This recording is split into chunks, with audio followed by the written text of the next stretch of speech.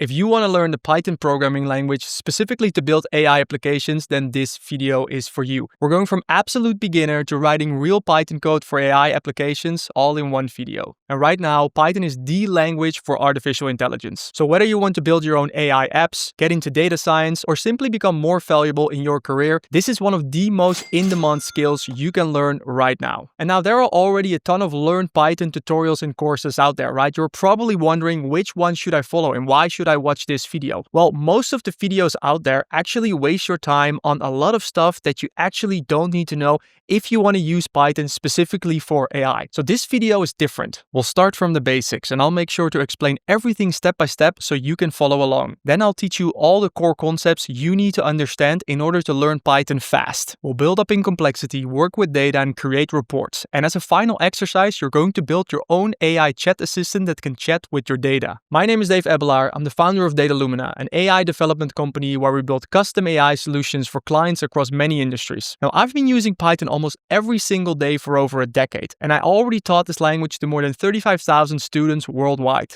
So if you're looking to learn Python from a professor who only teaches, this is not the course for you. Everything that we do in this course is practical, battle-tested, and it's based on real work in the AI field. The stuff companies and clients are paying for right now. And look, it doesn't matter what your background is. You're never too young, too old, or too late to start. If you can follow simple explanations and have a bit of curiosity, that's important, you can do this. So grab a coffee and take out your notes. This is Python for AI, the course I wish I had when I started. Let's dive in. Alright, so let's get started. I am super excited to go through this entire course with you and to teach you everything that you need to know about Python to build AI applications. Before getting started and installing Python, let me give you a quick overview in 30 seconds how to get the most out of this course.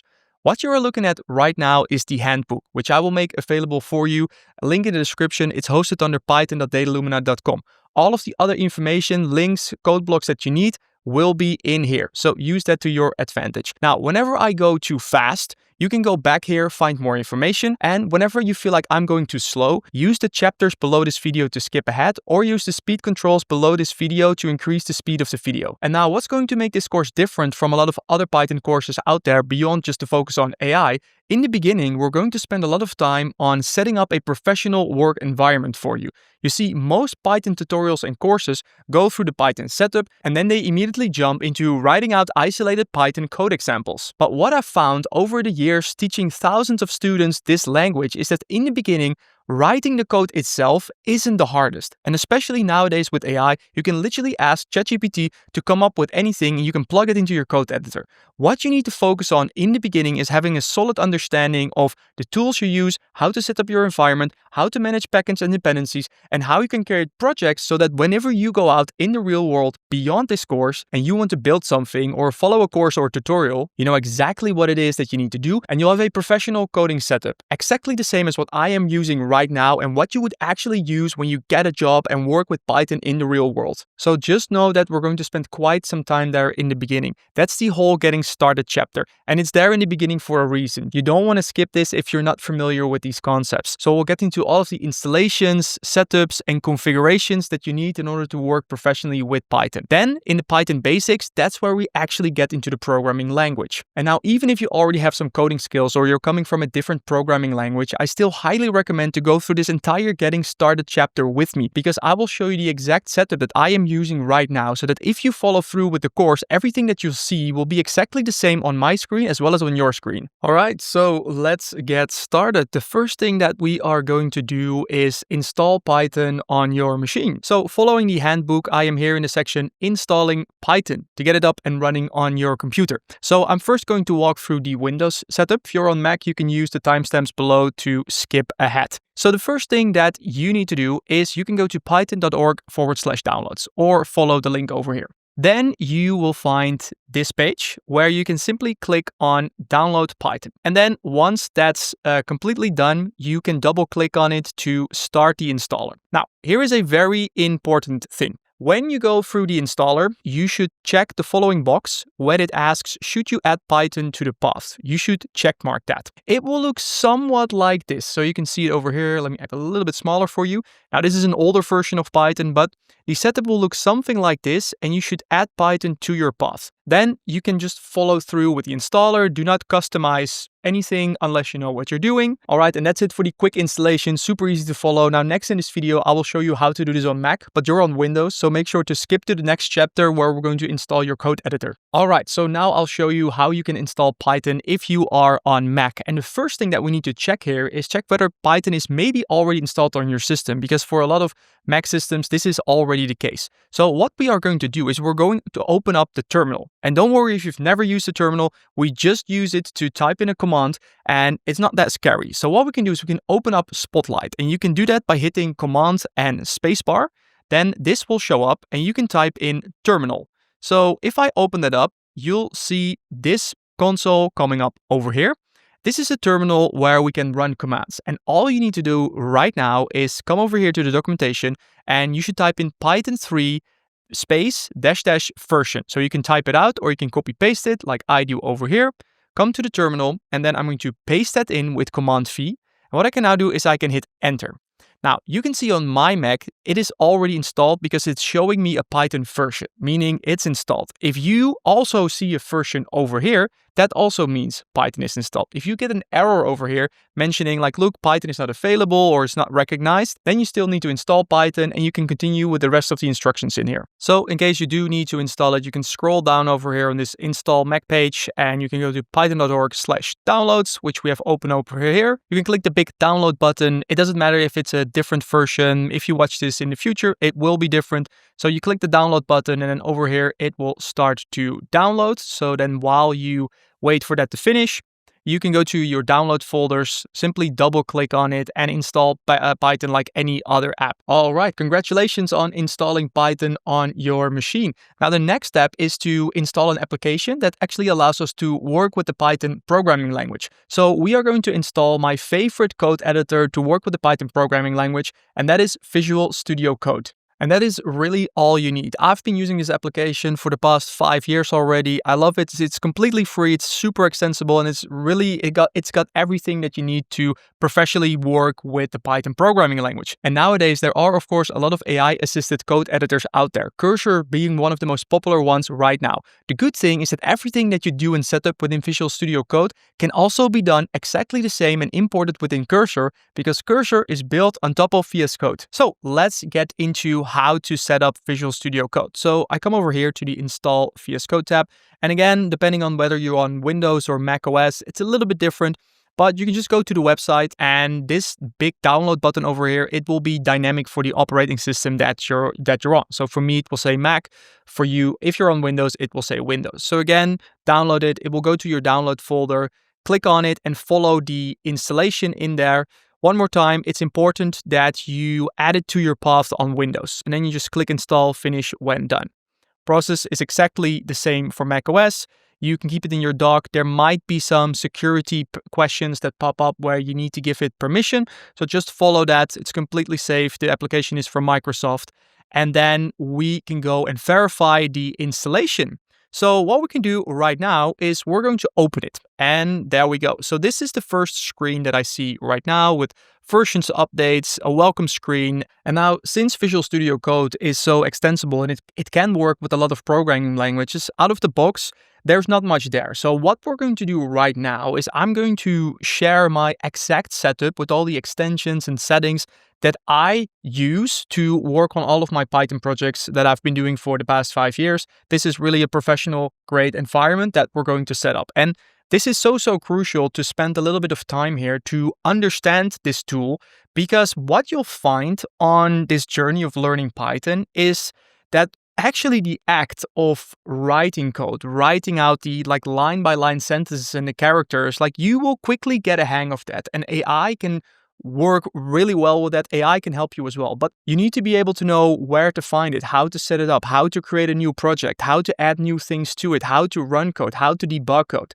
So that's also going to be a big difference between a lot of the other Python tutorials and courses that you'll find out there. And I know that in the beginning when I was learning Python, this was so annoying to me, where always, I would get it on a single file. I could follow a tutorial, but then when I was on my own project, things looked different and I just didn't have the full system and it just didn't understand the full process. So that's what we're going to spend some time on right now. Okay, and the first thing that we're going to do is we're going to install the Python extension. So I can click on the link over here to see where this is going, but we can also do this directly from Visual Studio Code. So what I'm going to do is we're going to the extensions tab and then we're going to search for Python. So let me walk you through that. Here is Visual Studio Code, completely empty. You can see the extensions over here. So it's this little icon. There's also a keyboard shortcut to it.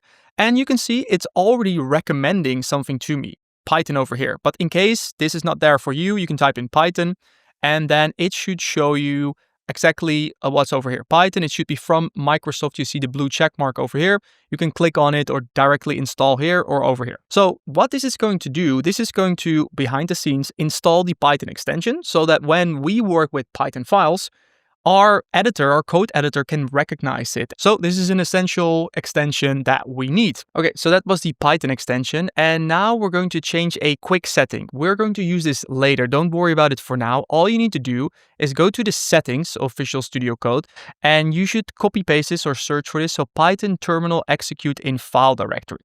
This is really useful for later down the line. So I can come in here, I go to settings, and then you can search for this and you want to make sure that this is checked. On a fresh new install, it's like this and you want to click this and that's it. You can just X out of it, it will automatically save. So this will make sure that later when we're going to execute Python files, the editor will execute the file from the directory instead of the workspace root. So when we're going to reference files, it will be a lot easier. All right, then next there are two more extensions that I recommend to install. The first one is Pylance and the other one is Jupyter. So let's start with Pylance first. We do exactly the same process. We come in here, we search for Pylance, we see it pop up over here, also from Microsoft, and you can see it's actually already installed by installing Python, but you can double check this. So make sure that if you go to Pylance, if it says install, you should click it. And then we go to Jupyter, which is something we are going to heavily use throughout this course, but I will show that later. For now, we can just click install and then we should be good. This takes a couple of seconds.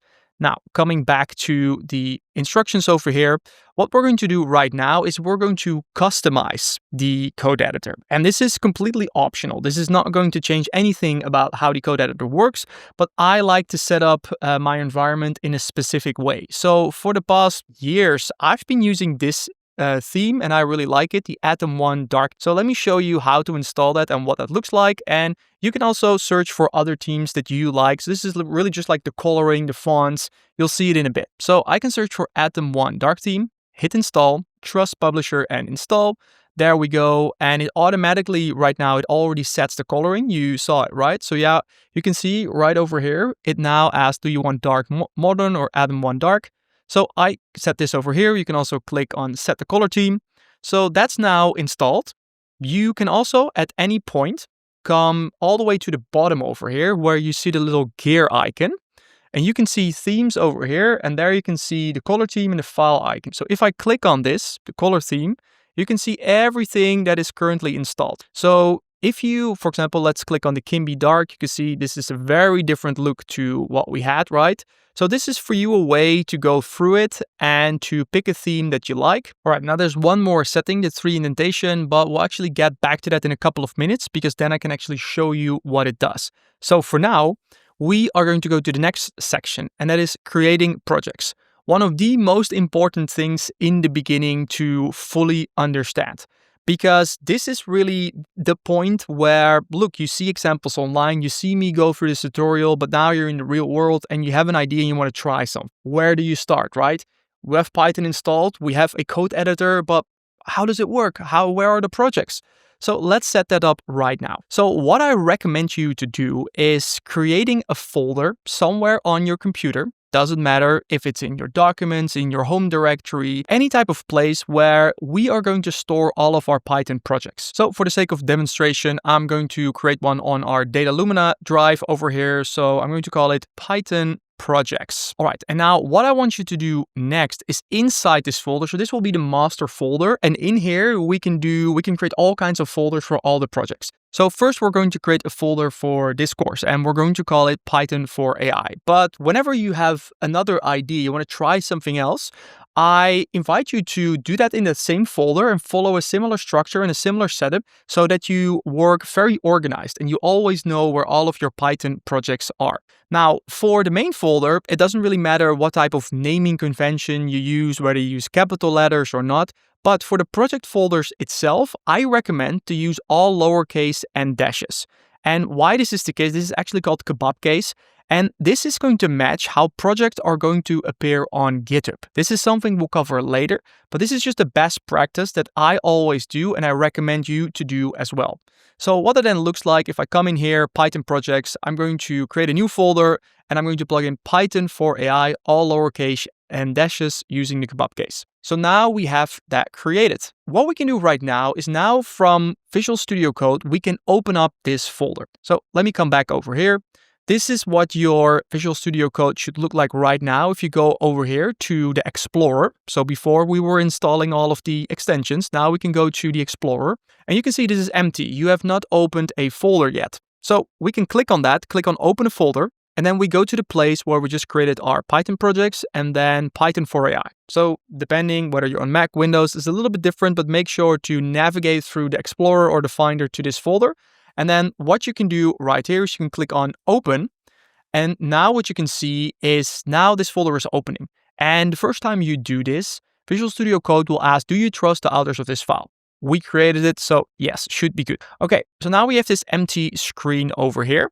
And now there's one more important step that you need to do for every project that a lot of beginners forget. And that is creating a workspace in Visual Studio Code. Because what we do right now, we open up a folder and now we need to save that folder and everything in there as a workspace. A workspace is Visual Studio Code's way of defining projects. And why we want to do that is in this way we create a single file that we can double click, it will open and everything will be there. So when you're working on something, you hit X, you shut down your computer, you restart it, you can double click on one file and everything will be there exactly how you left it. That's what the workspace is about. It's like a bookmark. It remembers everything. So now what you want to do is you want to save the workspace. So within Visual Studio Code, we go over here, we go to File, and then over here you should see Save Workspace As. So we can click on this and it will by default open up the Explorer or the Finder in the same folder that you are currently in. And it will also give it a default name. It will say save as Python for AI.code-workspace. This is the VS Code file extension that you need. So if you set it up like this, there's no need to change anything about this. So this folder is already selected and I can just hit save. So what you now see is you should now see this workspace folder show up over here. And we can also confirm that by going over to the Finder or Explorer. And in the folder, we now see the following workspace. All right, so now we can test this if this works correctly, because what we can do is we can close out of Studio Code. So now it's gone. We can even quit it. And now we can go to the Finder, Python projects, Python for AI, and then we double click it. And there we go. We are back in our folder now with the workspace file in here. All right, so now with the workspace set up, it's time to create your first Python file. What we're going to do is we're going to create a new file and call it hello.py.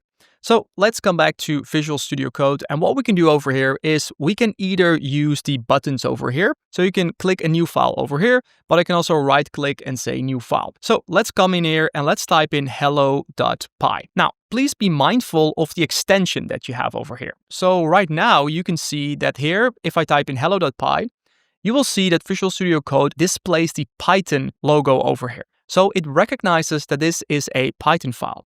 Now, this is very important. It doesn't matter what name you give it in here. That doesn't matter, but the extension should be .py if you want to work with Python files.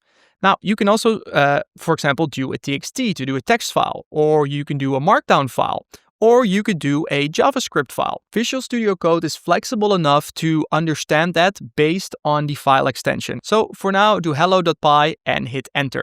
Now we can open up this file in our editor and see it pop up over here.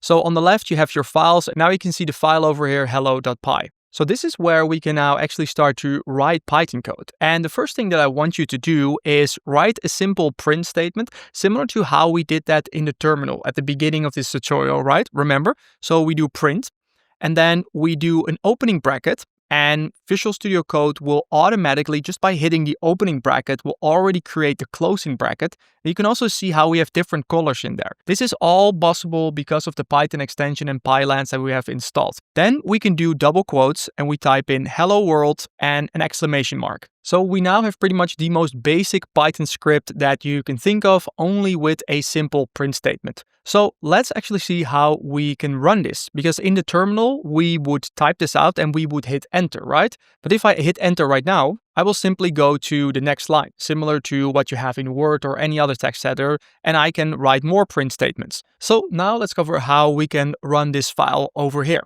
And before running your Python file, there's one thing that you should always do at the beginning of every project. And this is also one of those things that in the beginning, you often forget it. You just have to double check it. But don't worry, throughout this course, we will cover it lots of times, so you'll remember.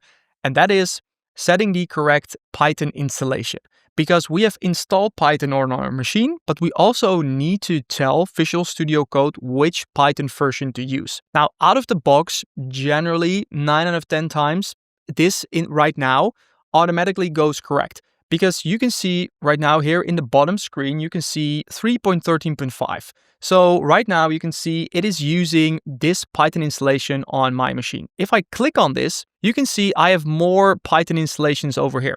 If you use virtual environments, something we will cover later in this program, which is a core skill that you need to understand, you'll end up with multiple Python versions that you can select. So for now, it's important that we select the default one. If you've just installed Python, there's likely only just one version here, but make sure that you refer to the Python installation that you installed at the beginning of this session. So I click on this, and now Visual Studio Code knows, okay, if I want to run this Python file, here is the installation that I need to use. And now in order to actually run the Python file and execute the code, what you need to do is you go to the top right corner over here and click on the play button. So what this will do is this will open up the terminal window within Visual Studio Code, and it will point to the file on our system, so you can see the full path over here.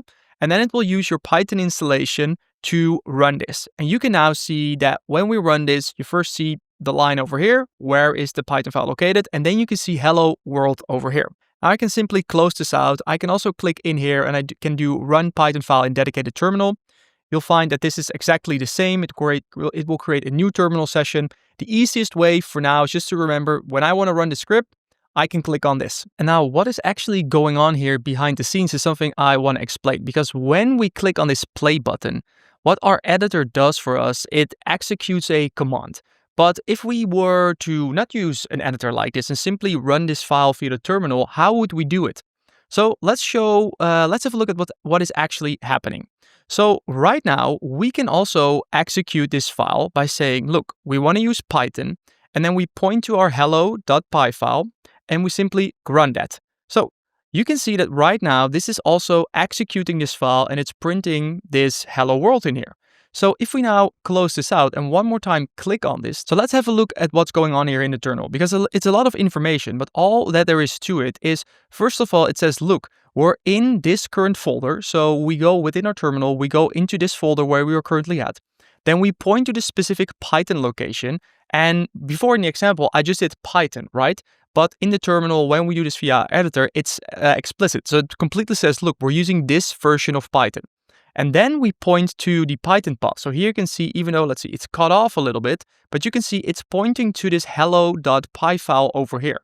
So that is just what you should know about what's going on behind the scenes when you click on that play button.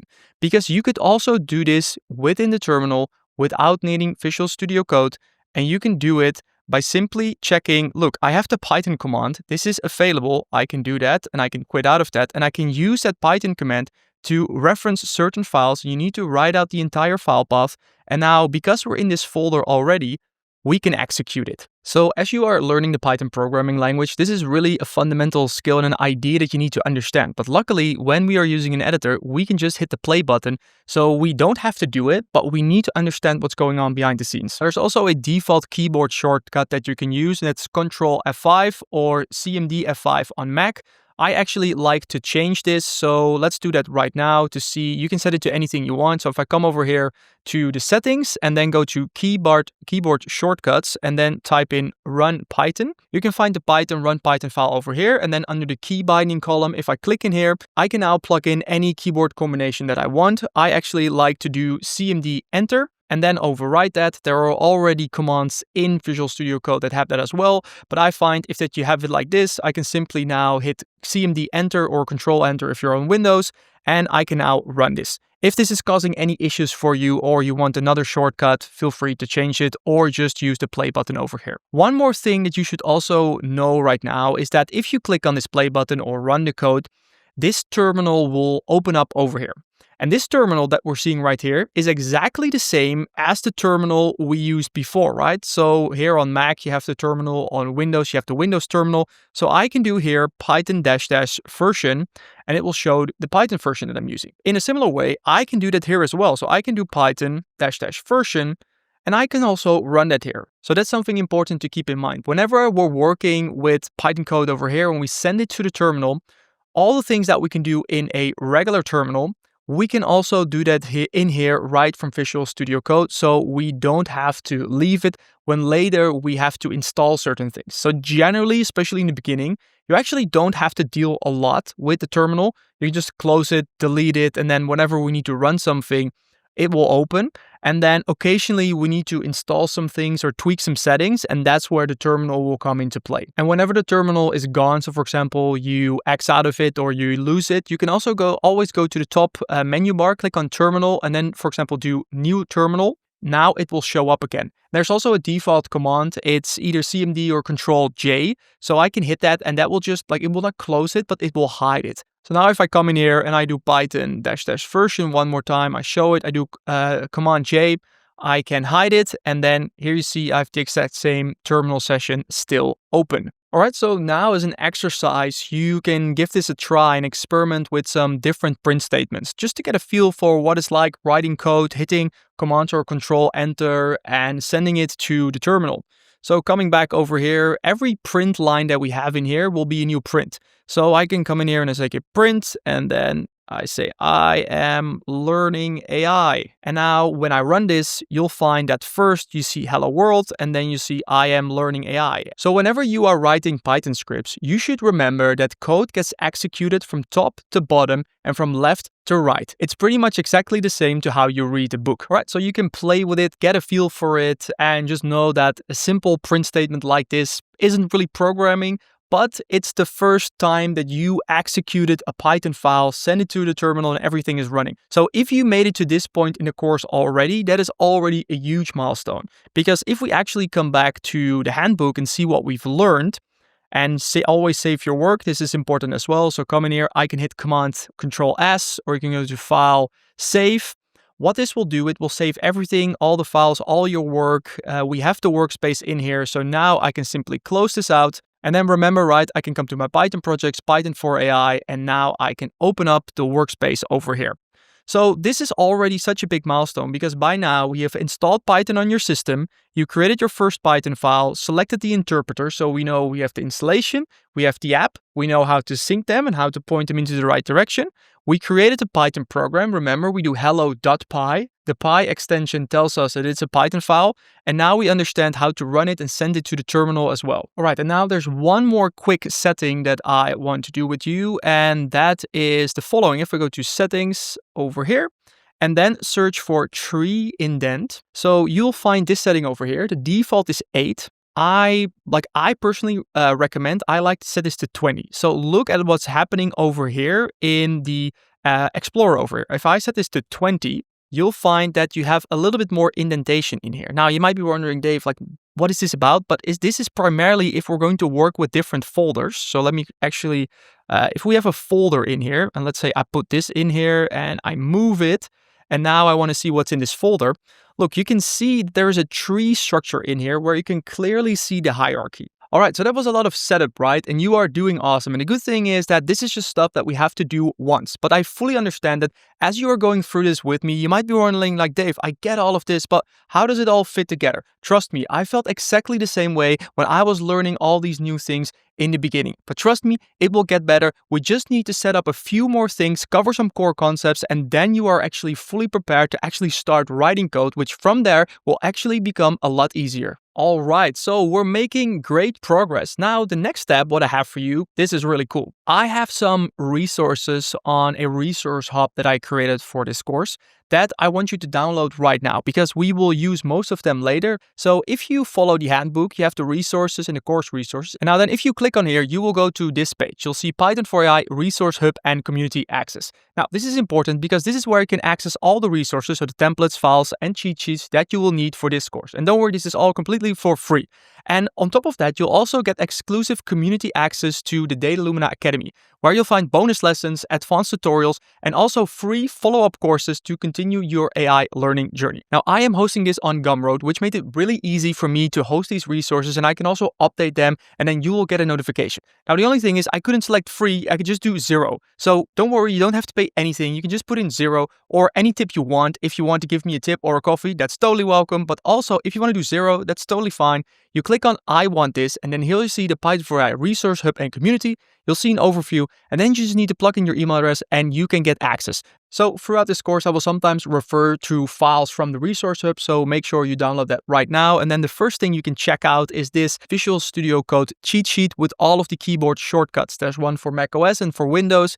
And in here are all the default keyboard shortcuts, but this will also give you an ID into all of the actions that are available within the code editor and that you can also change. This is really fun to play around with and you can really make it your own. All right, and with the resources downloaded, we can now continue. And now before we get into the Python basics, which you can see over here is the next chapter within this course, where we're actually going to write code, execute it, build cool things, and see how all of this is coming together. On the Getting Started page, there's one more section over here called Python environment.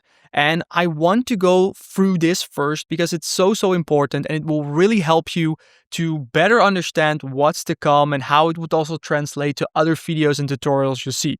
So I know that this is a lot of setup, but it is so crucial, and that is really what makes all the difference in my opinion from just a basic Python course that shows you, look, here's how you can write Python. Yes, we know ChatGPT can do that as well, but how does everything work together? And virtual environments is a key component of that. So what we've seen right now, right? We installed Python. We then opened up Visual Studio Code and we selected the Python interpreter that we wanted to use, right? So remember when we were working in our project over here, I have this list over here. You probably have one or two, and we selected a Python version in there. What you should know is that when you are working with Python in the real world, you're often working on multiple projects side by side. And next to Python having a version like 3.13 within the Python programming language, what we also do is we work with a lot of packages. We can use packages, code that someone else has written,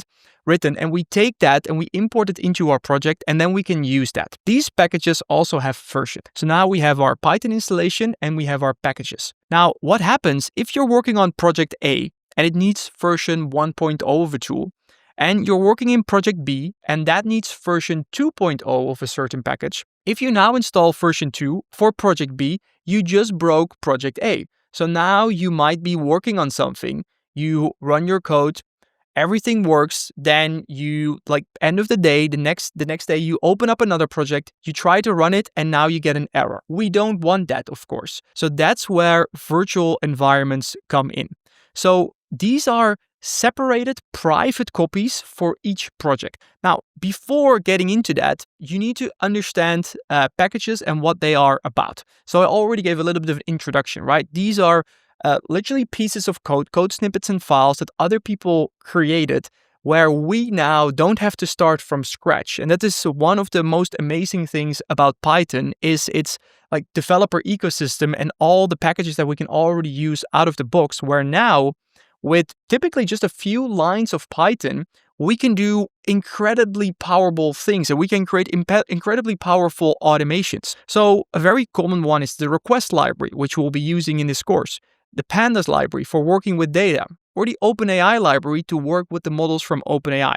So to create your first virtual environment in our own project that we're currently working on, what we can do is we can use two methods. I'm going to show both of them to you. We have an easier method and we can do it via the terminal. So let's do the easy method first. And this is through the command palette. So within Visual Studio Code, if you do CMD or Control Shift plus P, you'll open up the command palette. Let's see what that looks like. If I now do CMD Shift P, you'll see the command palette pop up. So if I now do Python create environment, you can see this one over here, create environment. All right, and then I get two options over here, so venv or Conda. If you don't have Conda installed, you will probably only see venv. For now, don't worry about what Conda is and just click on venv. And now what you can see over here is here you can see all of the Python versions that I have installed on my system. So you can even see that there are some older versions, 3.9 in here. What I'm going to do is I'm going to select the latest version, and for you, there will probably only be one or two.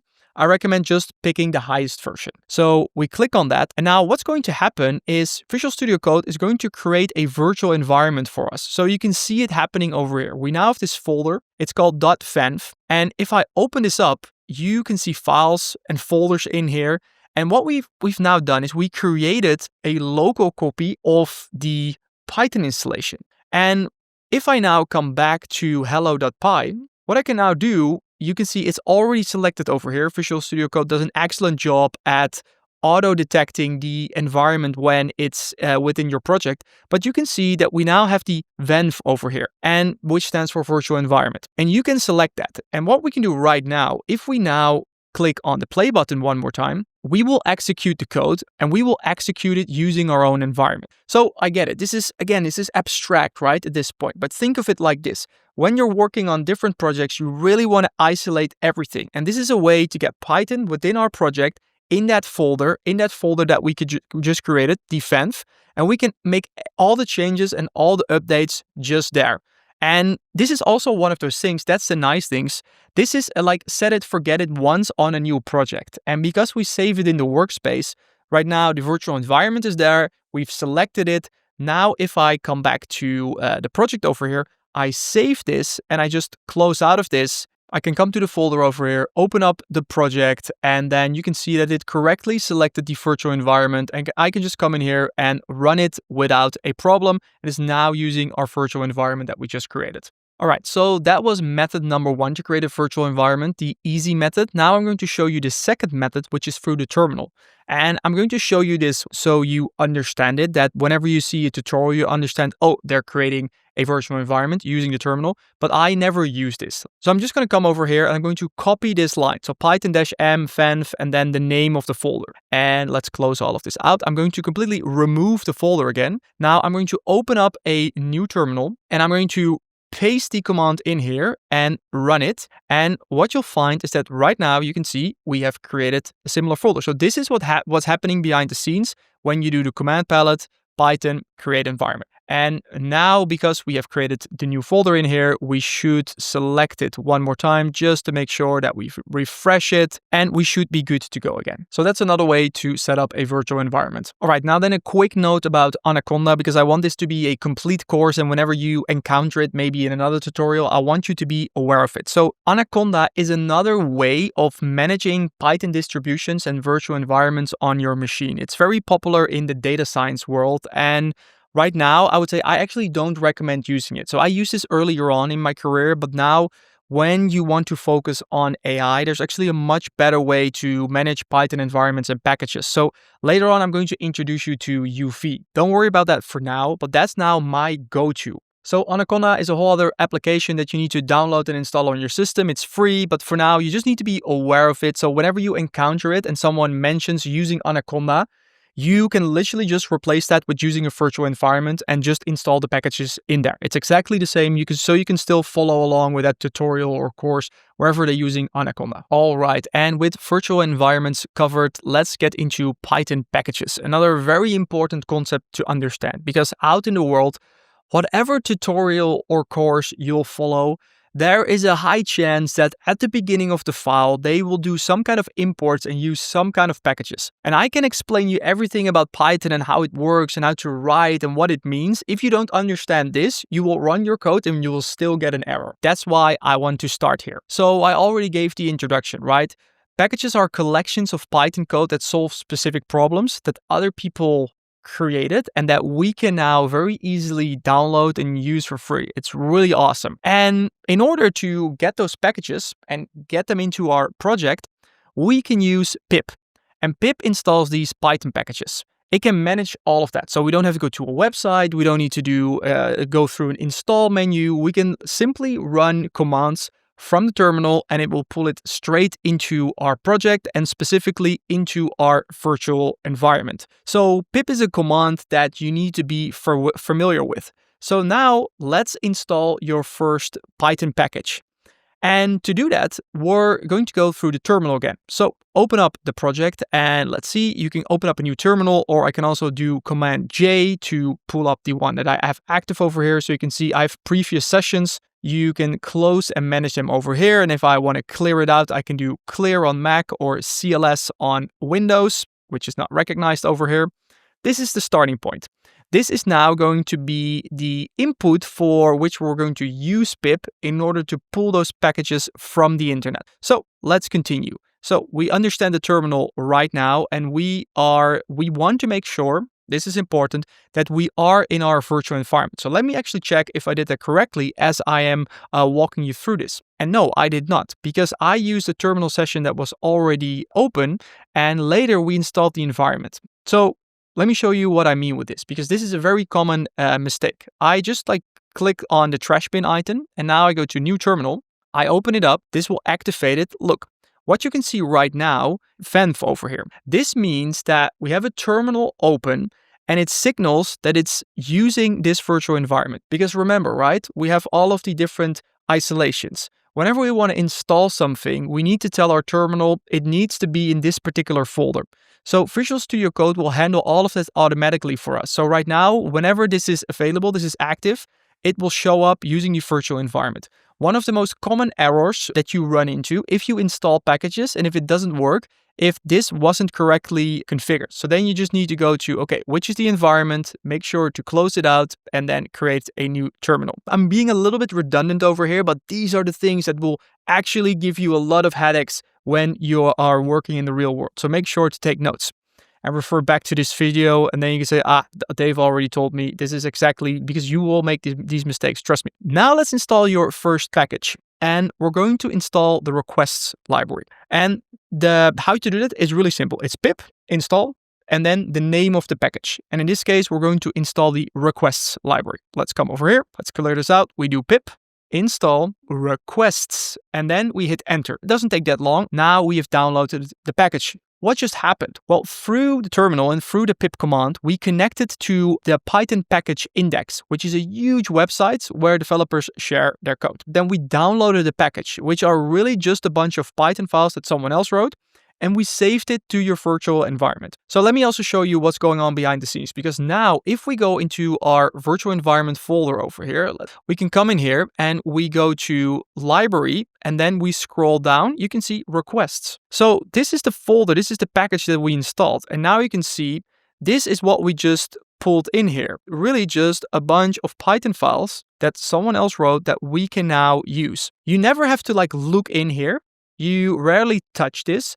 But just know that that's where it's installed and that's where it's on your system. And now then, in order to use a package, what you can do in any Python file, you can start with an import statement. And later in this course, we'll go much deeper into this. Right now, it's just about showing you how to do it. So you've seen it once, and later comes the understanding. So right now, we can simply copy paste this whole snippet over here to import the request library and try to download the content of a web page. So if I now come back to my project, let's see, hello.py. So this is the same file that you should have in here. You can remove everything here and plug this in. And now you can see it is still giving squiggly lines.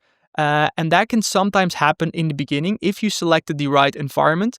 and you installed it correctly, this should all work. So now if I run this, we should see that this is now going to run, and there we should get a 200 back. So this is just the status code. So we're just literally like pinging the website. Again, doesn't matter what that means.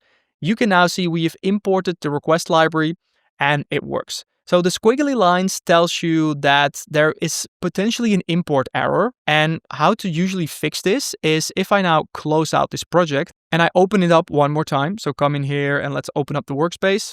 You can see that now it's gone. So sometimes this is a little bit of a bug where it tells you it's not installed correctly. Just reopen your Visual Studio Code. It should be gone. And let's see, we can run it one more time and everything still works. All right, and that's all you need to know for now about using Python packages. If you look into the handbook, there's more information on this list, but don't worry about it for now. We'll get back to that later. So now the final thing that I want to walk you through as part of the Getting Started section is interactive Python. And this is going to be really cool. This is actually one of my favorite ways to work with Python. And when I discovered this, I pretty much never went back. And to this day, almost every day, someone on my YouTube channel, like in one of the comments on one of the many videos that I have, someone asked me, how do you do that? I have multiple videos on this already, but like this really changed the game for me in how fast I can work and how much fun it is to work with the Python programming language. So let's set it up. Right now, I've shown you how you can execute Python code using the terminal, right? We have this over here. We hit Command Enter, or we do run Python file and it runs. But to me, this always really bothered me a lot because pretty much look at it right now. What's all this mess going on right here, right? We get a 200 as an output, but there's just so much stuff going on. And there's actually, in my opinion, a much easier way to work with Python, and that is using interactive mode. So let's first set it up and then I'll explain what it is. So there's one prerequisite and we need to install a package.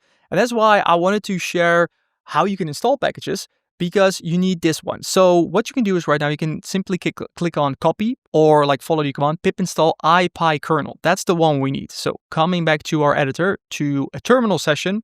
All right, let's come in here and do pip install ipykernel. So this will install everything in there, takes a couple of seconds. And this will also work with the Jupyter extension that we have installed in Visual Studio Code as well. So we have that and we have the ipykernel. And now what we can do, we need to change a setting to make this super easy. So the easiest way to do this is simply copy this whole line, because there are a lot of settings in Visual Studio Code. So copy this whole line and then come over here to the gear icon to the settings. And then I just plug that in there. And then you should see this Jupyter interactive window text editor execution selection. So here you can see when pressing Shift Enter, send selected code in Python file to the Jupyter interactive window as opposed to the Python terminal. And we select that. That's it. Now, if I close out on this, so we have the same script over here. And now what I can do is instead of hitting Command and Enter to like run it in the terminal, right? That's the hotkey that I set in the beginning. What I can now also do is I can select a certain section of the code. It can either be everything or a single line. And then I do Shift Enter. And a window to the right will open, and now you can see the 200 status over here as well. So the difference is that instead of like taking the entire file and sending it to the terminal and then all of the outputs showing up, in my opinion, in kind of like a messy way with a lot of like noise in there, now we have this very clean window here on the right where we can see the output. But it even gets better, because instead of just running the entire file from like top to bottom, what we can also do is we can also execute certain sections or certain lines or pieces of the code itself. So I can come in here, and when I am on a single line, so I'm now on line 1 and I do Shift Enter, you can see that we only run import requests. So now we import the library. And I can, for example, also just run the request over here. So just do that. So I just get the response. And then finally, I do the print statement. So not only does it allow us to have a cleaner interface on the right, it also allows us to go through our code in a more granular fashion and highlight certain section of this. So as we go through this course and as we start to actually work with the Python programming language, this will really become apparent to you as to why this is nice and why this is so useful, because we can check back and we can actually go here and say, look, we can even select partial lines. So not even a full line, but I can do a selection, and I can use the Shift and the Alt and Option keys to go through this. and even look at specific variables in here. All right, so that was the getting started section. Congratulations, we already covered a lot. Now, this would also be a good moment to take a break and to really think about what we've learned so far. So let me quickly walk you through it, right? So when you started with this course, you did not have a Python installation. So we got that onto your system. We got Visual Studio Code. You have the application. You now know how to create projects in there, save them as a workspace, and then you also understand the importance of virtual environments to create isolated instances of the Python programming languages so that we can install the packages. You've seen how to work with the basics of Visual Studio Code, the extensions, how to style it. You know how to run Python files, either using the terminal or using the interactive window, which I am a big fan of. So right now, you really have all the tools to start to get to work. And you are so much better prepared than pretty much anyone else trying to learn Python, because this really is a cheat code. Everything that I shared in here and that I boiled down into this step-by-step format, this all really took me years to learn. And I really wish someone in the beginning of my Python programming journey, like literally over 12 years ago, I wish someone would have shown me this approach, because it's a complete game changer. And now, if you're up for an exercise to really check if you understand this, here's what you can do. And in the beginning, this is tricky because I've given so many Python trainings already and students follow along up until this point. But then when they start again from scratch and they have to do it on their own without essentially me like holding their hands and showing everything step by step, it can get tricky. So here's what I want you to do. Go to your Python projects folder and create a new project. So in there, create a new folder, give it a name, and then I want you to open it up in Visual Studio Code and go through the entire process, everything that you need to do in order to set up to create a file, put some Python code in there. You can do a simple print statement similar to what we already did. Use a virtual environment, make sure you select it, and make sure that you can run it both in the terminal and in the Jupyter interactive session. Make sure you save everything to a workspace and then close it out to see if you can open it up again. If you can follow along with that, you pass this first section of the course and you're ready for the next stage. All right, so welcome to the Python Basics chapter. We are now actually going to start writing Python code and learning the language, learning what this is all about and how we can use it.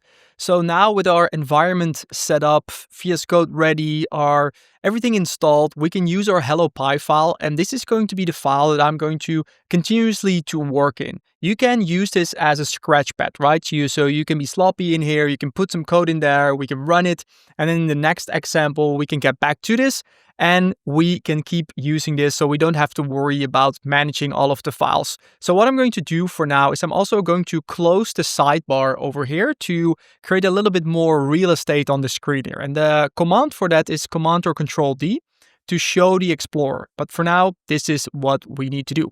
Okay, so coming back to the foundations, we're going to start with really the very basic building blocks of the Python programming language, like variables, data types, operators. But before getting into that, I want to give you a little bit of an understanding, like to understand the bigger picture of what programming is all about. Now, if you're coming from a different language, you can skip this part because you're already fully aware with this. But if you're completely new to programming, this is a great moment to take a step back and to explain you what we're fundamentally doing. Because when you are following this program, like step by step, action by action, you are so zoomed into following exactly what I do, right? Installation, I get it. The app, I get it. An environment. But you need to understand what's the goal of all of this. What are we trying to do? And programming is all about writing instructions for computers. And computers are very literal. So you need to tell them exactly what it is that you want them to do.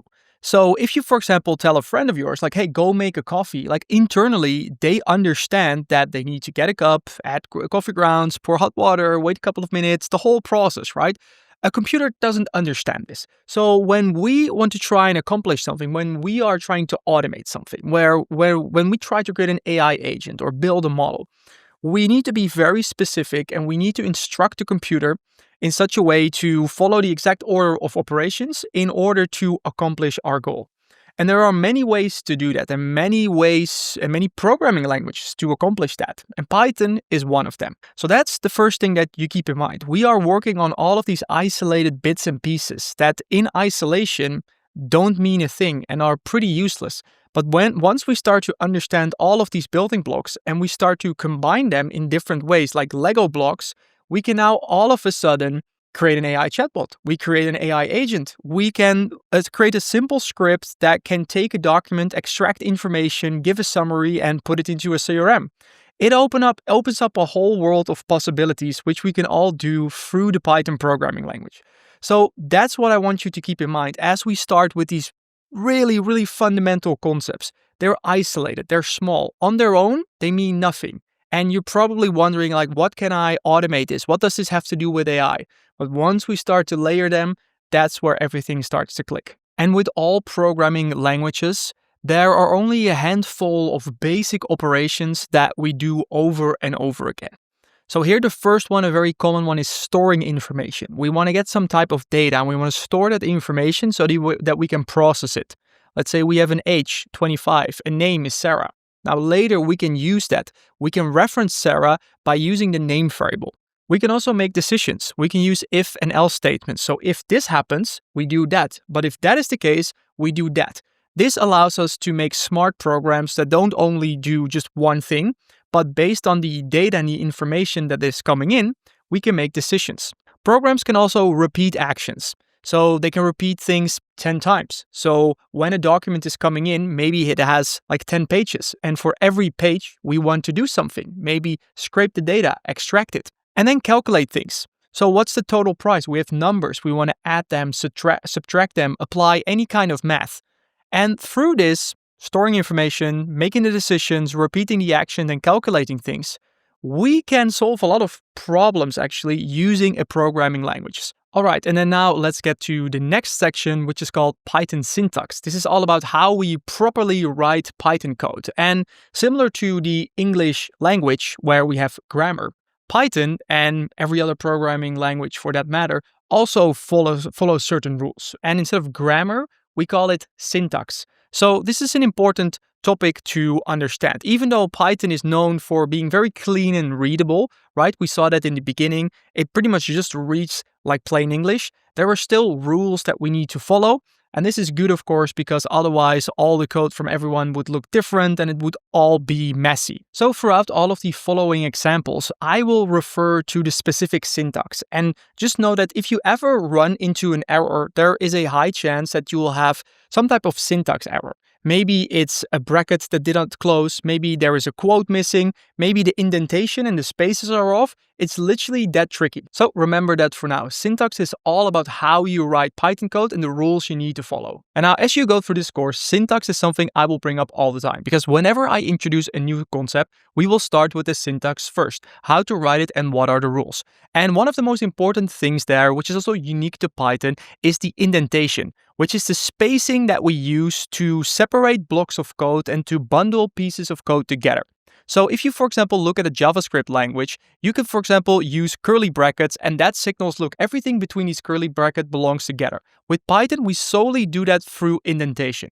So we'll go through indentation rules, which we'll constantly use, and our editor will also help us with this, because whenever we go to a new line where we need an indentation, VS Code will automatically do this for us. Now, don't just worry about that right now. It will all become more clear as we go through the examples, but just know that indentation rules and using those 4 spaces is important in Python. Now, beyond just syntax rules that make your code run, Python also has style guidelines that make code more readable. And we as developers have agreed to a certain standard. And this is called PEP 8, or the Python Enhancement Proposal 8. This is the official style guide for Python code. It covers things like that we use 4 spaces instead of tabs, we limit lines to 79 characters, naming conventions like using underscores lowercase instead of using camel case, and where to put spaces around separators. And now as we go through this course, I will follow these PEP 8 style guidelines, so you don't have to worry about them right now. But just know that there are rules for indentation, for how we work with spaces, blank lines, and even line length. And at the end of this course, I'm even going to introduce you to a tool that can automatically take care of that. All right, so now let's have a look at what happens when you don't follow the syntax and you break your code. So let's say we do another print statement, then we type hello world, but then we remove the final quote over here. And you can already see that our editor is giving us these red squiggly lines indicating that something is wrong. So the string literal is unterminated, meaning it is opened but is not closed. But for the sake of demonstration, I am going to run this code. So what I'm going to do, in this case, and going forward, you will see me do this over and over again. My cursor is here on this line, and I am controlling that with the arrow keys left and right. And now on this line, I simply press Shift-Enter. And what this will do is it will open up the interactive window over here. And now here you can see the error. So you can see the line on which the error occurred. You can see it starts here. We opened up a string, and then you see this syntax error. So now you know what syntax means and where this is coming from. So it says unterminated string literal detected, which is just Python's way of explaining you opened up the string, but you're missing a closing quote. So if we plug that in here and run it one more time, you'll find that the code will now run without any errors, and we will get the hello world statement. And now reading errors is something you have to become good at, because errors do not only happen when you're a beginner. Trust me, making errors is literally part of programming. Even like the best programmers in the world, you build programs by trying things out, breaking things, and then fixing the bugs. So it's a core part of the development process. So how you read Python errors is something you get more and more used to, but there is a general principle that you can follow, and it's in the documentation over here as well. So first you'll see where the error happened. So here you can see this is in line 1. We're running the interactive session with this file, so this is where it happened. Then next, you can also see what went wrong. So all the way at the bottom of the error, and this is right now in this example, this is a pretty short error. There can be a lot of information. All the way at the bottom, the final line you'll see, in this case, the syntax error. So Python will tell you what went wrong. And then the third component is the arrow pointing exactly to the spot where it happened. So following this 3-step process to debug your code whenever something goes wrong, look at what happened, syntax error, okay, where, line 1, and then you can see the exact snippet, oh, it is something to do with a string. Now, in the beginning, all of these syntax errors right now, they will seem very alien to you. Unterminated string literal detected at line 1. Pretty abstract, right? This is a great spot. This is a great time to plug that into your AI assistant, or just plug it into ChatGPT and ask, look, I'm writing a Python program and I get this error. What does this mean? And if you show your code, even better, it will tell you exactly what went wrong and how to solve it. And over time, you'll get a much better feel for quickly spotting errors and what went wrong. And your IDE will also help with that. And in this case, we could have easily prevented the error because our IDE already signals that we need to close the string. And now throughout this course, if you follow along, you're going to make a lot of errors. And that's the goal, right? Because with that, you'll become more and more used to it. That's also why I keep hammering on make sure to write everything out and not just simply hit copy paste on all of the examples in there, because then out of the box they will be good, but you need to train yourself in order to spot the differences, to spot the spaces, to spot the quotes. So make sure to type it out on the keyboard, make those errors, correct them, and continue. All right, now it's time to get into one of the most fundamental concepts in all of programming, not just the Python programming language, but in general, and that's variables. And variables allow you to store and name your data. So coming over to the hello.py file over here, let's say you're building a program where you want to take in some user information. So you want a name, and let's say we set that to Alice. This is Python's way of setting a variable called name, and we set that equal to Alice, which in this case is a string. We can now run this program, and if we now come over here and we make a reference to name, under the hood, Python now understands that name is equal to Alice. And similar, I can, for example, set age to, let's say, 25. So now, if I go in here and I just run age, which I do here with the interactive session, which I can do by putting it on another line, hitting Shift-Enter. But I can also do it by taking the cursor and just selecting this part. So again, I'm using this with the arrow keys, and then I'm holding in Shift. I select this and I do Shift-Enter to see under the hood what the variable is that is assigned over here. So we can set age to 25. And we can also override things. That's why they're called variables. So if I, for example, now say name equals, and now I, for example, say Dave, and I run this, Shift-Enter, we can now check, and now Python understands that name is equal to Dave. So this is how we can pass data around. And we can do that with all kinds of data. We can do that with strings, which you see over here. We can do that with numbers, and we can even do it with true or false values. So we can, for example, set is student, and then we set that equal to true, which is also something we can do in Python. So the things to keep in mind here about the syntax about working with variables is that on the left, you have the variable name. Then you use the equal sign, which means you store the value on the right in the variable on the left. We store Alice on the variable name. And Alice is the value that we're storing.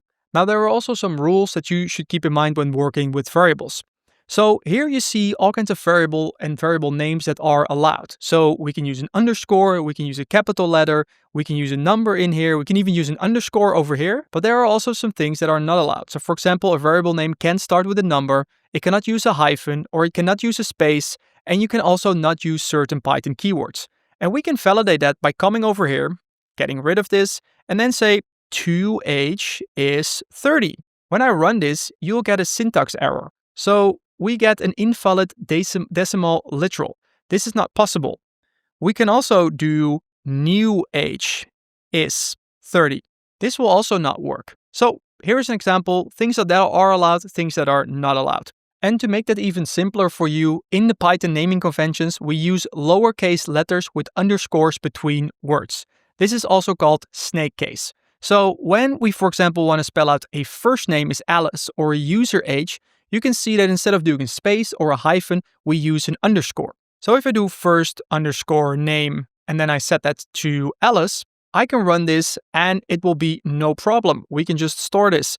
Similar to user age equals 25. That's all fine. So the important thing to keep in mind here is that there is a difference between the strict rules of Python, so when it will actually throw an error, versus the style guides. Because within Python, it's totally fine to use capital letters here in the middle of a variable, which is called camel case. I can do that right now. So first name with capital N equals Alice, I can run that and it will not throw an error. But this is just a style thing. This is not something we do in Python. So to make that simple, when we talk about variables, lowercase, and when you need to create a space, use an underscore. And now as we go through all of these examples, I want you to know that in the handbook, there's almost always a little bit more information that we don't cover in the video. So common mistakes, things that go wrong, more examples, but otherwise it would be a 10-hour long video. So I cover the basics in here, what you need to know. But if you're still like, variables, I don't still quite get it, make sure to go through the handbook and then ask follow-up questions to ChatGPT or your favorite AI assistant if you still need additional help.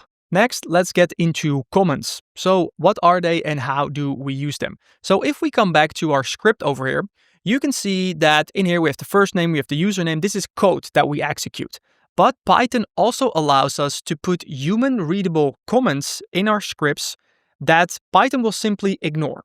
It will not do anything with what we put in there. We can put anything we want in that case, and we can use descriptions, we can explain certain bits and pieces, we can add to-dos or reminders, and this is a way for us as developers to not only help our future selves, but also potentially other people with which we work on the same project. And the way we do that within Python is by doing a hashtag.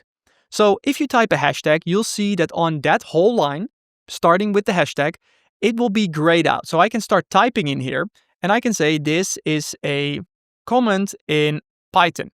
So you can see it is grayed out. And if I now select all of this and I run this, nothing will happen with this. It won't output anything similar to what we have with Alice and the user age.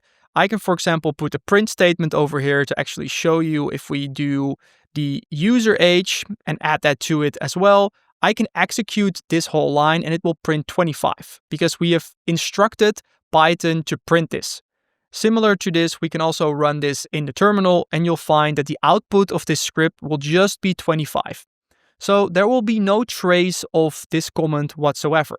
So we can do that on a whole line like this, but we can also do it after at the end of a line. So if I'm here and I want to write a comment saying this is the first name, which in this case doesn't really add a lot of value, but let's say you wanted to give a little bit more clarification, this also totally works. We can also do multiple lines by coming over here, saying this is another comment. This all works, no problem. Now, if you want to write comments over multiple lines, there's actually one other way that you can do this, and that is by using triple quotes. So another way to write a comment is doing it like this. You'll see 3 opening quotes, and then I can go over here and I do 3 closing quotes.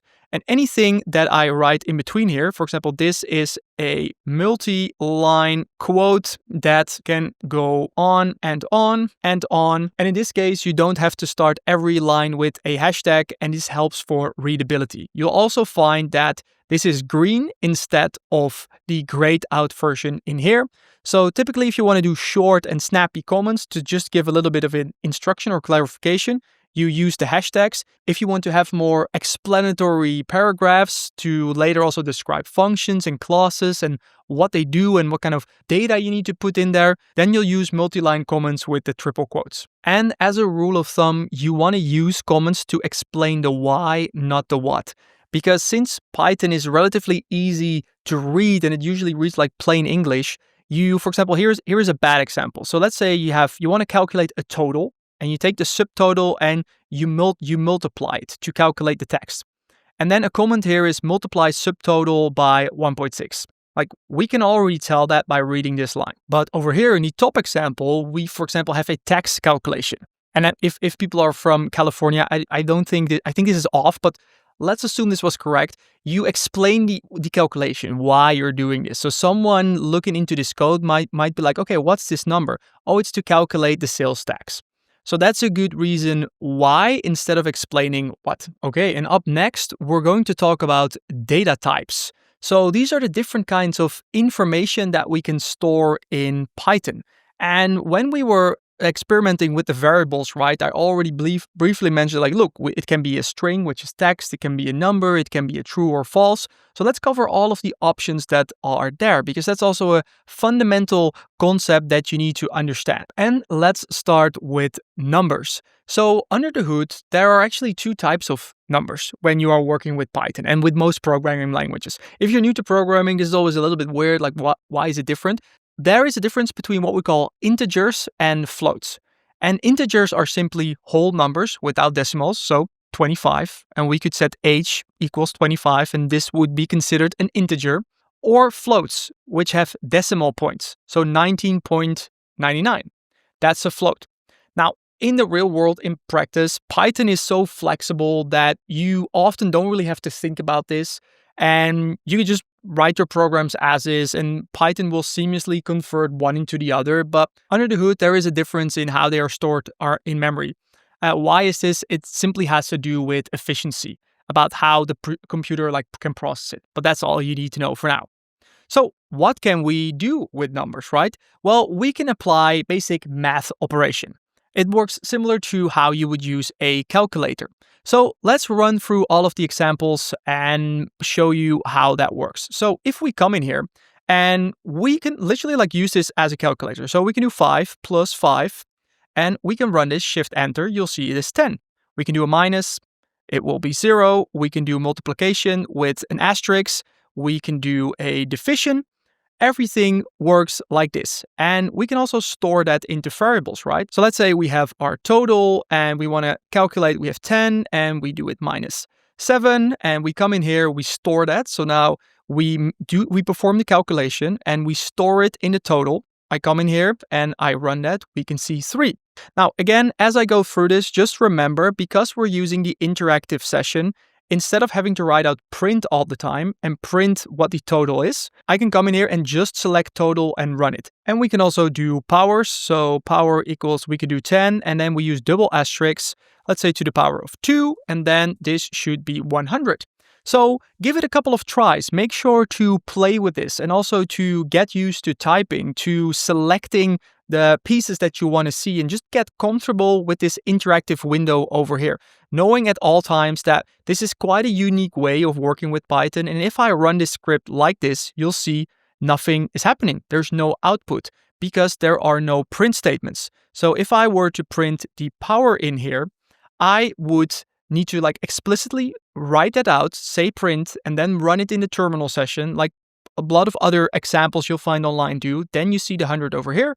But with the interactive window, we can just start it up, come here to the total, say I want just this, and I want to see the power. And here in the beginning, I know that I'm repeating myself with this, but you need to get those reps in the beginning. You need to see like how I go through the code and select things. And I am so used to this. For me, it's seamless. I'm using the arrow keys, I'm using shift, but I totally understand that when you go through this, you might be like, oh, how is he doing that so fast? So follow along, run the examples, try and build your own calculator, see what it does. And as you go through all of those examples, you'll build the muscle memory to do it just like I do. All right, so those are numbers and the basic math operations that you can do. Now let's continue to the next data types, and those are strings. So strings is just a fancy word for text. Any type of text we can put into a string. And in Python, we do that between quotes. Now, Python doesn't care actually if you use single or double quotes. You just got to be consistent with this. I always use double quotes, so you can also just do that. Totally fine. Just be consistent. And now there are a lot of things that you can do with strings. So let's run through a couple of examples. So I'm going to create a string here, and I'm going to say my name is Dave. This is a string over here, and we can even add some comments. Just showcase everything that we learned. And now I can select all of this and run it. We'll open up the session over here. So this is how we create a string. And in here, we can put anything really. We can even go as far as, let's create my long string. We can also use triple quotes. And remember how we could also do that with comments, right? But if you do it after a equal sign, we can put in a long string. So you can say my name equals Dave and my last name is Ebbelaar. So in this way, let me clear up the capital letters over here. We can do this string, and this is one line, but we can also have a long string. And if we now show and look what's in here, you can see that we have multiple lines in here. So that you can see by this \n, that signals that it's a new line, which actually means if we print that, so we can print my long string, it will show and it will print that on a new line. So those are the two ways that we can specify a string and put it into a variable. Now, with the string as a data type, there are a lot of operations that we can do. So remember when we had numbers, right? Integers or floats, we could perform math operations. So strings have similar features. So one thing that we can do is, for example, first name, let's set that to first name equals Dave. And then we say last name equals Ebbelaar. What we can now do, for example, is we can set full name equals, and then we do first name, and then we do a plus sign. So we can actually perform some kind of like math operations on strings. And then we say we want a space in between. So I do an empty string over here with just a space. Then I do another plus sign, and then I do last name. I write that in here. Let me make this a little bit smaller for you so you can see the full line. You can see everything. So now if I run just this line, you can see first name is not defined. Oh yeah, this is a very common error because I forgot to run these lines of code. So first I need to store this in memory. So now you can see over here, Python understands, okay, first name is Dave, and similar to last name is Ebbelaar. And now when I run this whole line, you can see that this will run and I can get the full name out of it. Okay, so now we're performing what's called string manipulation. And there are a lot of actions going on here. So try to follow along, try to put everything in, try to run them line by line, and then look at what's in the variables, try to select them, get a feel for working with this programming language and the interactive window. Now, what we can also do is next to the plus sign, we can also, for example, let's say we have an asterisk and we can say, or let's actually do a dash. We can do a dash and we can say long dash equals, and then we do the dash and we do it times, let's do it times 10. We save that. So let's see what we have over here. Now we have, I think we can do longer. Let's actually do 30. So now you can see we have a really long dash.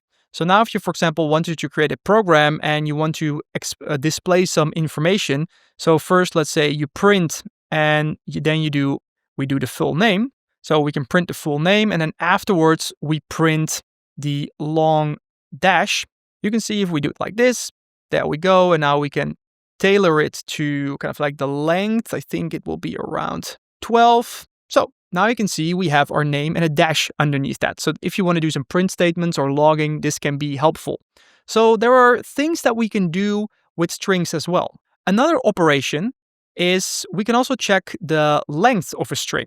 And this is using a Python built-in function similar to print. So if I type print, you'll see that it turns blue, right? This means that this is a built-in function from Python. And how do you know if it's built in? In the beginning, you don't know. That's why you're going through this course. As you'll find me explaining variables, sometimes there are just things off the shelf that we can use. And so getting the length of a string is also a built-in function, and that's through length. So not the complete length, but we shorten it. And then, for example, we can plug in the long dash in here. And if we run that, you'll find that it says 12. So what this function does is instead of just printing it, it will take the string and it will calculate how long it is. So if I take the full name and do that, you'll find that my full name, so that's the first name plus the space in here plus the last name equals 13. So that's a length of 13. Whereas if I plug in my first name, the length should be 4 because my name has 4 letters. So that's a built-in function that you can use. Now, there are many built-in functions, and we'll cover some of them. And as you progress on your Python journey, you'll encounter more and more of these. So when you're trying to solve a particular problem and you ask ChatGPT, how do I do this in Python? Sometimes it will tell you, look, there's actually already a function or later a package for this that you can use. Now, that's all you need to know for now about using strings. We can store text, we can manipulate it, and we can do things with it to process information. Now, next, let's get into the third data type, and those are Booleans. So Booleans are simply true or false. They can just be that, and they are very handy in programming to make decisions, because based on whether something is true or whether something is false, we can make decisions and we can route our program or our data either to, for example, to the left or to the right. Now, and one common example of this is, so with Datalumina, we build a lot of customer care automation systems. And one of the steps that we have in there is we let an AI decide whether an incoming ticket should be escalated to a human. So there's a whole processing logic behind that, but ultimately what the AI decides is escalate is true or false. And when it's set to true, meaning it should escalate, we route it to a human to review. And if it's false, the AI can handle it themselves. So those are Booleans. And we literally write it out with like a true or a false, and we use a capital letter. That's a syntax thing that you need to remember. So if I come in here and follow the examples, so let me clear this up. We can say, let's say we have a user status and is logged in. If we set that to true, you will see that it will turn orange. This means this is the actual Boolean, the Boolean value within Python. If I don't do the capital letter, you'll find that it doesn't turn orange, and it will give the squiggly lines where it says, look, you should not do this. It should either be true or it should be false. So those are Boolean values. So right now I can say, is the user logged in? This is false. Now, Booleans often come from creating comparisons. So we can do a direct assignment, which is what we just did, right? So we can say is true, and we can literally just set that to true. So that is a direct assignment, but we can also perform conditional logic to decide whether something is true or false. So if you look in the example over here, you can do a comparison. So let's go through this, and let's say someone is 18. So we have age is 18. And then we create a variable called canVote, and then we do a comparison where we say, look, we take age and we check whether it's greater than or equal to 18, and we store that. canVote is true because we have set age to true. So this is another very cool way where you can play with the interactive session by just selecting this over here. So again, I'm using the arrows. I'm holding Shift, and then I select just this piece over here. And now I can check this. This is now true. But if I, for example, set this to 16, so age over here, age now is 16, and I do a comparison whether it's greater or equal to 18, you'll find that it is now false. And now if I run the entire line, I can now set canVote to false. So do you already get a feel for what this is like and how this works? So now the comparison operators in here, that's just one of those syntax things that you need to see a couple of times in the beginning. So let's actually see what we can do over here. So you have things like equal, which we do with double equals. So remember, the assignment of a variable is with one equal sign, but if we do two equal signs, we actually form a comparison. So if we let's set this to 18, and then let's see, we make another, like we do is 18 is a variable, and then we check whether age is equal to 18. So we set the age, now it's 18, look. Then we perform this. It's true. Now we do this, not true.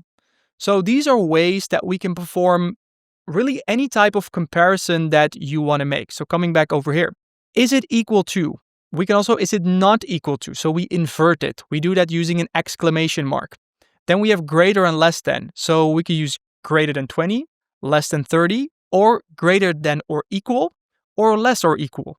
So these are all the types of common operators, right? If you ever built some kind of like logic or worked with a program or worked with something like Zapier or make.com or n8n, these are very common operations. And this is just a way, this is just a Python syntax to write that out. So this is something you won't remember right now. So this is always something you have to refer to. That's also really why I wanted to create this handbook, so you can bookmark this. And whenever you're working with variables, you can come here, check it out.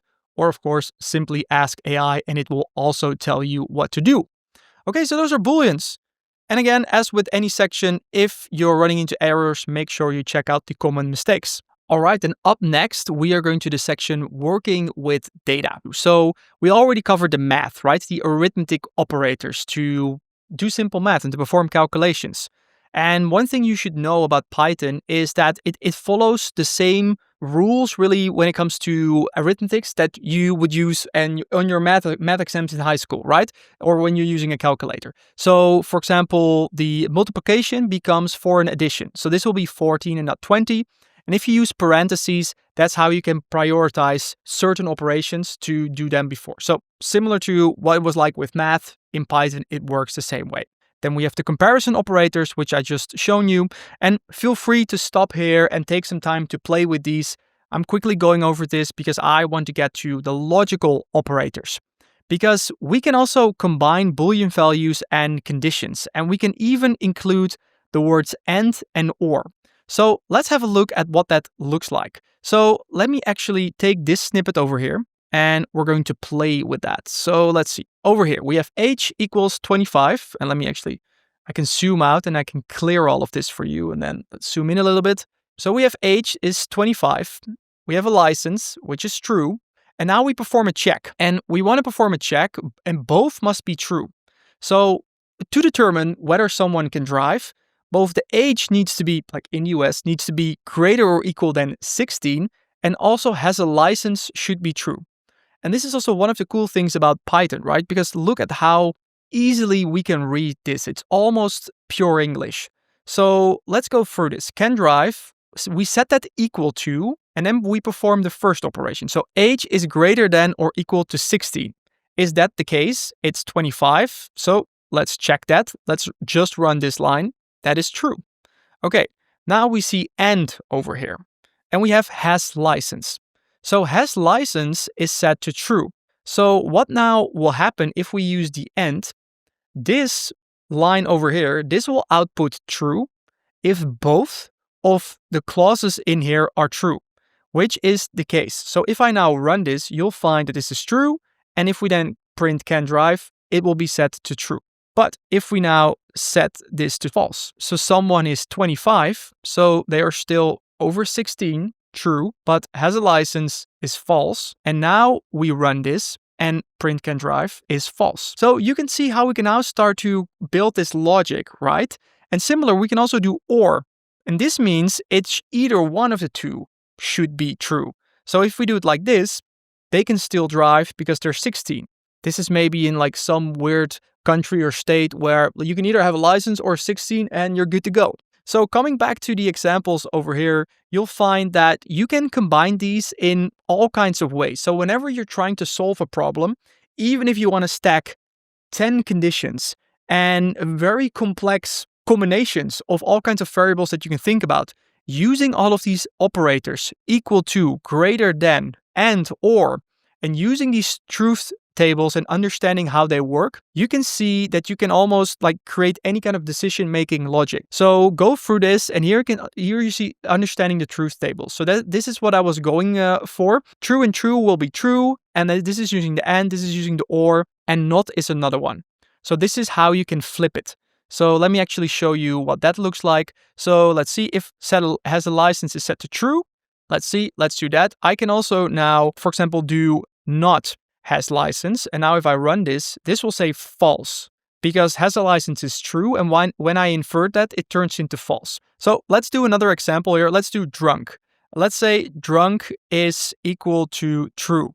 So can drive now becomes age should be greater than or equal than 16 and has license.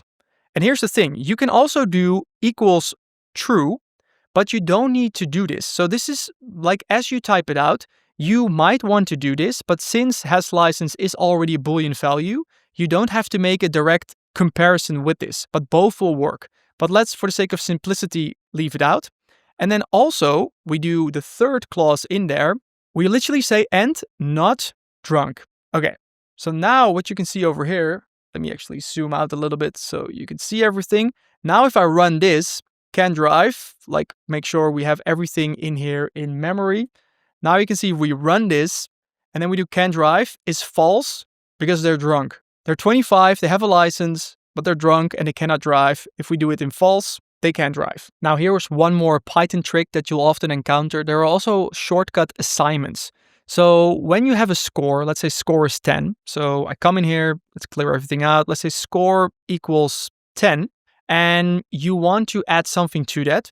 You could say score equals score and then we add 5. So now score will be 15.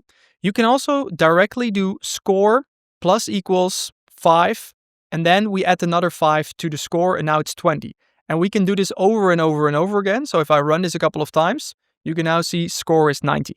So this is a simple shortcut assignment where we don't have to do this redundant like score equals score plus 5, but we can do it directly. And this works with almost all math operators.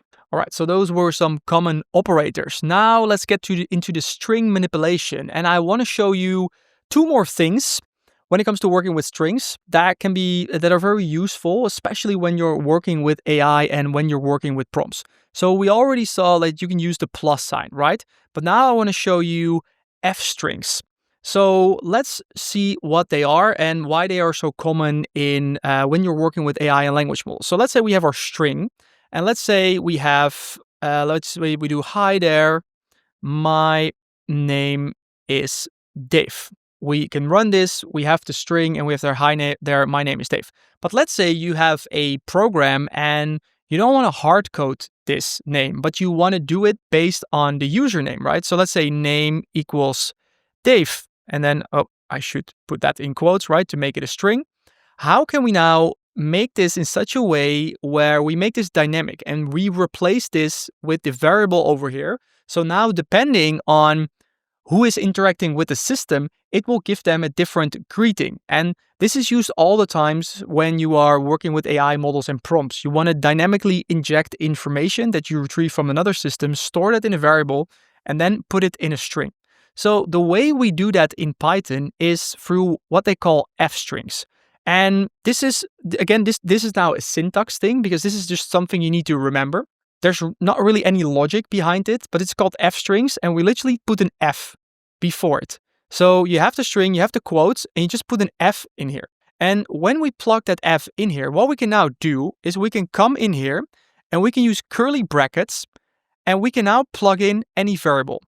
So you can now see that this is a string and it's not giving us any errors. And if I now run this and I print this, you will see that if I move let me actually move myself to the left side so you can actually see something. So here you can now see my name is Dave. And if we change this to, I don't know, John, and we run this, you'll find that the string is now, hi there, my name is John. So that's the notion of F strings, super useful. And let's see, if I, for example, get rid of this, you can see right now, if I run this and print it, you can see that it literally like hard codes the curly brackets in here. It will be orange, so it will Python will indicate that it recognizes that you want to do something there, but it will literally just print it out exactly as is. So that's why you need to put the F there, and then it works. Now, then another thing that I want you to know about strings is that in Python, you have a lot of what they call string methods. So these are methods, functions that you can apply to a string and it will perform an action.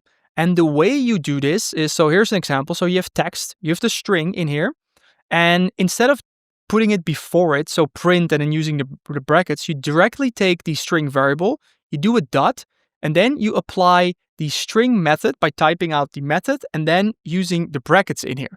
So let's follow along with this to get a feel for what that is. So let's come over here.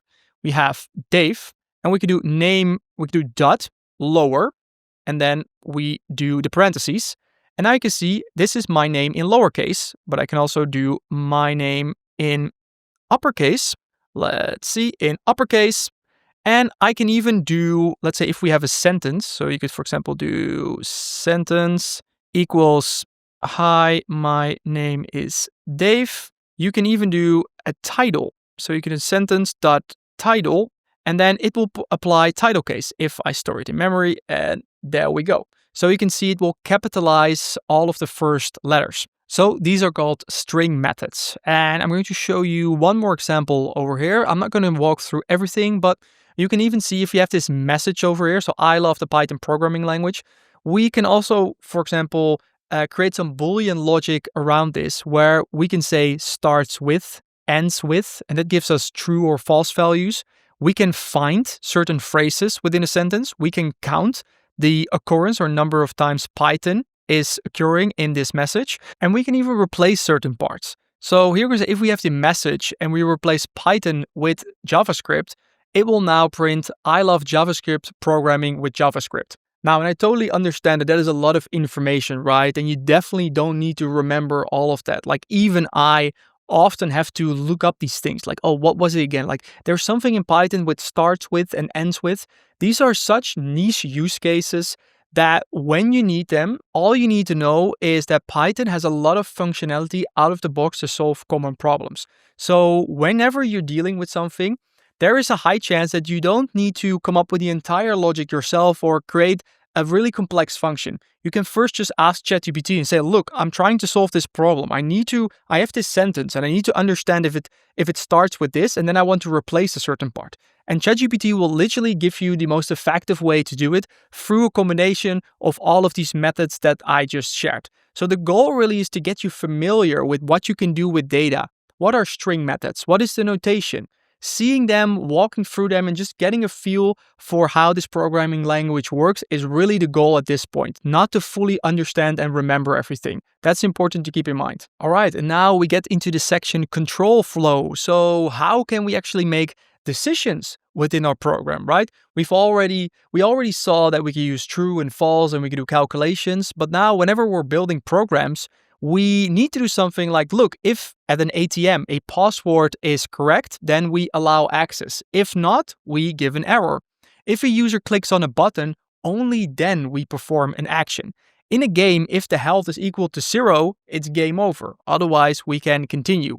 And within programming, we do this through what you call if statements. So let's run through some examples. So let's say we have a temperature and we set that equal to 25. Now, what we can do is we can build a system that based on the temperature does either a certain action when it's above a threshold or something else when it's below a threshold. So we can simply start by saying, look, if the temperature is greater than 25, we now use a colon and we get to the next line.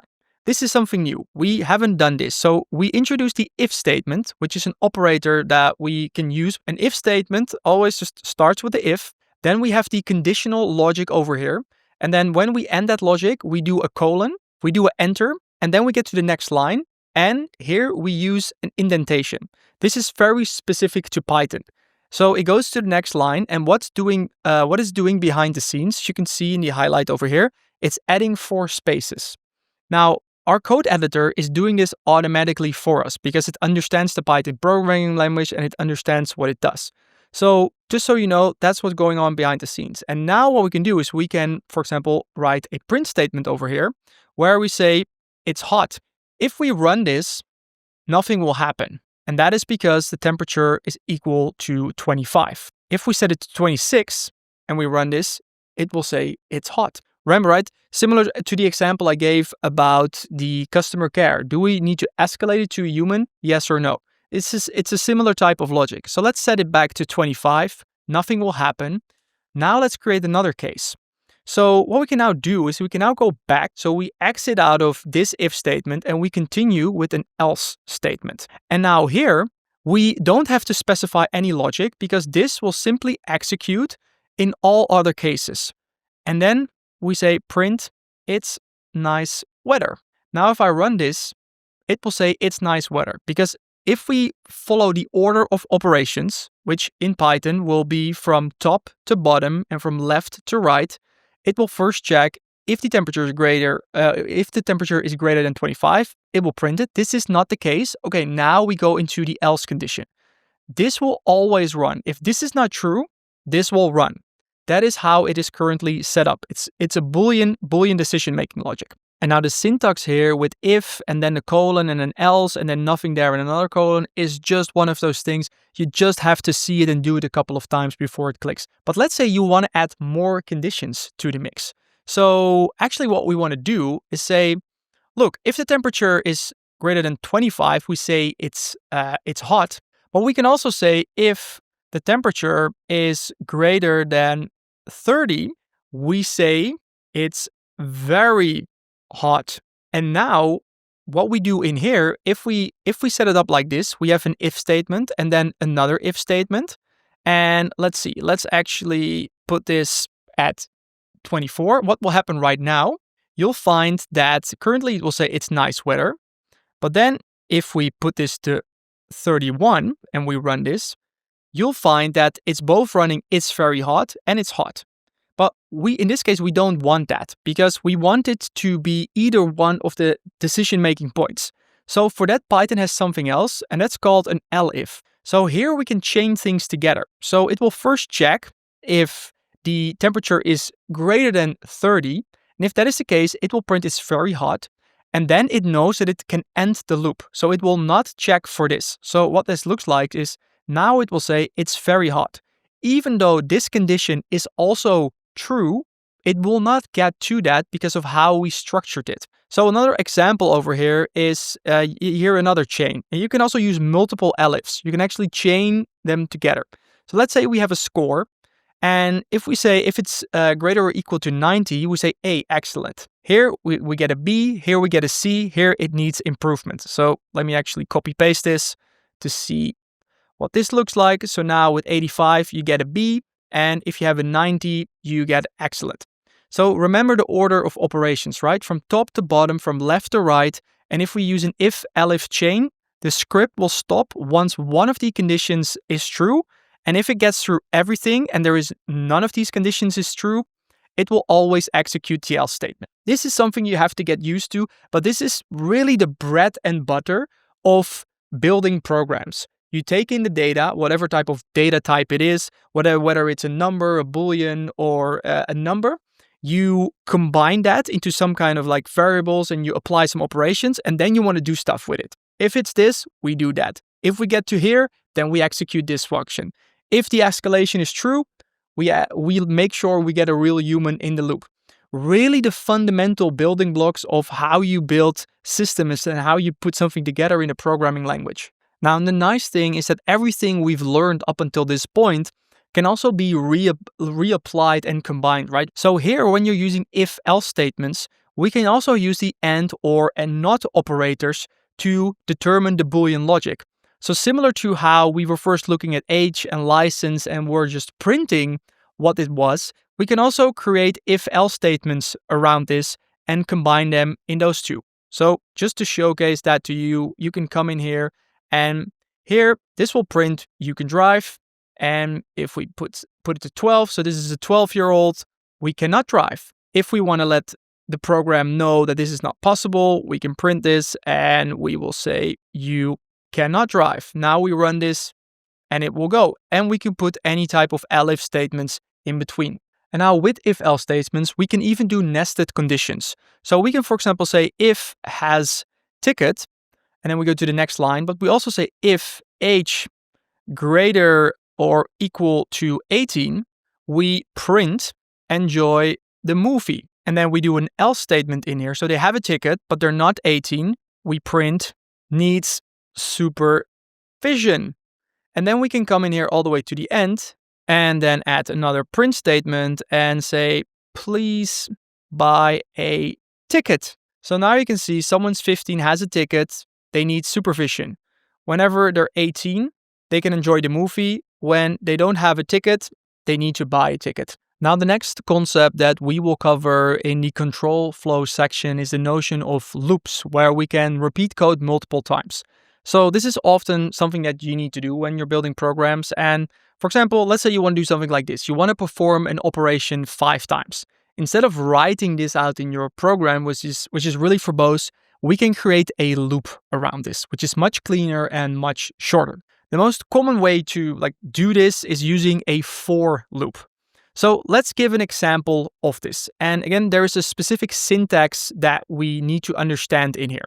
So let's clear this up. When we do a for, we start with for, that's why it's called a for loop. And we select a counter in here. And this is one of those things in the beginning, it's a little bit tricky because this can pretty much be anything. But let's take I for now. But we can also put X and we can also put whatever in here. But a common way if you want to create a counter is I because it's really short. And then we say for I in, and then in this case, we can give it a range. And let's say we give it 5. We can then do something like print, and then we do I. So in this case, if I run this, you will see that it will print 0 to 4 in this case. There's a lot going on in here because right now, up until this point, you probably were like, okay, Dave, I can follow all of this, but this is not plain English. This is weird. Why does it start with zeros? First of all, one thing to keep in mind is that Python is a zero index-based programming language, meaning that Python starts to count from 0.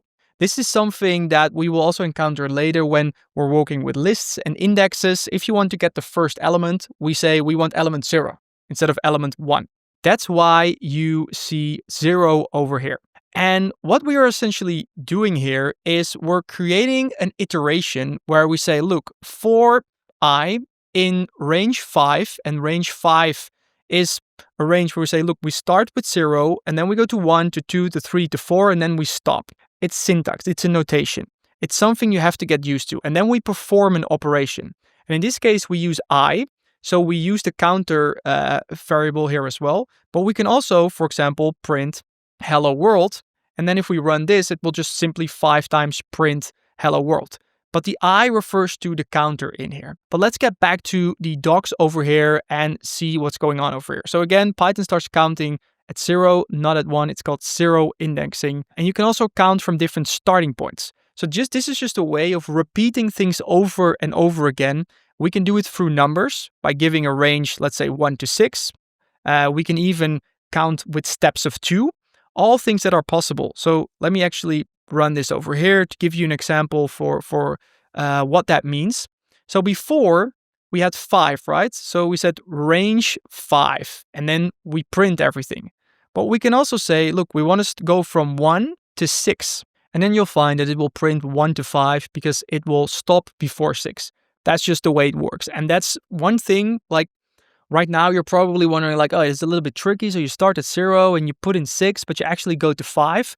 Even I, to this date, whenever I do for loops, you're always tinkering with this. So what you end up doing is you're experimenting with this and you want, oh wait, no, I actually want to get to 6. So I plug in 7, then you correct it. And that's the iterative process, right? That's also what I love about using the interactive session. It's so fast. You can select bits and pieces and continue. And then here you can see we add another variable to it. So we say we want to go from 0. We want to start at 0. We want to go to 10, but we want to do it in steps of 2. And then what you'll find is that it will go from 0 to 2 to 4 to 6 to 8. So that's something we can also do with the range function, and there are more components to it, but that's just enough for now to understand, look, if we want to do things over and over and over again, we don't want to do this. That's the takeaway for this section, and that's all for now. All right, and that brings us to data structures. So how we can store multiple values together. So up until this point, we have stored one value per variable, right? So we were talking about the numbers, we were talking about the strings and the Boolean values. But what if you need to store multiple values? So you want to create a collection and put them together. That's where data structures come in. So these are like containers, and they come in the form of lists, like a shopping list, ordered items. So I want this, this, this, and I also want bananas in there, and I also want apples. Or a dictionary. These have key value pairs. So it could be like a phone book. So you have a name and there is a number associated to it. So they come in pairs. And then you have what is called tuples. These are fixed. So you create them once and you can't really mess with them. So for example, like coordinates. And then you have sets. These are a bag of unique items. So you can take a whole lot of information and you just get rid of all the duplicates. So you only have the unique values in there. Those are the common data structures that you'll use within the Python programming language. So let's start with lists, which is actually a really common one. You'll use this all the time. So we're going to start with the syntax, and that is as follows. So we're going to clear this up and we're going to say my underscore list equals, so spell that out correctly, my list equals, and now here comes the syntax. We use brackets, square brackets, not the curly brackets. That's for the dictionaries we'll use later. We'll use square brackets. Now, this is the container in which we can start to put stuff. And Python is really flexible. So you can literally view this as some kind of bag or container, and we can dump all types of stuff in it. So remember, we had Alice, right? We can dump Alice in here. Alice is a string, but we can also plug in 25. We can also say, look, we have age equals 25. And now next to 25, we also actually plug in the age, which is now a variable. But we can also plug in actually true. And you know what? We also had the has license, which in this case is false. And now we plug that in. And that's all totally fine if we store it in memory and then run it. So let me clear this up to get rid of the errors. So now we have a list, all types of different data formats and data types that are in there. That's the beauty of Python, is really flexible and it doesn't really care about that. Now, whenever we have a list, we often want to do something with that. So now we have this list and now we can index this list. So let's say you're working on a problem, you have this container and you want to take Alice out of that list or whatever that element is. Lists are ordered, meaning that how you store it in this way like Python will remember. And through this, we can access certain indexes of this list to grab information out of it. And we do that in a similar way using the square brackets, but now directly on the list variable itself. So we can now do the square brackets, and now we're going to index things. So a couple of minutes ago, I explained how Python is uses a zero-based index. So it starts at 0. So that means if we want to grab Alice out of here, we do a 0. And that will give us Alice. So we could, for example, say name is equal to my list. And then we take the first element. Now that is Alice.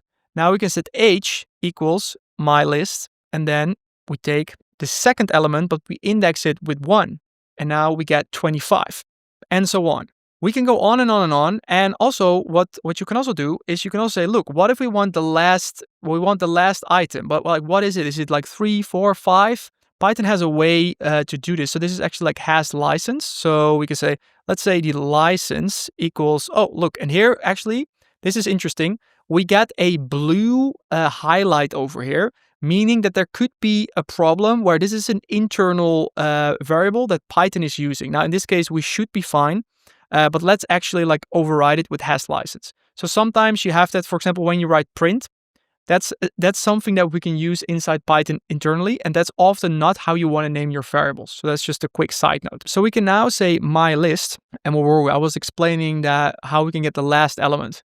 We can do a -1. So we can also reverse the index. So you can now see we get to has license.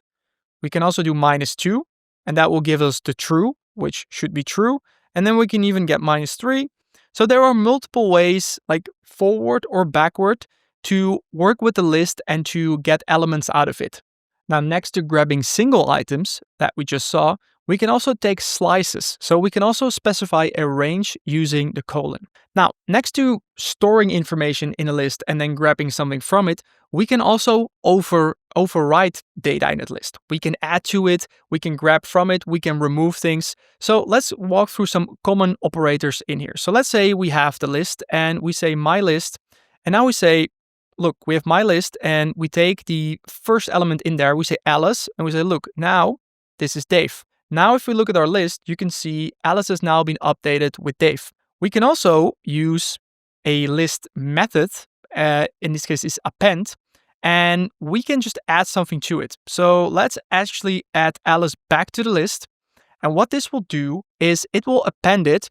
Let's see, show you over here. So you can see it has now added Alice to the end of the list. So append is just taking a list as is and then stacking that to the end.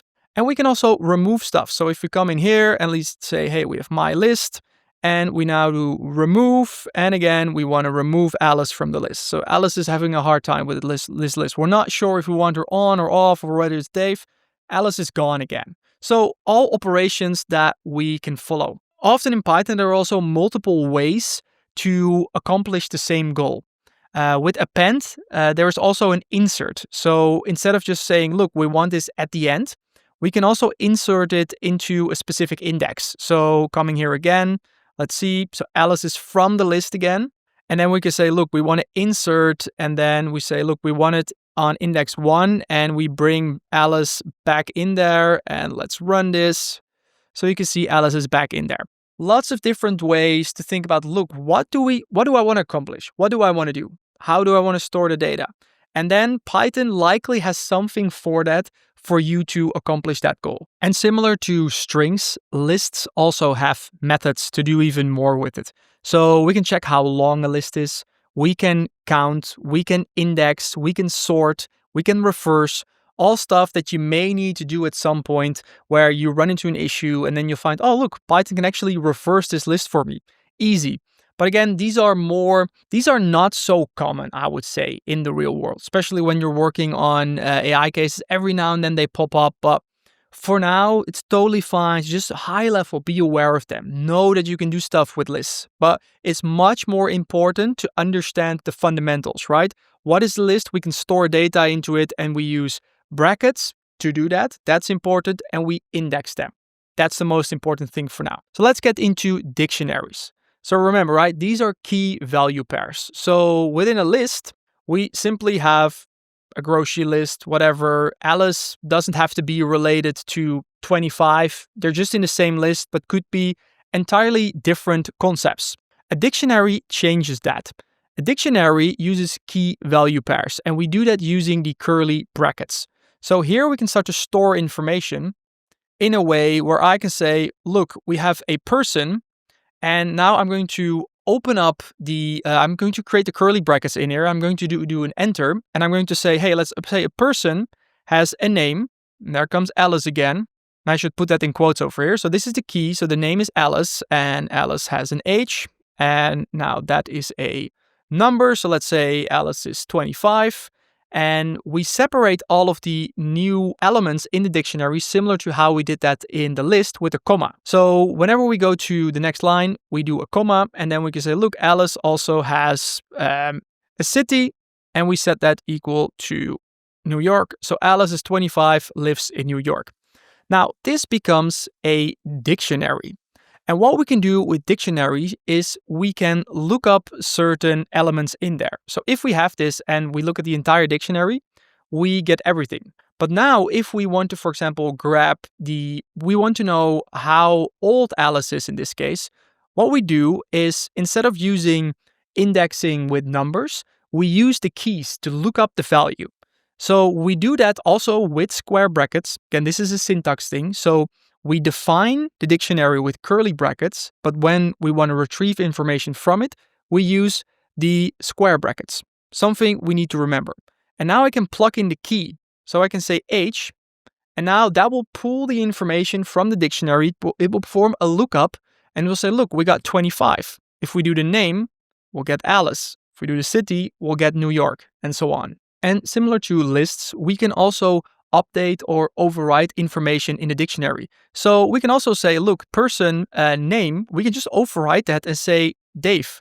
So now all of a sudden, you can see over here the output. Now this dictionary contains Dave. And we can also add stuff to the dictionary, which is actually quite straightforward. We can just specify another key. So something that's not in there. So we can, for example, say we do license equals true. And now if we run this, you'll find that the name is still Dave. You can see age 25 city, and now we have added the license to that as well. And if we want to get rid of that, what we can do is we can simply do a delete. So we do a delete person license. And now if we check that, you will now find that license is not in here anymore.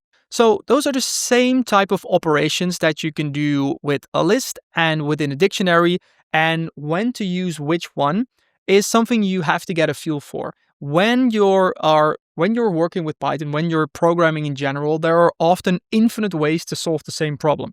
So you could very well solve problems by just using lists and storing everything in there. But sometimes it's much easier to have key value pairs, where if you want to look up something, you don't have to figure out, look, what was the index of this list, and then need to figure out where was it.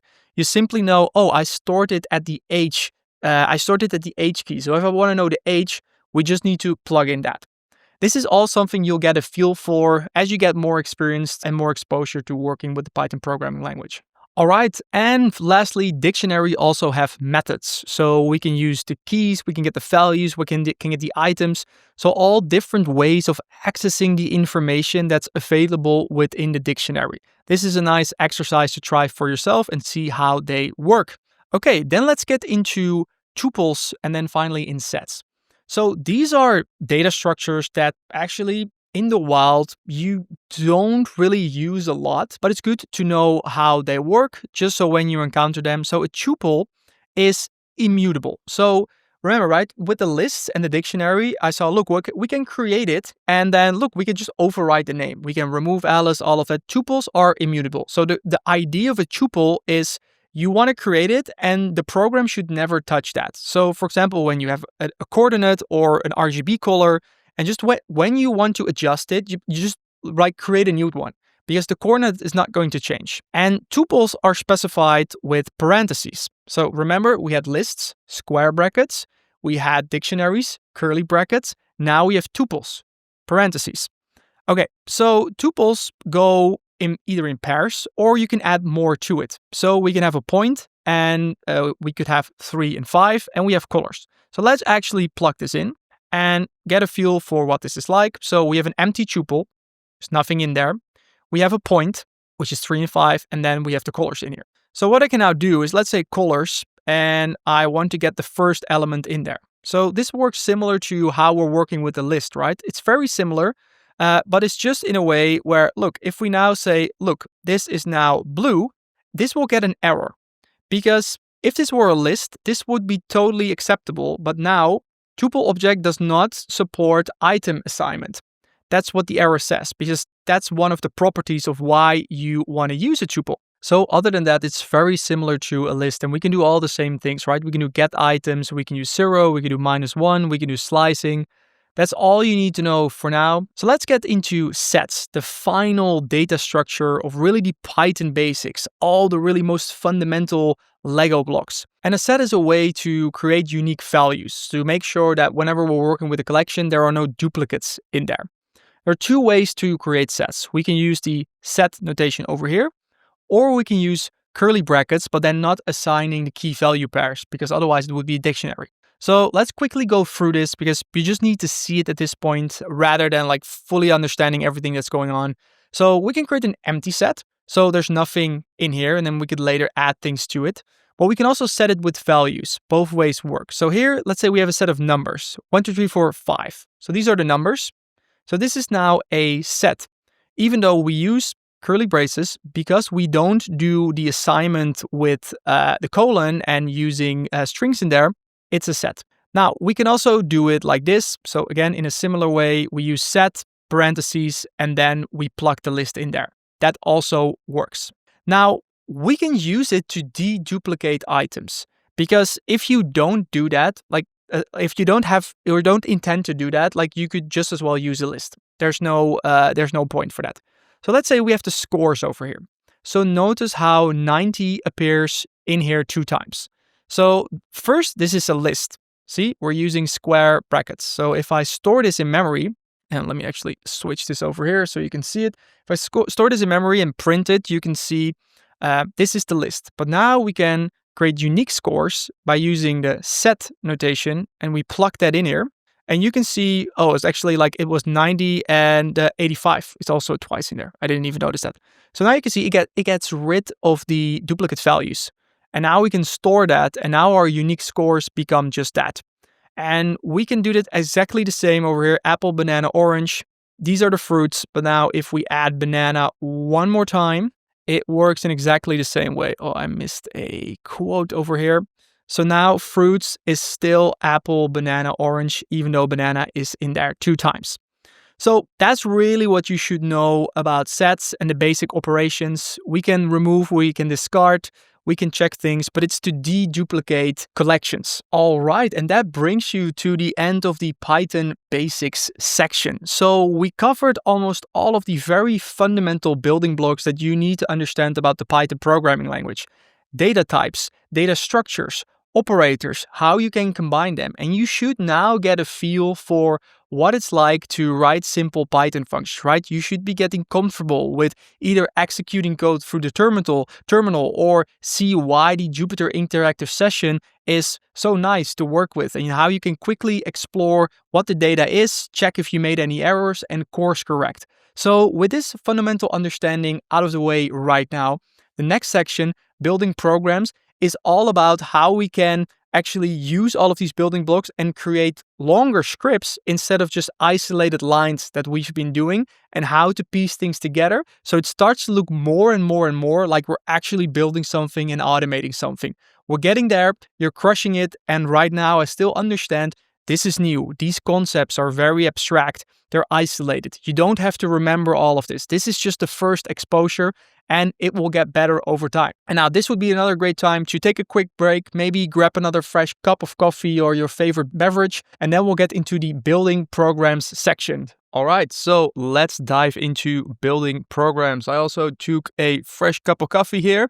And in building programs, we are going to cover, here on the left side, we can see we're going to get into functions, external tools, practical tips to use how you use Python in the real world, error handling, and then we get into classes. So this is really where you'll get to see Python come to life in action, and we can actually start to do stuff with the language. So let's dive into functions, which are used to create reusable blocks of code. So we don't have to repeat ourselves. You can think of a function like a recipe you can follow multiple times, a machine that takes input and produces output, or a named shortcut for example, complex operations. And before, we already saw that we could use loops, right? So when we did the 5 times print hello world, that's a little bit redundant and we don't want to do that. So we created a loop to do that. But let's say we have more complex logic. So it's not just a one-line print statement, but there are actually calculations there, steps, printing steps. Maybe we need to get some information, manipulate some information. And every time something happens within our system, we need to do that. That's where functions come into place, where we can define it once, and then later within our code, we can simply call that function, and we can now use that functionality so we don't have to write the same thing over and over again. And you've actually already been using some of Python's built-in function. So for example, the print statement that we use all the time, or the length that we use to count the items or the length of an array, we have also used that already. So those are Python built-in functions. And within functions, we're going to cover 3 main things. I'm going to teach you how you can define functions. Then we're going to talk about parameters. So these are things you put in the functions to control the inputs and the outputs. And then returning the values. So this is what the output of the function will be. All right, so let's start with defining functions. And for this, I'm going to come over here to Visual Studio Code, and we're going to start with a new, fresh, clean slate here in hello.py. So As with anything, with any new concept, we're going to start with some syntax, right? Because first there are some rules that we need to understand before we can actually get into the functionality. Now, every function in Python starts with def, from definition, meaning we're going to define a function, then followed by a space, and then we're going to write the name of the function. This can be literally anything. You can put anything here. Now, as a rule of thumb, you want the function to be descriptive of what it does. So let's start with a simple greeting function to create a print statement. And what you then want to do, after the name of the function, you need parentheses, opening and closing parentheses, and then a colon. Again, this is all syntax. You need to see it once and then you can quickly refer to it. For now, this is all we need. And then we can hit enter and now we get into the function. So we have now specified our function over here. And in here with the tabs or 4 spaces, we can actually put stuff in here. So we can, for example, write a print statement and say hello. All right, and now let's have a look at what happens when we run this. So you can see right here, we load the function into memory, but there's no output. We don't see anything here. And the same would be true if we run it in the terminal. You can see it just tries to run the script, but there's no output. It just mentioned that it runs the file.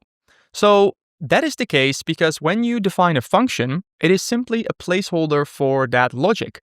But when you want to actually use a function, we need to specifically tell Python to do that. So what we can do is we can come over to a new line over here and type in greet.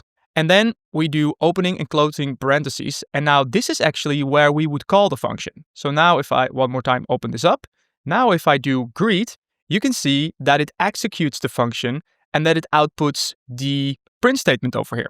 Similar, if I do a copy paste over here and I can do hello again, and I store this into memory and then do greet, you can see now we've changed our function. And then now when we call the function, now it prints this.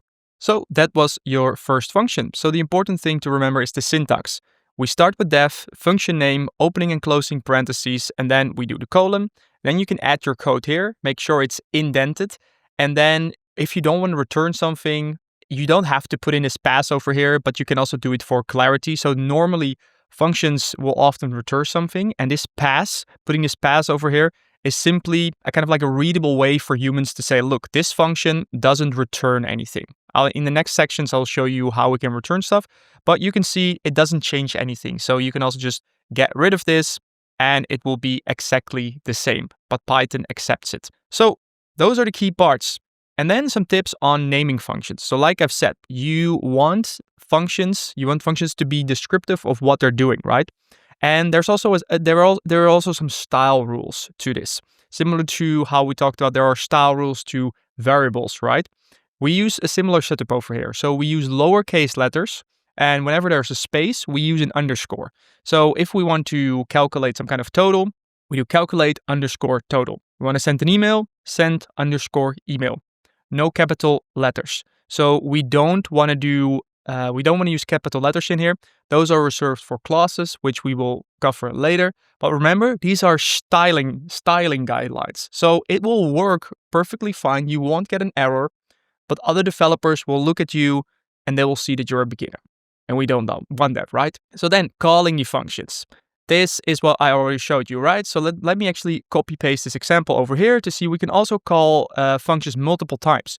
So that's a nice thing about a function. So here we have say goodbye. We can do it once. And now if we want to do it one more time in our script, we can simply just refer and just call the function instead of having to do it over and over again. And now what that means, whenever you run your entire script, so everything runs, you can see that all of the logic here is executed. Goodbye 3 times. And beyond just simple print statements, we can really do anything within a function. So we can also come back to some of the logic we already tested before, and we can input if-else statements. And the most important thing here to keep in mind is the indentation and how you structure these functions, right? So let me walk you through it. So when we create the function, we do def and we do the check whether. And you can also see over here like how your IDE, how the code editor is helping with this. So now this is how we specify the function. Now we do an indent. Now, if we want to check, if we want to include an if statement, we do if, and then let's say temperature greater than 25. We, for example, print, and we say it's hot.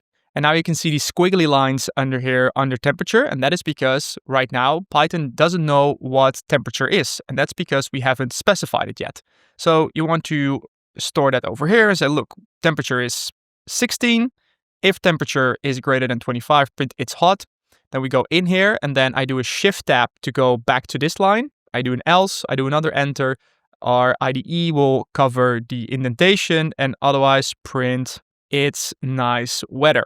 So this is why it's also good to, like I've said, beyond just copy and pasting the examples over here, really writing it out. Because if you just do copy paste and you run it, everything will run. But it's those nitty gritty things where you're like, look, how does this work? Should I have it like this or do I have it on this line? And you can immediately tell that your IDE will tell you like something's off. And this is how you build the muscle memory and the skill really to look at Python code and think about, okay, look, this is a function. We have if-else statements. This is how it should be structured. So now if we do this, remember, if we run this, what happens? Nothing correctly because we haven't called the function yet. So now I go to the other line over here. I go all the way to the back, all the way really to the beginning. So no indentation. And I'm going to do the check whether. I hit enter to autocomplete. So that's also something you'll notice, right? So I do check and now my IDE already says, look, check whether is a function that I have over here. So now I can just press enter and it will autocomplete that. So that's also one of those things where you need to get your hands on the keyboard. You need to be able to type and then you'll find all kinds of interesting things that your IDE will show you. So you'll find that as I go through all of these examples, I'll also explain more and more of these things behind the scenes. So now we have to check weather over here. We can put it into memory, check the weather. So it's nice weather. I can come over here. Let's make it 30, store this, check weather. It's hot. Okay, that's our function to check the weather. All right. Okay, so let's come back over here. You can check out some common mistakes if things don't go wrong. Things is like you forget the parentheses. That's a big one. You forget the colon at the end, so you greet, no colon. All beginner mistakes that you'll run into, or the bad indentation. So it's not formatted correctly. All right, so now let's continue on this and let's talk about parameters. So parameters work with functions to make them dynamic, right? So if I come back to this example, so right now, this is hard-coded. And hard-coded means whenever this script runs, it will always be this. I can do this all the time. I can do check weather, check weather, check weather. It will always be hot. And this will never change. That's because there are no parameters that we can programmatically or dynamically change. So that's where parameters come in. You can now see that we can also add parameters in here. And parameters go in between the parentheses. So over here, you can see we have the greet function, but then we plug in the name over here.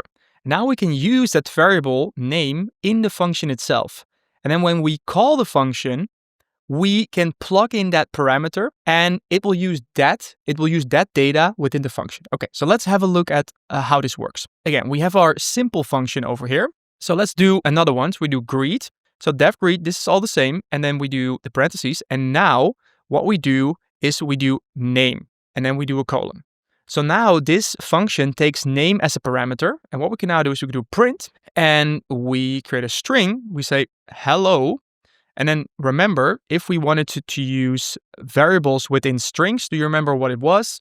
It was called using an f string. So we put a little f before the string. And then we could use the curly brackets in here to plug in a parameter. So now when we have this function and we go to greet, what we can do is we can now say name equals, and let's say we can put in Dave. So we save this and we do greet, and you'll find that it says hello Dave, but we can also do this one more time and we can do hello Alice. So this is a way for us, this is a key concept about working with function, because this is something you'll do all the time when you're building programs. You think about, look, what logic do I want to implement? What data, what information is coming at me, and how do I want to use that information within my function? So now we've made a dynamic script that we can change.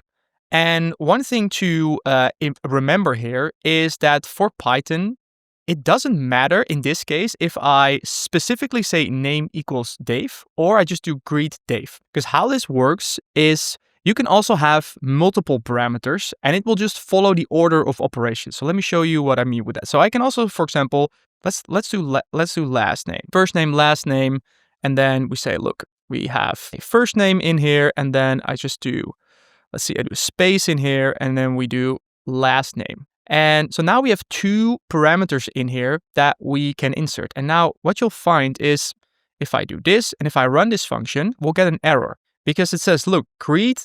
Let me actually move me to the side so you can see now greet is missing 1 required positional argument, last name. So Python now understands, look, in this function, you actually need 2 parameters and you only gave 1. So if we now plug in my last name over here, you can see that right now, this is all correct. And now we can see hello Dave Ebbelaar. So now it's all good. And you'll see that you actually don't have to specify first name, last name, because Python understands, look, this is the order of operation. First, we do the first name, and then we do the last name. So if I swap this around and do it like this, and I greet, it will be reverse. It will take my last name and will plug it in the first name. So what I always like to do, I always like to be explicit with this and really say, look, first name equals Dave, and then I put the last name in here. So you don't have to do this. Python will also work without, but especially if you're working with multiple functions, right now you can clearly see, look, this function is greet, and I plug in the first name and the last name. So you add a little bit more code to it, but it helps for readability. So now when I plug this in and I greet it, you'll find that it works correctly. And now what's also interesting, now we can also, like if you want to, for whatever reason, you can also swap it around. So now the order doesn't matter because we are explicit about it. So now if I run this, even though the order is in reverse, it still says my name correctly over here because we map them to the correct parameters over here. And now functions can also have default parameters. So what you can do over here, whenever you specify the function, let's say first name, let's say you can put an equal sign in here, and let's say we do John and then last name. So, this is another interesting thing. You can specify default values in here. Now you'll see that we get red squiggly lines in here. And that means that here's an error. So this is another syntax thing. Whenever you want to specify default values, meaning that right now, I, for example, don't have to put in the first name. And then it will, if there's no first name, it will default to John.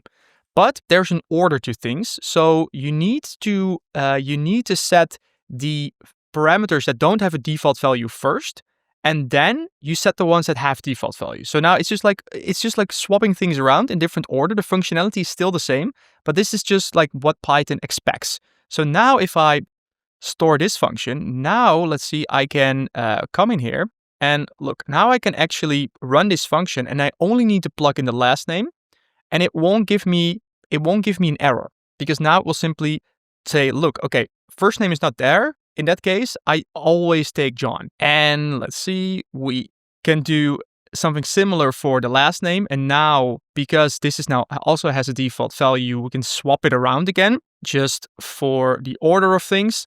And now I don't actually have to plug anything into my function, and I can just run it and it will run with the default values of John Doe. But I can simply override that and say, look, I want to greet it with Dave. And vice versa. You can do it with last name, first name, both. So that is a way to work with parameters. You can plug them in, you can give them default values, you can change them to make your programs dynamic. Okay, so we've already seen that you can just work with multiple parameters, so you can add as much information as you want there. So let me quickly show you this example about calculator. So here you can see we have a function, calculate total. We take the price, the tax rate, and the discount. And now instead of doing simple print statements, we're going to apply some math, right? So we first calculate the tax by multiplying the price with a tax rate, and we have a final price. So we're storing variables inside this function over here, and then we print the final price using an f string. And then you can see over here, order matters. So let's see, because right now we are not specifying the names, right? We already saw this. Then order matters. If we are specific about this, that's why I always recommend to do that, you cannot make that mistake. So you'll always find that it's very clear that the discount is this is the tax rate, and this is the price. So that's why I always recommend using these keyword arguments that you can see over here, right? You specify the function, and then when you use them, just make it explicit. Say the city is this instead of just like relying on the order of operations. Now, one more other thing that I want to show you here when it comes to functions is the notion of global versus local variables within Python. This is a common mistake, and this can be really frustrating in the beginning. But so by now, when you run a Python file, it goes from top to bottom, from left to right. But there is also a notion as to when we are inside a function or in a class, for Python, that information now becomes locally. And I'll show you in a bit what that means, but it essentially means that you can use that information within the function, and within the function, Python understands what it is, but outside of the function, we cannot use it. Let me show you an example. So let's take the calculate total over here. So we have this function, and over here, let's even make it simpler by hard coding the price over here. So, or let's say we just take the price and we get rid of the tax and the discount. So we set the tax rate, we hard code it. So we set that to 0.8, and then we set the discount to 10. And actually, let's make it even more explicit. So we put the tax rate here. So we plug that, and then we can put the tax rate here, and then we say the discount is 10, and then we put that here. So now we can see, and you can also see how I can play with this. I can add a comment here. So we can, for example, so these are the default values. And then over here, we are going to do the calculation. So, and then we do print final answer, final price. Okay, so now we have made the function simpler in a way where it only takes the price as an input, and we can calculate this, and you can see this show up over here. So now what happens if we, for example, are in another part of our script later down the line and we want to continue? So we first made one calculation, and now we want to maybe add something to it, and we want to use the discount one more time. So if we, for example, now say, look, okay, I want to use that discount again because we set it to 10, right? Discount is 10 over here. You see, if I just type in discount in here, it will give us the yellow squiggly line saying discount is not defined. So when I run this, it will get an error. Even though this right now is all stored in memory, it's in the same file, discount is not available. So you can see, I actually moved that discount is not available. And that is because this is the difference between local and global variables. Whatever is inside a function is considered locally in Python. And then outside the function, we cannot use that. So there's an order to things. So if I, for example, now set over here at the top, I set discount is, let's say, 20. I run this, you'll find that we set the discount to 20. Now we'll get inside the function, and it will perform the calculation. You'll still see that the total is the same. So we get the same answer. We get the 98. And that's because inside this function, Python prioritizes the variable that you have over here. So even though first we say discount is 10, because we go from top to bottom and from left to right, it will overwrite the 10 over here. Then it will perform here the calculation using all of the information in here. But then later, when outside the function, we refer to the discount, it is still 20. And this is really just one of those examples that you need to run into this a couple of times in the real world and think about like, oh, look, I thought discount was 10, right? Why is it 20 right now? And then why is it 20 right now? And they see, oh, wait, it's a global variable over here, and here is the local variable. Now, I've shown you that if you don't have a global variable and you just have local variables in the function and you try to access it, it won't work. But here's the thing, it works the other way around. So within functions, we can use global variables. So if I specify the discount outside of the function, we can use that discount in here. And Python will know, look, we have a global variable, so that's one level higher, it overrides it, and we can use that inside a function. Now, this is not common, but it works. And why I said it's not common, because typically you want to be very specific about this and then still add the discount as a parameter, because otherwise information can get lost. Meaning that if I specify the discount over here, and then let's see, I have the function, and now we calculate the total price, you can see that the output is still the same. So this discount is referring to what's specified over here. But now when you're working on real projects, you often have multiple files, multiple functions. And now if someone's working on this and you see this function over here and someone decides to get rid of this, now this function doesn't work anymore. Because now, let's see if I get rid of this. Now it says, look, there's no discount over here. So adding that and making that specific in this function is best practice in that case, so that you always know, look, whenever you need to calculate the total, we also need to plug in that discount specifically over here. And it doesn't matter where we get it from, but this is the place. And that's how you don't forget it, that it needs to be in there.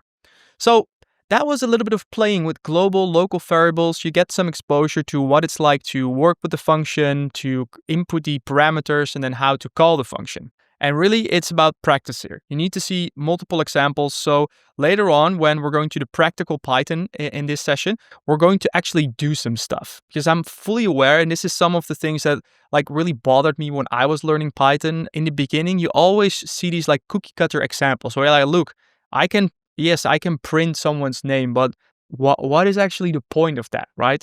So bear with me. We need those fundamental building blocks. So then here, I'm literally going to show you like how you can take a CSV file, import it, do calculations, and then write it back to a file. And that's really where things will start to click. And we're going to reuse these building blocks again, but we need to be step by step. Okay, so then the final section in here of functions is returning values.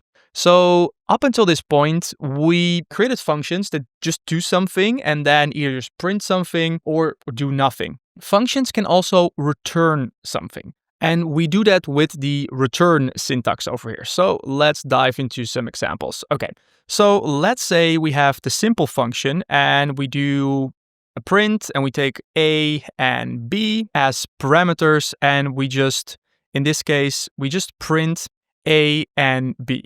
So this is now what we saw before. Very simple function. We don't return anything. So now if we do add print and we call this and we plug in A equals 5 and let's say B equals 10. Okay, wait, we can, for example, let's actually do plus. Okay, there we go. So now you can see we run this function and it just does a print statement. But it just shows up in the terminal, but now we cannot access that 15. It's gone right now. It was a one-time print, but now there's nothing. Let's say we want to add something else to it. There's no way to reference that 15 or a variable that is stored in.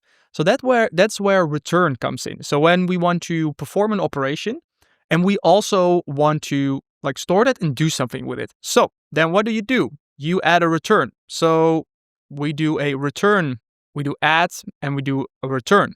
So we do the same stuff. So we do A and B, we plug that in, and let's see, colon.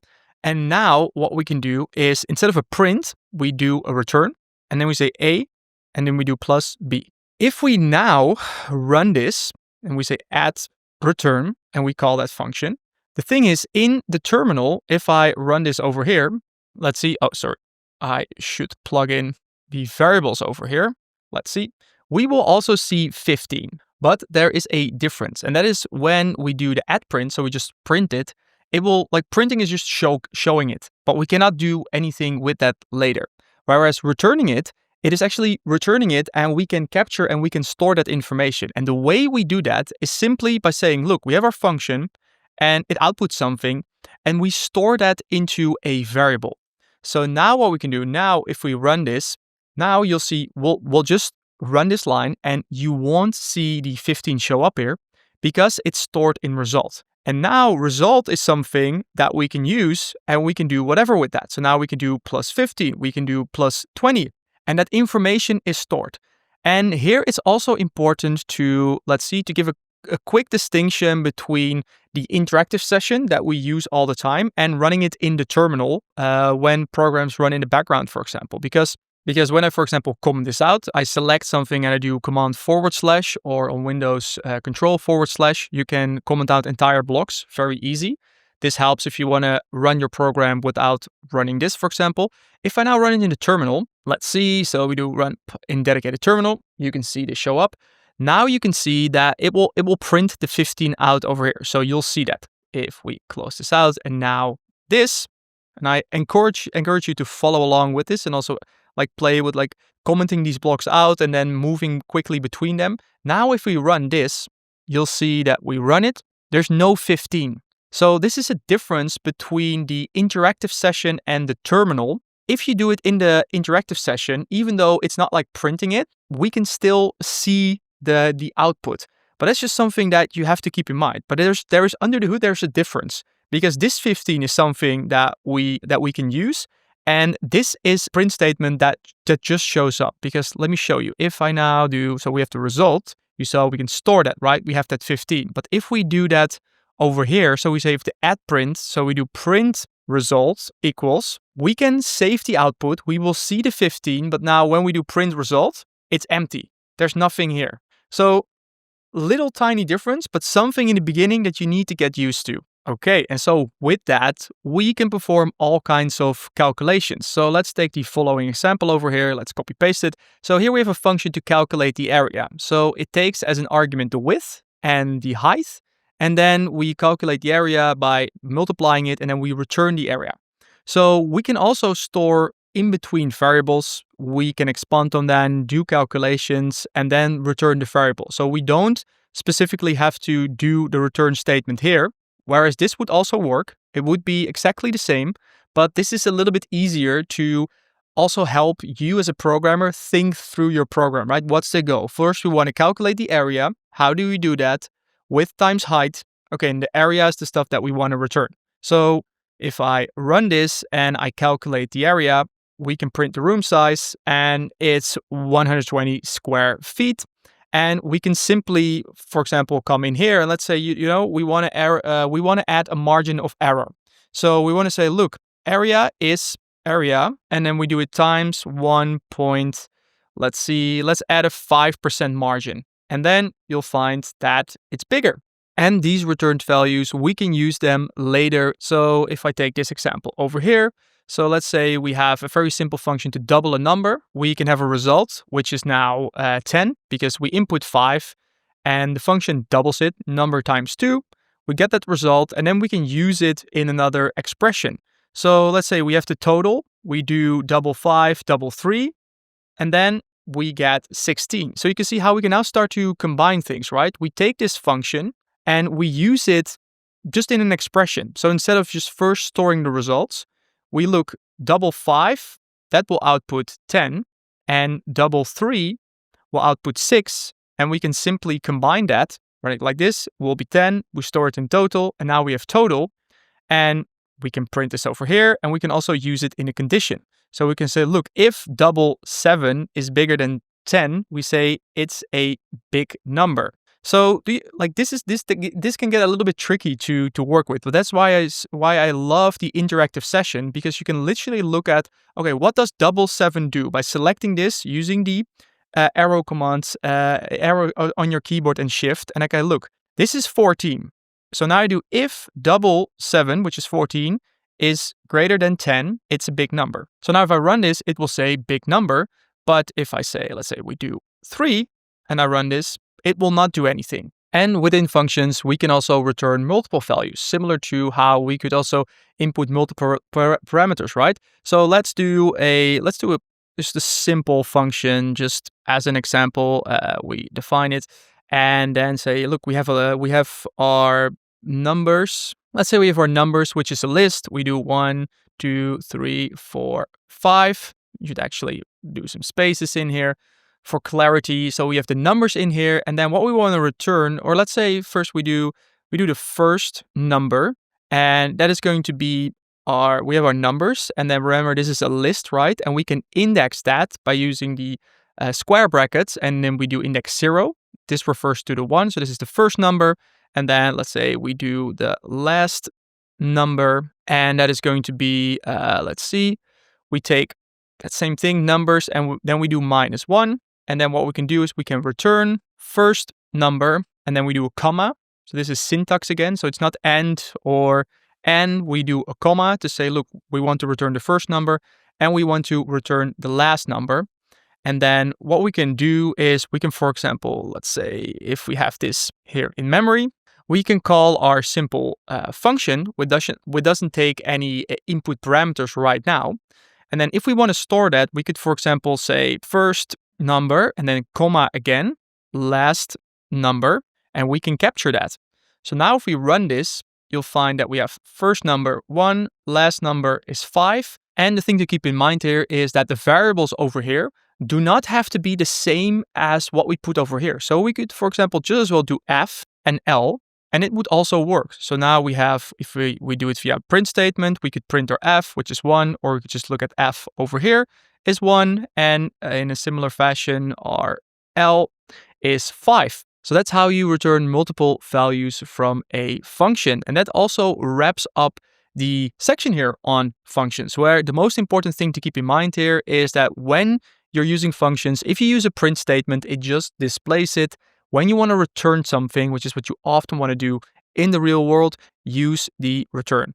And in the beginning, you'll make a lot of the mistakes with the syntax. You have to do it a couple of times before it really clicks. Def, function name, colon, indentation. It will get more and more familiar. Okay, so with that, let's dive into the next section called external tools. So here we are going to get into one of Python's core strengths, where we can actually use a lot of out-of-the-box tools that other people have created for us to make our life as a programmer much more fun and way easier. So we already talked about packages, right? The pip install things. In the beginning, I showed you the request library. So now we're going to dive a little bit deeper into that and show you a little bit more examples. So why Python is so awesome, and why I also, back in university, so this is 10 years ago, when it really started to click for me working with Python, was beyond all of the boring stuff that they showed in the lectures, like what I show you right now. I know this is boring, right? Writing a function, like doing a print statement. Yeah, but Dave, what can we do with it? This is where it gets cool, because now with simple packages that we can import, we can scrape an entire website. We can perform data analysis. We can import AI and machine learning models. We can use external APIs, and we can automate stuff on our computer. And building something like that from scratch as a beginner would be impossible. But I'm going to show you how you can import those packages, work with them, and it's going to be super fun. So let's first quickly cover some terminology, and then we'll get into the examples. But in Python, there is a big difference between built-in packages. These already come with Python, so you can use them right now without an installation, and external libraries. You need to install those, for example, through pip first. That's a distinction. Not everything comes out of the box. Now, here's some terminology that you should be aware of. So this will get more familiar with this over time, but you sometimes hear me refer to, I'm talking about packages. And before we were creating functions, right? Later we'll get into classes. And you also have what's called modules. So here's a quick overview. In Python, as Python programmers among each other, when we say module, we mean a single Python file. So our hello.py over here, you could consider this a module. And right now, this is all we know, right? We only have worked with a single Python file. But when we go beyond that, what you actually do in the real world is you create all kinds of files that work with each other and that talk with each other. All of these files, you can call those modules. Right, so then a package is a folder containing multiple modules. So we'll cover this later. When we install a package, you'll find that we can use various bits and pieces from it. And then within the packages and within the modules, we can then import the functions. And that is really where we get to the core functionality of what we can do with it. Right, so think of it like this. Here's kind of like a mental model. A module is like a toolbox. There are tools in there. A package is like a garage with multiple toolboxes, so there's lots of stuff in here. Then a function is a specific tool from the toolbox, like a hammer or a screwdriver. You really need it to solve a particular problem. And then a class is like a blueprint for building tools. I think this is a really good mental model to keep in mind right now. Okay, so let's look at an example of imports.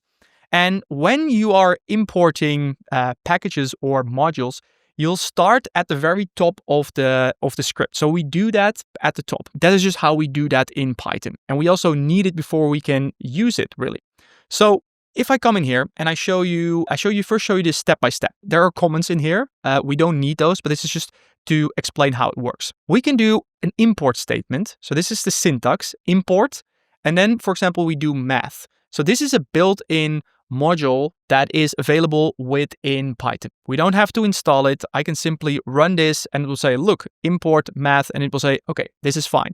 We can now use this. So I can, for example, now use this module, and I can use a function from this module by taking math dot, and then, for example, taking the square root, which is sqrt, short for square root, and I can plug in 16, and I can run that, and now the output is 4. So now, instead of having to come up with like, how do I calculate the square root and how do I need to create a custom function for that, I just use math and then I just use the square root function. So that's how that works. And again, like I've said, you don't need this. So it could be as simple as just import math, and then here we do the square root, and now we can store it, right? That's how we can work with it. But there is another way. That's the pattern over here. We can also import specific items from a module. And here's the syntax.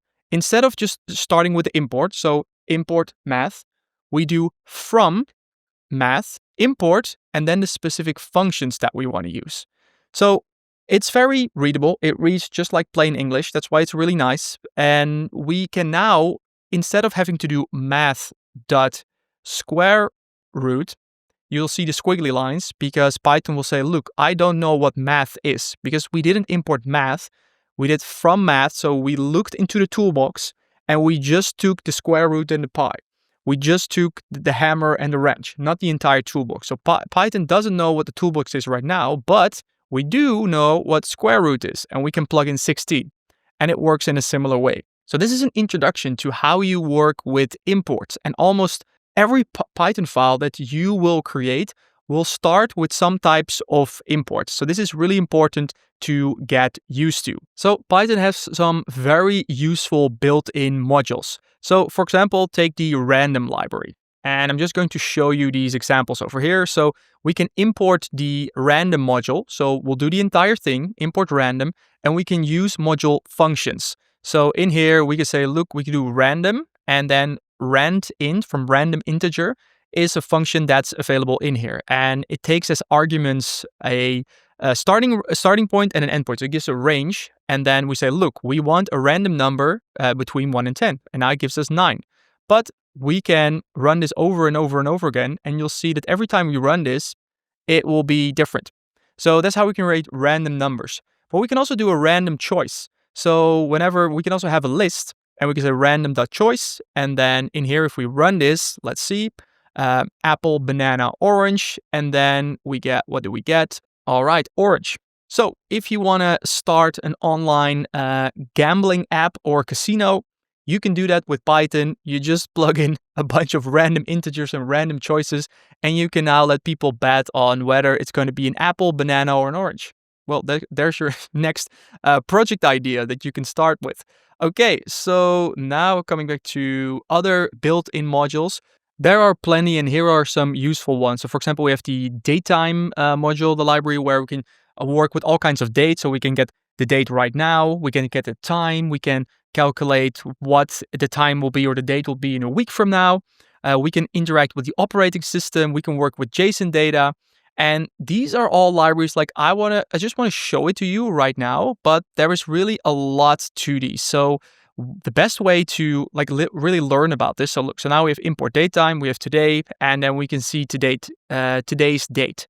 But knowing how to use this, so datetime, knowing that you need to do date today, that's all stuff where, for example, you go to ChatGPT. What can I do with the datetime lib in Python? This is really the way to go, because even for me, like remembering the very specifics of the datetime library, how do I specifically get the time right now in a specific format? I don't know that, and I don't have to remember that because AI is there for me. So now you can see, look, we can get the current date and time. You can also just get the date and time. You can also get specific dates or time. So there's so much stuff that you can do with it in all kinds of formatting, but that's the beauty of AI right now. You just need to be aware of, oh, look, whenever I want to do something in Python with dates, we have the datetime library. And if you forget even that, you can just ask ChatGPT, like, what's that library again that you can do stuff with dates with in Python? And it'll be like, look, it's the datetime library. And that's how you do it. So with this, you can like figure out all kinds of calculations, everything that you want to do with a date is possible in here. Okay, and then we have working with the operating system. So Python can also like literally do anything on your computer. It can create files, it can browse files, it can create folders, it can read files. We can do all of that stuff, and we'll see some examples later down the line. So I can come in here. So that's the OS from the operating system. So we import it, and we can say, look, what's the current working directory? So we can print it, and you can say, look, we're currently in here in my Dropbox, in my Python projects. So this is where we're currently at. So it understands that. And we have one to work with JSON data, which we'll cover later. It's very common when you're working with AI. So there's a lot of stuff in the Python programming language already that we can use. All right, then quick summary on importing methods. So we can import the entire module, right? We've seen that. We can import specific functions by doing from module import and then the function name. We can also import with an alias. So let's say you have the Pandas library, which we will use in the next lessons. You'll find that we're going to do import pandas as then we import it as PD. So whenever we want to use pandas, we don't just have to write it out, we do PD. And in Python, this is also like one of those styling things where for some libraries, there's just like we all as developers just have agreed, like if you use pandas, you import it as pandas as PD. That's just the way we do it. Do you have to do it like that? No. But that's using an alias. So that's also one more thing that there is. You can also import everything from a module. So by using the asterisk, you don't want to do that. Okay, so then let's get into installing packages. And we've already seen a sneak preview of this. So now we need to get back to the terminal again. Remember what that was, right? So quick refresher. Let's see, we're in here. Let's open up the side window again to quickly zoom out a little bit. Look, where are we? We are in our Python for AI folder, and we have this virtual environment, right? And if we want to open up the terminal, you go over here, you do new terminal, and there we are. And now remember, right, we can use the pip install. So now we can do pip install. We already installed the request library. So you can do that one more time. It will probably say, look, this is already satisfied. And we can, for example, also, let's do a pip install. Do pandas. Let's do the pandas library. Well, because we'll use that later on. So this will take some time. We'll go through everything. So this is how we install packages in there. And once that's done, what we can now do, I can now do an import. So let's do import pandas. And remember, pandas, you import that as an alias, right? So we do import pandas as PD. And now let's see if this works. And there we go. We can now import the pandas library. But if I try to import a library that's not installed yet, so for example, let's say from Pydantic import base, let's do base model. So if I do it like this, you can see there's no module named Pydantic. So this is a very common issue in the beginning, even when you install pandas, for example, and you want to try and import it. If you get module not found errors, it's not installed or it's not installed in the correct environment. So you may open up a terminal where your virtual environment is not activated, so you don't see the venv over here. That's one of the most common beginner mistakes, and it can be super frustrating because then you're following along and you're typing everything, but then you just need to select the right Python interpreter, and then make sure when you open up the terminal, when you have the right environment selected, that the virtual environment is activated. So that's one of the most common mistakes that you'll run into. Now, when it comes to packages, we can also install specific versions. So if we, for example, look up this request library and we do request pip and we go to the Python package index, you can find the whole history of the request library. And you can see that currently the latest version is this one over here. Like usually you can go to the GitHub page as well. Yeah, here's the source. So you can literally see like all this is just a collection of Python files that other people already created. And you can see all of the info here. You can see the examples. So here you can also say, look, this is now the latest version. But if I want to install a specific version or I want to lock a certain function, because like sometimes things change and you have an older project where you need a specific version, otherwise you get errors. You can do it like this. You do pip install and you do 2 equals. So that's, it's not 1, it's 2. And then if I come in here, let's see, we open up another terminal. So the request library is already installed, but I can override this by running this command. And now it will downgrade it. So you'll find over here, it's successfully uninstalled the version that we had. So that was the latest version, and it successfully installed an older version in this case. So that's also something that you can do. You can also install multiple packages. So on one line, you can do, for example, you can install Pandas, NumPy, Matplotlib, all in once. And let's see, let's come over here. It will totally work. So we'll run this. You can see over here, this is all finishing, going after each other. So that's how you can install multiple packages. But when you're working with Python, there's one more key concept that you'll find in almost every tutorial that you'll follow. And it's also essential when you are working together with other people on a project. And that is the notion of a requirements.txt file. So this is a file that we can store inside our project where that looks something like this, where there is a specification of all the packages that we use and also the versions. And then instead of new members manually adding everything, we can run a single command that will install everything from that text file. And that text file is going to be the requirements.txt file. So we can, in a similar fashion, we don't also have to create this manually. We can simply work on our project, and then whenever we want to freeze all of the requirements, we can hit a pip freeze and then push it to requirements.txt. So let's see what that looks like in action. So first, I want you to create one from scratch. So what we can do is we can simply copy requirements.txt. We come in here and let's see, I am going to create a new file, requirements.txt. So this is just a text file. We can put anything in here. And now what we can do is, for example, we can come in here, we can copy this specific section over here, come back to our project. And now we have a requirements.txt file. And now what we can do is we can use the following command. So it's pip install -r requirements.txt. So let's copy this, come back to our project. So make sure you have your virtual environment selected. We can open up a new terminal and let's see, that will open, it will load the environment. And now if I do this, pip install our requirement.txt, we run this, it will install everything that's in here. And now we have successfully added all of that to our environment. Now, if I close out of this, and now I can show you how the pip freeze works. So let's say we completely get rid of this and we don't keep track of that, but we were just working on our project. We do pip install this, pip install that. And now we want to put that into a requirements.txt file. We can come over here and we can do pip freeze and we can use the arrow sign to put it in requirements.txt. So you can copy this, come over here. We do pip freeze, requirements.txt. And what you'll find right now is now it's creating the txt file in here and you find all of the exact same versions in there. Now, what's also one nice thing about working with Visual Studio Code, if you are in here, for example, and let's say we get rid of our virtual environment. So let's say this is a fresh new project that someone else was working on and they shared it with you. So there are requirements in here. What we can now do, we can follow the same process where we do, look, we want to create a virtual environment. We say we use venv. And now we can say we want to use this Python installation. We use the latest one. And now because there is a requirement.txt file in our folder, it is asking us like, look, do you want to install any dependencies? So we can say yes, and we do okay. And now it's creating the environment and also installing the dependencies in one shot. So this is something, like I said, very common. Whenever you are working on an external project, someone is sharing code via Git and GitHub that we will show, I will introduce to you later if you're new to that.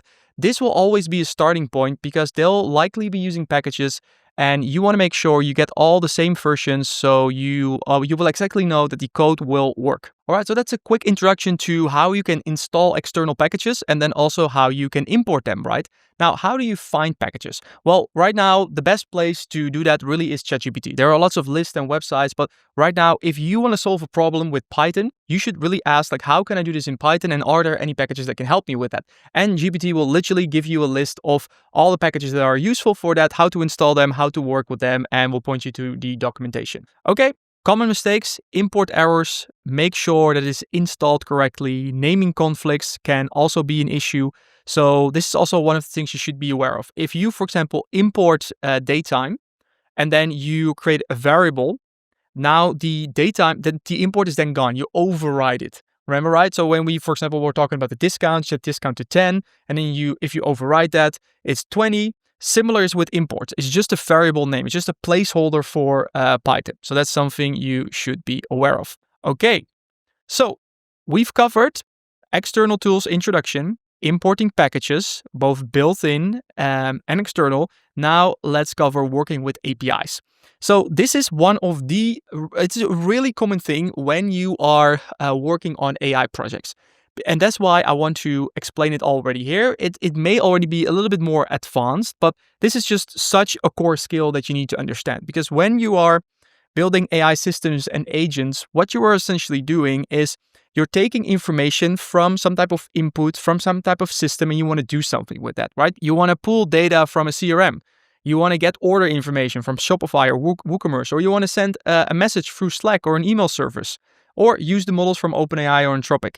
That's all done through using APIs. So let's look at this. And for this, we're going to use the requests library, which we've already installed. And I'm going to show you how to work with a free and open source API. This is a weather API. So let's go through this step by step. And for this, you can actually copy paste it because I don't want you to fully type this over. And then we are going to work with this. So let's see, don't save this. Let's go. We can close this out again. Okay, there we go. Back into things. So from the top, we import the request library. The request library is a Python library that we can use to interact with APIs. Now, the URL that we have over here is just something that you need to look up in this case. So every API that you use will have instructions. You can look into the documentation. It says, look, here's the URL. And here are parameters that you can plug in there in order to interact with this API. So you can see this is api.openmedio.com or v1 forecast. And then what we need to plug in is a latitude and a longitude. So that's how we can get the weather information from a location. Here we know that the latitude and longitude of Paris, we just set that to this. This is not something you have to remember, but this is just as an example. This AI gave this to me, so we're assuming this is correct. And then we have the URL. And look, what you can see right now we have built up the URL over here. And you can see that because we were using F strings, you can now see that the latitude and the longitude are plugged in, right? So now we're bringing more and more of what we've learned together. So this is an F string. Now we can use the request library. So we do request and then we do get using the URL over here to make an API call. So let's run that. And you can see we have a green check mark. Let's have a look at what's in here. We get a response that says 200. And in the world of APIs, that means 200 is okay. 200 is good. And for now, you don't have to understand why. We're just going through this exercise. So just follow along with me. And what we can now do is the response that we got back, we want to look at the data that's underneath that. And for that, within the request library, we can call the .json function to have a look at the data. So now we do that. And then if we print the data or look at the data over here, you can see that this is the information that we got back from the API. So you can see the input parameters, let long. And then over here, let's see, you can see the current time over here. So this is the time in UTC right now, in the UTC time zone. And you can see that, let's see over here, make sure we can see everything. We have the temperature and then the interval, and we can see it's 13.1 degrees Celsius. The interval here is seconds. So this is really cool, right? So now we were able, with just a few lines of Python, to extract and capture the information from what's the weather right now in Paris. Okay, so now you can hopefully see that this is actually starting to get a little bit useful, right? We can actually do stuff.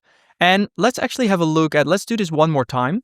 And let's look at this data object over here that we're getting back. So if we look at this and if we look at the type of this data that we have over here, we can see that this is a Python dictionary.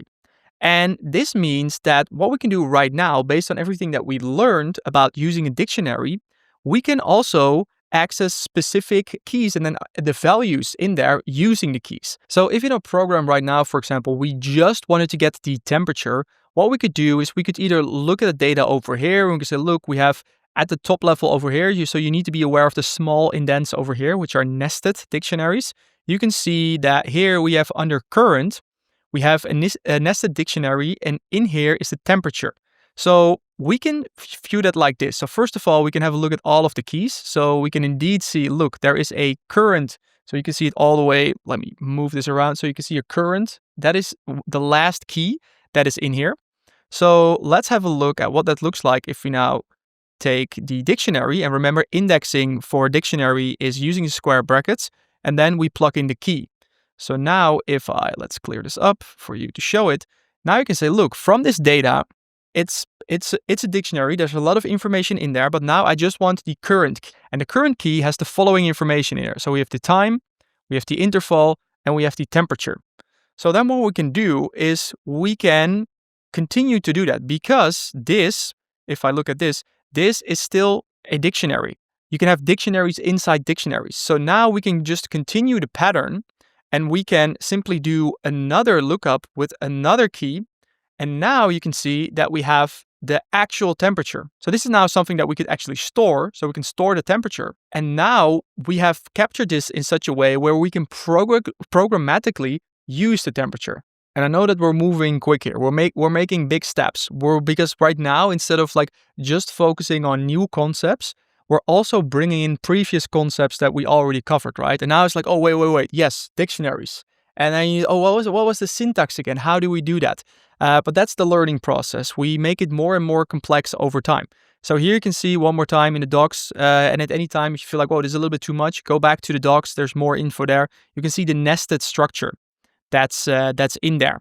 Okay, so now we can also go one step further and actually start to create a function around this to capture just what we need. So let's have a look at what's going on over here. So if we structure it like this, we can now actually start to build a program where we say, look, we import the request library. We have a function which is called getWeather, and we do def getWeather, and then we plug in the parameters. So we have latitude, longitude, and then we say, look, the response is, and then we do exactly the same that we already did, right? So this is what we did in the previous step. We get the data, and then we return the data current, and then we take the temperature. So you see what we're doing over here? This is where, this is where we start to actually become a programmer. This is programming. We figure out some logic, we know how to solve it, and then we put it into a function, and then we return that. And now we can say, look, we can get the weather or the temperature in Paris right now, which is 13.2.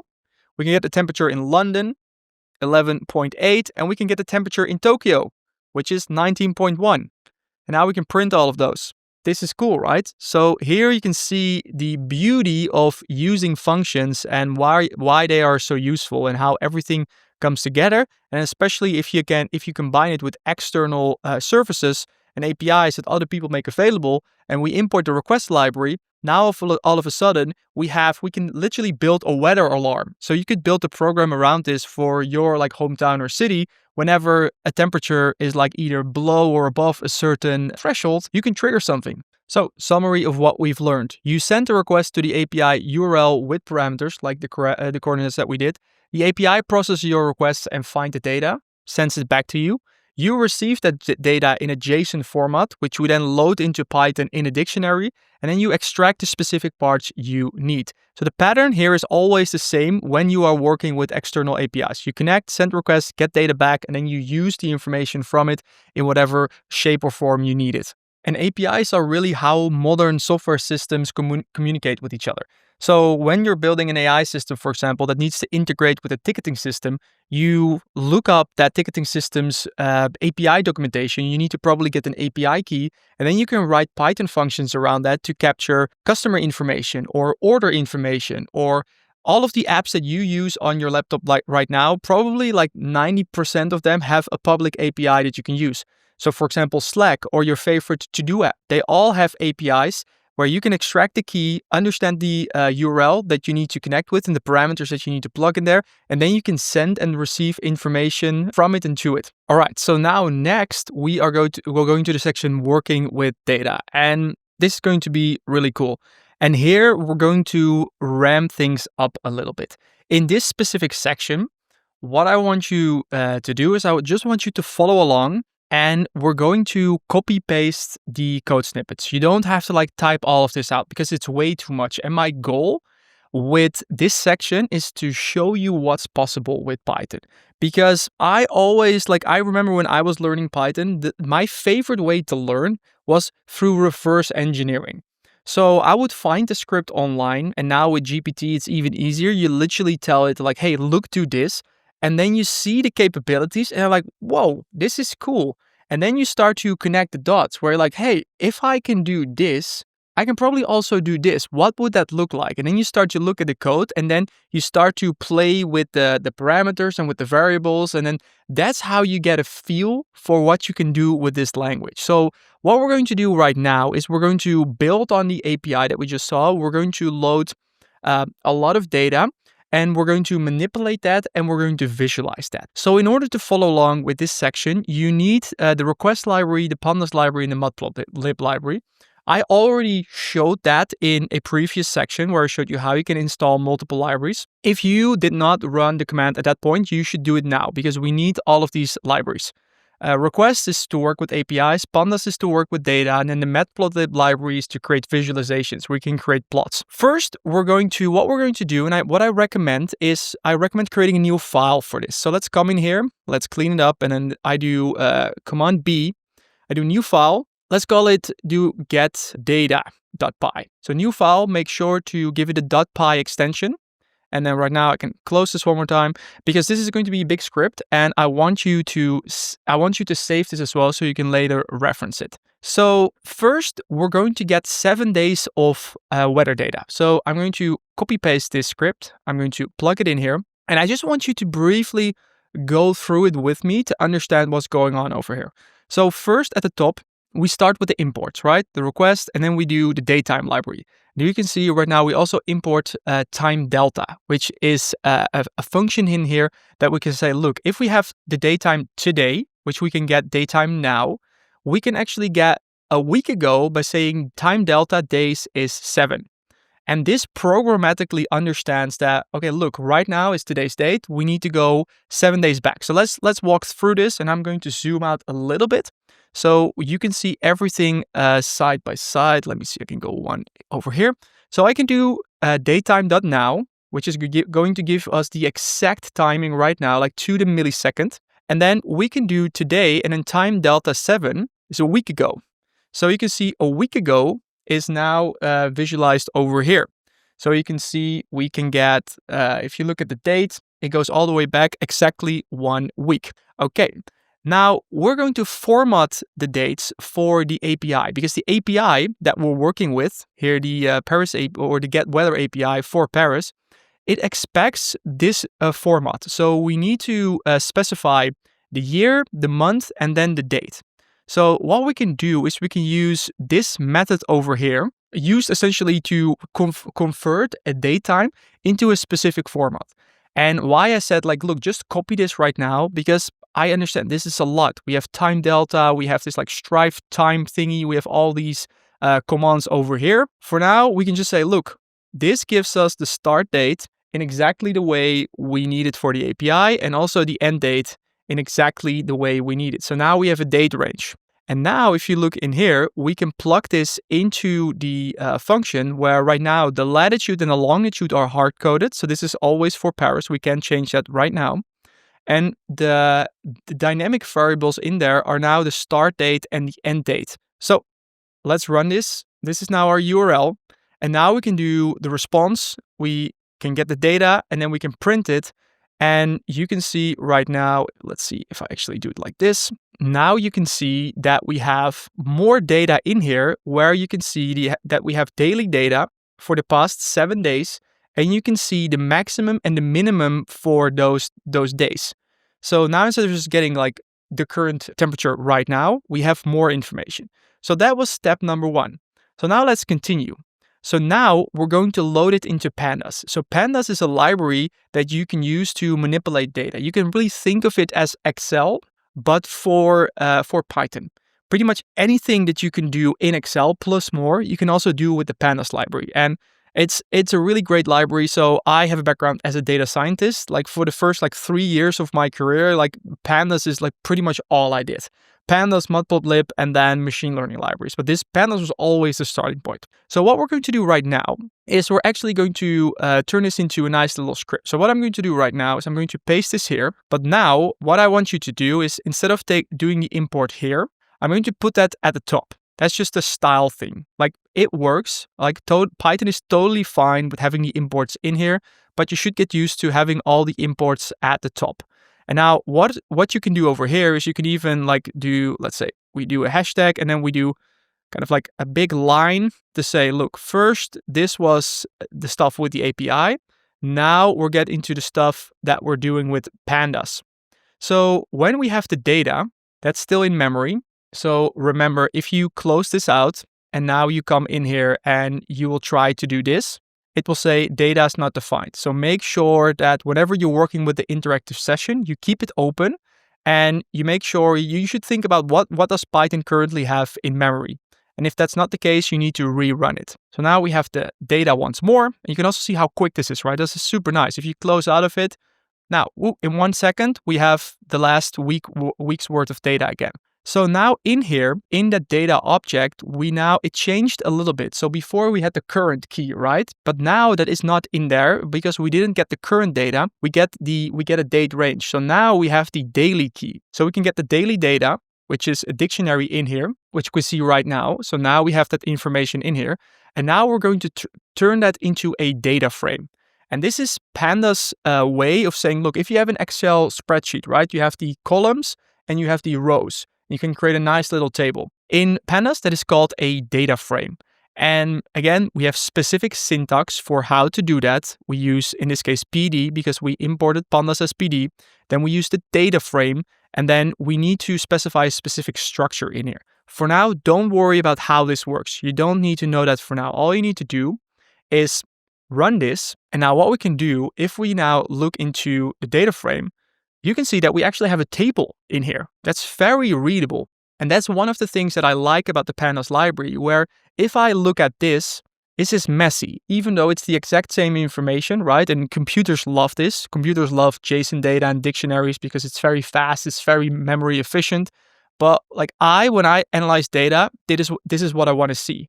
Because this is very clear. I can exactly see, just like in Excel, okay, awesome. This is something that I can understand and that we can now do stuff with. Now, one more thing that we're going to do is we're going to turn the actual date and we're going to change the format, because out of the box, and when you're working with Pandas, this is a very common operation.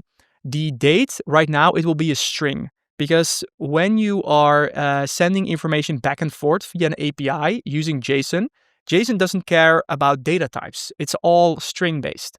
So now we need to tell Python, look, this is actually a date, because that's going to unlock some of the features that we can use for plotting. So it understands that there's an order of operations and we can change the scale. So we run that, and now we have a data frame. Let's see over here. It's exactly the same, but now if we now under the hood, the date, Python understands that this is a date. Just follow along, copy, execute it, make sure that you have the data frame over here like this, and then we get to the next step. So you should see the output. Now we're going to visualize it. And this is what we can do with the Matplotlib library. So first, let's see, I'm going to copy all of this. So you can see there's a lot of information going on over here. Over here, let's do one more. Let's just do a quick break here to see, look, now we're getting into Matplotlib. And remember, we put the imports at the top. So now you can see yellow squiggly lines. Python says, look, I don't know what PLT is. So we come over here, we plug it in here. And this is just one of those things where Matplotlib and then you need .pyplot. Importing that as PLT is just something we do. It's just something we all agreed on. I could do anything here and it would work, but PLT is the way we do it. So make sure you import that as well. So now we import the Matplotlib library. And now Python understands, look, I can now use that PLT. And this, again, is a library, has a whole specific set of syntax and instructions where we can create figures. So we have a figure, we can plot it, we can do the X label, we can do the Y label, we can create a title, we can create a legend. There are almost infinite possibilities with this library as well. But let's show what we can do over here. There we go. Now we have created a figure. So now you can see on the X-axis over here, you can see the dates of last week. We see the minimum temperature and the maximum temperature. And we have a title, Paris weather, past 7 days. Temperature here on the y-axis. This is now already a report that you can create.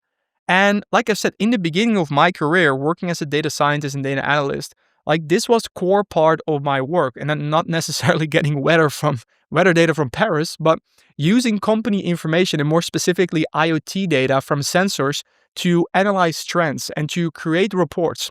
And actually right now, to this day, like still one client that I'm working with, I have a task in my inbox right now where I need to create a report like this. And we have a whole Python code base that gets the data from the IoT sensors, from the database, and we have it set up in such a way where the researchers get exactly the type of plots that they're looking for.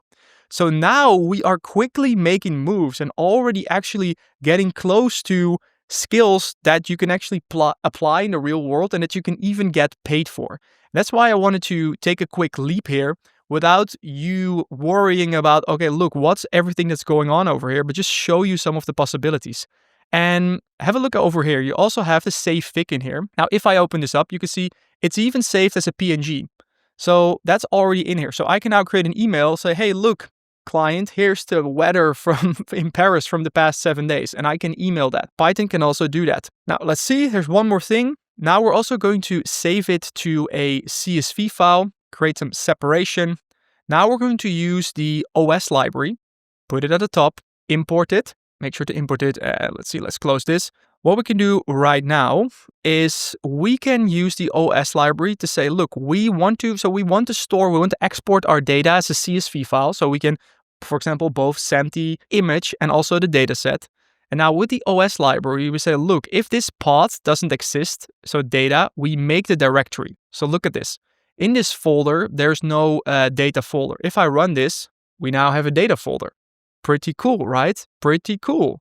And now we can save it, and this is all possible because of Pandas. It makes it super easy, similar to how Excel, you can just like export to CSV. We can take our data frame, which is the one over here, and we can say to CSV. So that's a method that's available on there, and then we can provide a path, data, and then we say we call it Paris weather CSV, and then we do that. And now you can see a confirmation over here because we have a print statement which says we have the data saved to Paris weather.csv. So now let's close out of this. Let's actually have a look inside the data folder.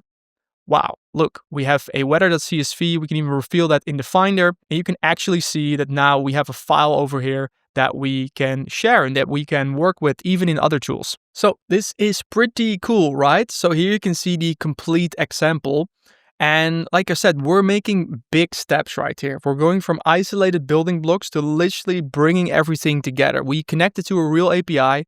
We worked with dates and times. We processed data with Pandas. We created the visualizations. We handled files and folders, and we saved the results. These are literally the skills of like a junior data analyst. These are the skills that you need to understand. And now as an exercise, here's what I want you to do. I want you to try and modify the code to get the weather for your city. So you can come in here and find wherever you live and then update everything in here from like the latitude, longitude to also the titles over here. So it doesn't say weather in Paris, and then you can even change the file name over here. So go through the entire thing, play with it, and see if you can create the weather chart and the export for the weather in your city.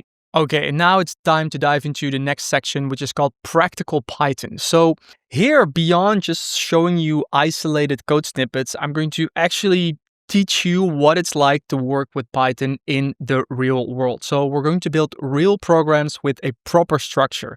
And you got a sneak peek of that in the previous section already. But here what we're going to do is we're going to set up a project. We're going to understand Python paths and how they work with each other.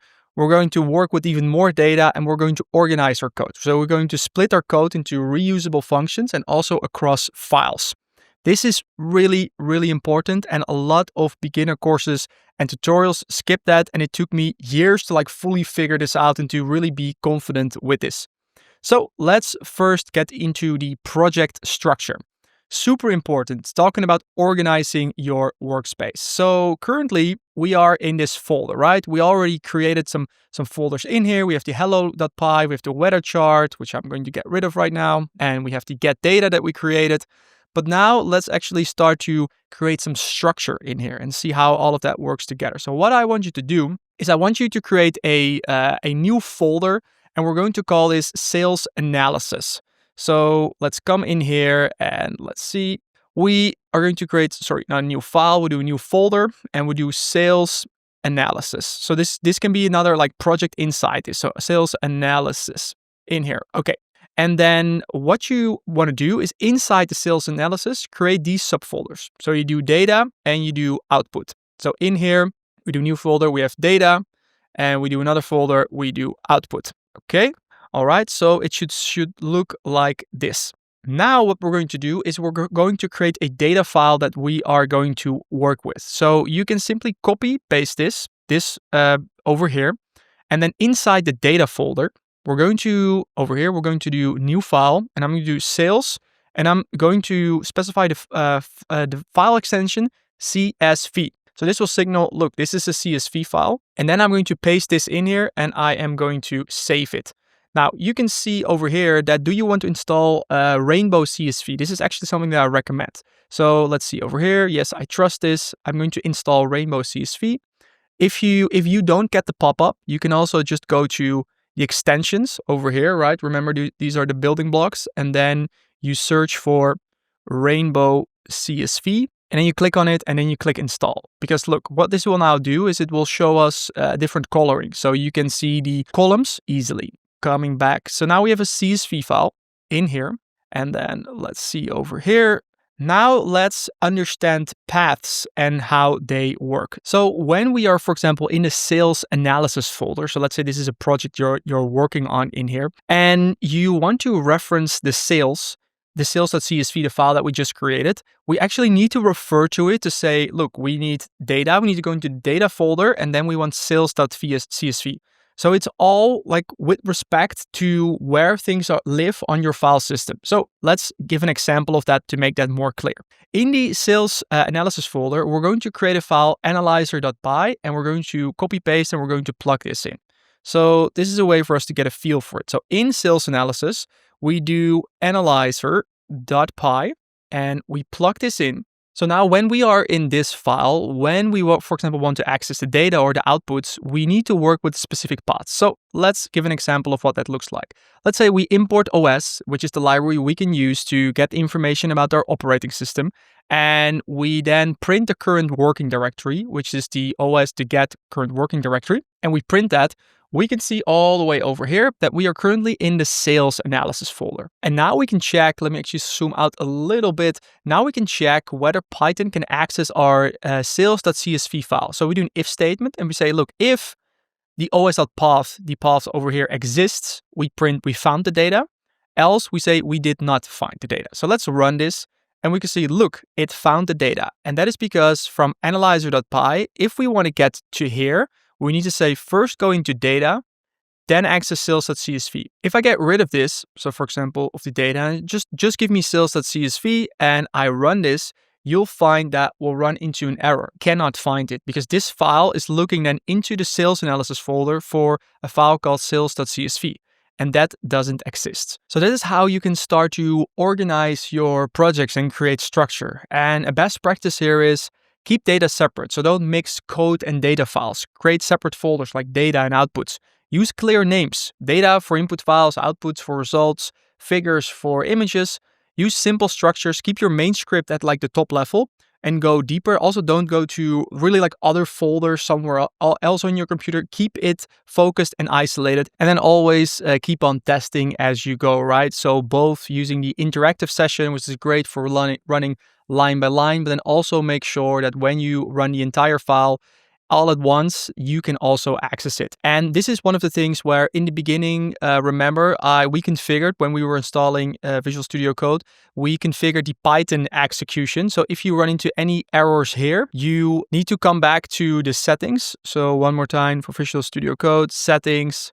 This is the one where you need to do that. Otherwise, it will look from the project root and your folders and your paths will become much more complex and a lot harder to keep track of everything. So this is what I recommend. Keep on testing so both of the methods work seamlessly. All right, so that was an introduction to how you can structure the projects and how you can work with Python paths. In the handbook over here in Python paths, there is a whole section with a lot more instructions, and working with Python paths can be a little bit tricky, but it's also too much for now to really dive into. The only thing that you should really need to understand here, like the mental model, whenever you want to, for example, access data, you want to write to or read files, is you should really think about, look, where am I? What folder is my Python script in? So for example, here in the analyzer.py, I am in here. Then if I want to access the data, what you can then do is you could simply follow the structure by saying you go in the folder and then you do a forward slash and then you access the file. If you want to go one level up, so you are, for example, in the sales analysis and you want to access the Paris weather, what you then do, so let me actually show you that. So then what you use is you use 2 dots. So this means, and then a slash, this means we go one level up. So let me zoom in a little bit. So we are in analyzer.py, which is in the sales analysis folder. Let's say I want to go to this data folder. Now I go one level up, I go into data, and now the sales CSV is not there, but the Paris weather CSV is there. So now if I check this should also work. Look, now we can access data that's outside of the folder. So if we go in, we simply use the folder names or the file names, and we use forward slashes. If we want to go up, we do it with the 2 dots. And this can stack, you can change this. So you can also, like if you have a really big project, you can also literally go 3 folder levels up. It works exactly the same way. So this is just also one of those things where you just need to get started. You need to just start working on stuff, and then you run into issues where you're in a file like, shit, I cannot access this. I'm getting errors. Python is throwing me errors. Then this Python pause section will give you like simple rules to follow, how you can check, how you can debug, how you can find your files, and give you a few like differences as to how you should go about it. So make sure to bookmark this handbook and also use ChatGPT. Then we get into working with files. So I want to spend some time here because this is also super important for when you are going to work on AI projects, because AI is always about processing some incoming data, and we want to do something with that to usually automate something. And their data comes in a lot of ways, shapes, and forms. So we can have, for example, CSV files, JSON files, XML files, text files, or even Parquet files, which are efficient ways for storing lots of information. And the good news is Python has like excellent libraries for all of these. That was so nice also when I started out as a data scientist. Whatever like kind of like data set people would throw at me, whether it was Excel, CSV, a Parquet, or like a SQL database, like within a couple of minutes you could tinker with a library and you could make a connection. So now let's start to play a little bit with our sales data. So again, make sure you have Pandas installed. You should already have this already. Now we are going to adjust our analyzer.py and we're going to copy and paste this chunk in there. Again, just to get a feel for what we can do with this, not to fully understand everything line by line. So if we come in here, and let's see, I'm going to close this out. We can first of all read the CSV file. So this is the CSV file that we just created, right? So we now have it in a Pandas data frame over here. Now, we can also look at the shape, which is like how many rows and columns do we have, so we can print that. Those are common operations. And we can also add more columns to it, so we can calculate the total. So let's have a look at this. So you can see we have quantity and price. And now if we run this, so we take the data frame and we take the quantity column over here, which we can do through indexing, similar to how we would do with a dictionary. That's how Pandas works. We take the quantity and we take the price and we multiply that and we store that into a new column. Now, when we look at the data set or the data frame, you can see that we have a total value in here that we can also check. So this is how we can now start to use Pandas as pretty much as Excel. We can now also create an output directory if it's not already there yet. So we already created that, right? So let me actually get rid of this, move to trash. And then we create the directory. So now we have that one more time. And now we can save it in multiple ways. So you can see before I show you how you can export it to a CSV file, right? Well, we can also output it to JSON. There we go. We now have a JSON file. Very convenient. We can output it to Excel. So now you will get an error where it says, look, we need OpenPy Excel. So let me actually show you that full error. This is also very common when you're working with Python and it says something like module not found. And in this case, we need OpenPy Excel in the background as well. So what we can do is we can open up our terminal again. And you know how to do this right now. Whenever you need something in Python, you just do pip install OpenPy Excel. And now it will get that into our virtual environment. We can close out of this. And now let me clear this up. I think we should already be good to go. So now to Excel, I don't think even we have to run all of the other parts again. Look, now we have an Excel file, like literally, like this is an Excel file that we can just like open in Microsoft Excel. So you can see, there we go. We created an Excel file. Now let's see, we can also do a CSV file. And now you have the totals in here and you can see all of the output paths created over here and it prints it. So this is now also a little automator script that we can have. So let's see, if I delete this file over here and completely get rid of the output, instead of going through it line by line with the interactive session, I can also just hit the play button or on my keyboard do Command Enter. And now it will run in the terminal. You can see, boom, everything. It created the folder, it created the JSON file, Excel file, and the CSV file. Now, this is going to set the stage for pretty powerful automations, right? You can also already start to think about some data analysis, some data that you get via an API, and just every time that you want to run this, just like run this script. Or later, you can also schedule this, so it becomes fully automated. And now you have all of these files here. So let's say you want to send like weekly sales reports to your sales manager or something like that. You can create a simple script, do the calculations, and send it to him in an Excel file because that's what he understands as he's not a programmer. All ways that you can work with the Python programming language. And similar to exporting the files with Pandas, we can also like read in these files again. So within Pandas, if you want to read in a specific CSV file, so let's say you have a data folder and in there is a file called file.csv, you can do read CSV, or we can read a JSON, or we can read Excel.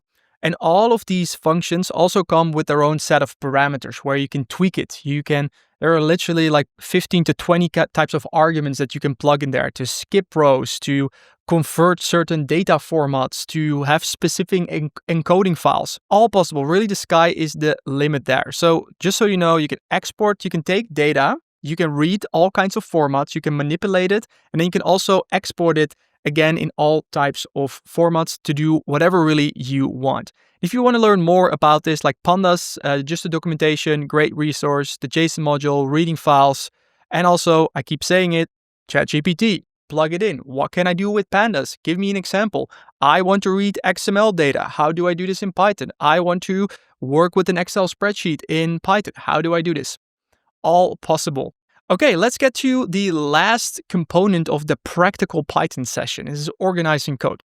This is a big one. It took me way too long to properly figure out how to do this because it's not that hard, but no one just showed me how to do this professionally, really.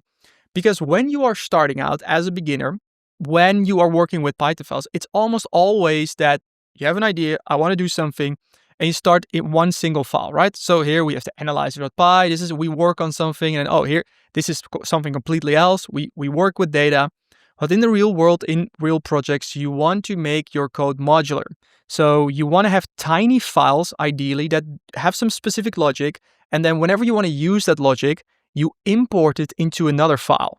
You can do that. And I'm going to show you how you can do that right now. So it's similar to the imports, actually, that we use for the packages.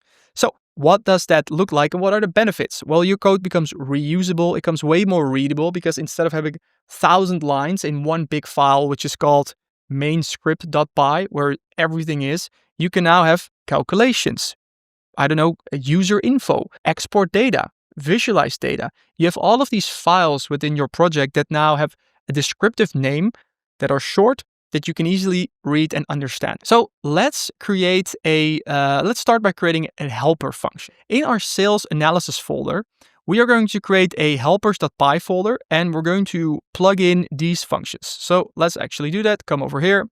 So sales analysis, new file, we do helpers.py and we plug this in. We can get rid of this. So now by now you should already be familiar with the concept of functions and you should be able to read this and understand what it's doing, right? So calculated total, it's a function. It takes the quantity and the price as input parameters, and then it returns the quantity times the price. So it calculates the total. Here you can see we have a multi-line docstring that we have in here, or it is in triple quotes, but you could also do multiple lines in here to give a description of what this function does. And then we're going to format the currency. So we're going to take any number, which is the input parameter, the amount, and we're going to format it in a string where we say, look, we're going to put a $sign before it. It's an F string, so we can put in the amount. And then this is Python's way of saying we just want 2 decimals. Also syntax, something you just need to see. We can also change this to 1, to 5, or to 2. So now we've created helper functions. So let's come back to what we can do with this. So now we can actually use these functions. So now if we come over to our analyzer.py, and let's see, I'm going to copy paste this so we can just do it line by line here together. Analyzer, get rid of everything that's in here, and we're going to make this a lot simpler. And we're going to paste this in. Look what we're doing right now. So now we import pandas SPD. We know that we can do this, right? Because we installed pandas in our virtual environment. So now Python knows I can import this. But look, here's the cool thing. We have now created our own module called helpers. Remember, modules is a single file, and from within there, we can import functions. So we can say from helpers, we import calculate total and format currency, which are the exact names of the functions. So they need to be exact. Otherwise, you get import errors. So now, if I run this, you see we don't have any import errors right now. We can import these functions, and it needs to be exact. And now we can go ahead and we can read the CSV data, and now we can calculate the total for each row by creating a for loop over the data frame. Again, don't worry about the syntax, what we're doing over here, but we're going to create the totals. And now the totals, you can see, is a list of numbers in here. And that's now very easy because we have our helpers functions. And what this essentially does is say, look, go over all the rows in the data frame and then take the quantity, take the price, and put those into the calculate total function. So that's how we can work back and forth between different files. And in a similar format, we can also format the currency in here. So if we then do everything, now all of a sudden we have a sales report. You can see we have all of the totals for all of the categories. It's formatted using the $sign, and it has 2 decimals over here. So now, instead of having everything in one file, we make things modular. And now your helpers functions you could have like plenty of functions in there, and they could be helpful not only in the analyzer.py file, but maybe you have another script, another analysis where you need to do the same operations. All right, let's cover what we've learned in this practical Python section, because we're making big steps right now. This is how you use Python in the real world. You now know how to organize and structure your project. You know how Python finds files, right? How you can do that, whether it's data files or whether it's Python files. You have created code that reads real data and saves real results. And you also created reusable functions in separate files. This is how real Python works. All right, and with that, we have come to a section on error handling. Also something really important, because as a programmer, you are going to make errors. And even if you don't make errors, it can also just happen that your code might be totally fine, but just because of the data that's flowing through things, or data that's either not available or available within an API, your program will respond differently and then it will crash. So there are ways to go about this and to handle this. So when it comes to error handling, there are different types of errors that you make as a programmer, and also errors that are beyond your control. So you as the programmer can, for example, have typos and syntax errors, right? Forgetting a comma, or using a dot instead of a comma, or forgetting a colon. You can also have logic errors. So for example, dividing by 0, that really only shows up when your code runs, or using a variable before it's defined, or making a mistake with local or global variables, or calling methods that don't exist. That's all stuff that you as a programmer can do. But beyond that, when, for example, you are interacting with a system and a user, for example, inputs ABC when it needs to be a number. So for example, like, what's your age? And does ABC, it cannot do a comparison on that. Or a file gets deleted after your program starts, or an API that you're using is suddenly offline or changed. So you should be aware of these types of different errors. Now, here are then some examples of what can happen in the real world. So syntax error, right? So for this, I'm going to come back to my hello.py. Let's see, hello.py, to give some examples. So here you can see a syntax error. Look, we have an if statement and we are missing the colon. So right now, Python will say, look, we expected the colon in here. So we can put that in here. But now also it says, look, the x is not defined. So that's another error that we have in here. So now if we say x equals 2, now we're all good. And we have fixed the program in this case. You also have runtime errors. So look at this. So for example, this, we don't see any error. So we have 10 and we divide it by 0. This is not something we can do. Also not in Python. So now when we run this is a runtime error because like you will not see it until you run it. That's why it's called runtime, division by 0. So that's another error. You can also, for example, have a variable that doesn't exist or a type error. So let's look at this. So over here, we have print score. Python is like, dude, I don't know what score is. I can't help you with that. And then you can also, for example, have a type error. So when you take a string, and in this case, an integer, and we try to subtract or add the two, it says it can only concatenate strings with other strings. So we've seen that it's totally fine to do 5 plus 5, or in this case, hello plus, I don't know, hi. Like this is all totally fine. We can do that. But when we mix data types, then all of a sudden Python says, ho, I'm gonna stop you there. This is not how we do things. So those are all different types of errors that you can get into. And here is another like common list where you can go through. I won't cover all of these right now, but what I'm going to show you is the try and accept blocks in Python, because this is a very common way to make your programs more robust. And with try and accept, we can say to Python, look, go and try this. And if it fails, don't worry about it, just do this. Because if we don't use try and accepts, our program will stop if it hits an error. The examples that I just gave you, if you, for example, let's do the division over here. Let's say if we now do, we do print, hi there. If I run this, you won't see the print because it will never get there. And it doesn't matter if I do it in the interactive window or I do it in the terminal. It will just say, look, we cannot continue here. So the rest of our program will also not be executed. So let's say you're building a data pipeline and you're getting information from, let's say, 5 systems. You're generating the reports. First, you look into system 1, you perform the calculations, you create the report, then you go to system 2. That's your whole script. If now there's an issue with system 1 and the API there, system 3, 4, 5, 6, and everything after that will also fail. That's where try and accept comes into play. And how it works is like this. We do try, then we do a colon, then we do an enter, and then we get to the new line and we have the indent, similar to an if statement.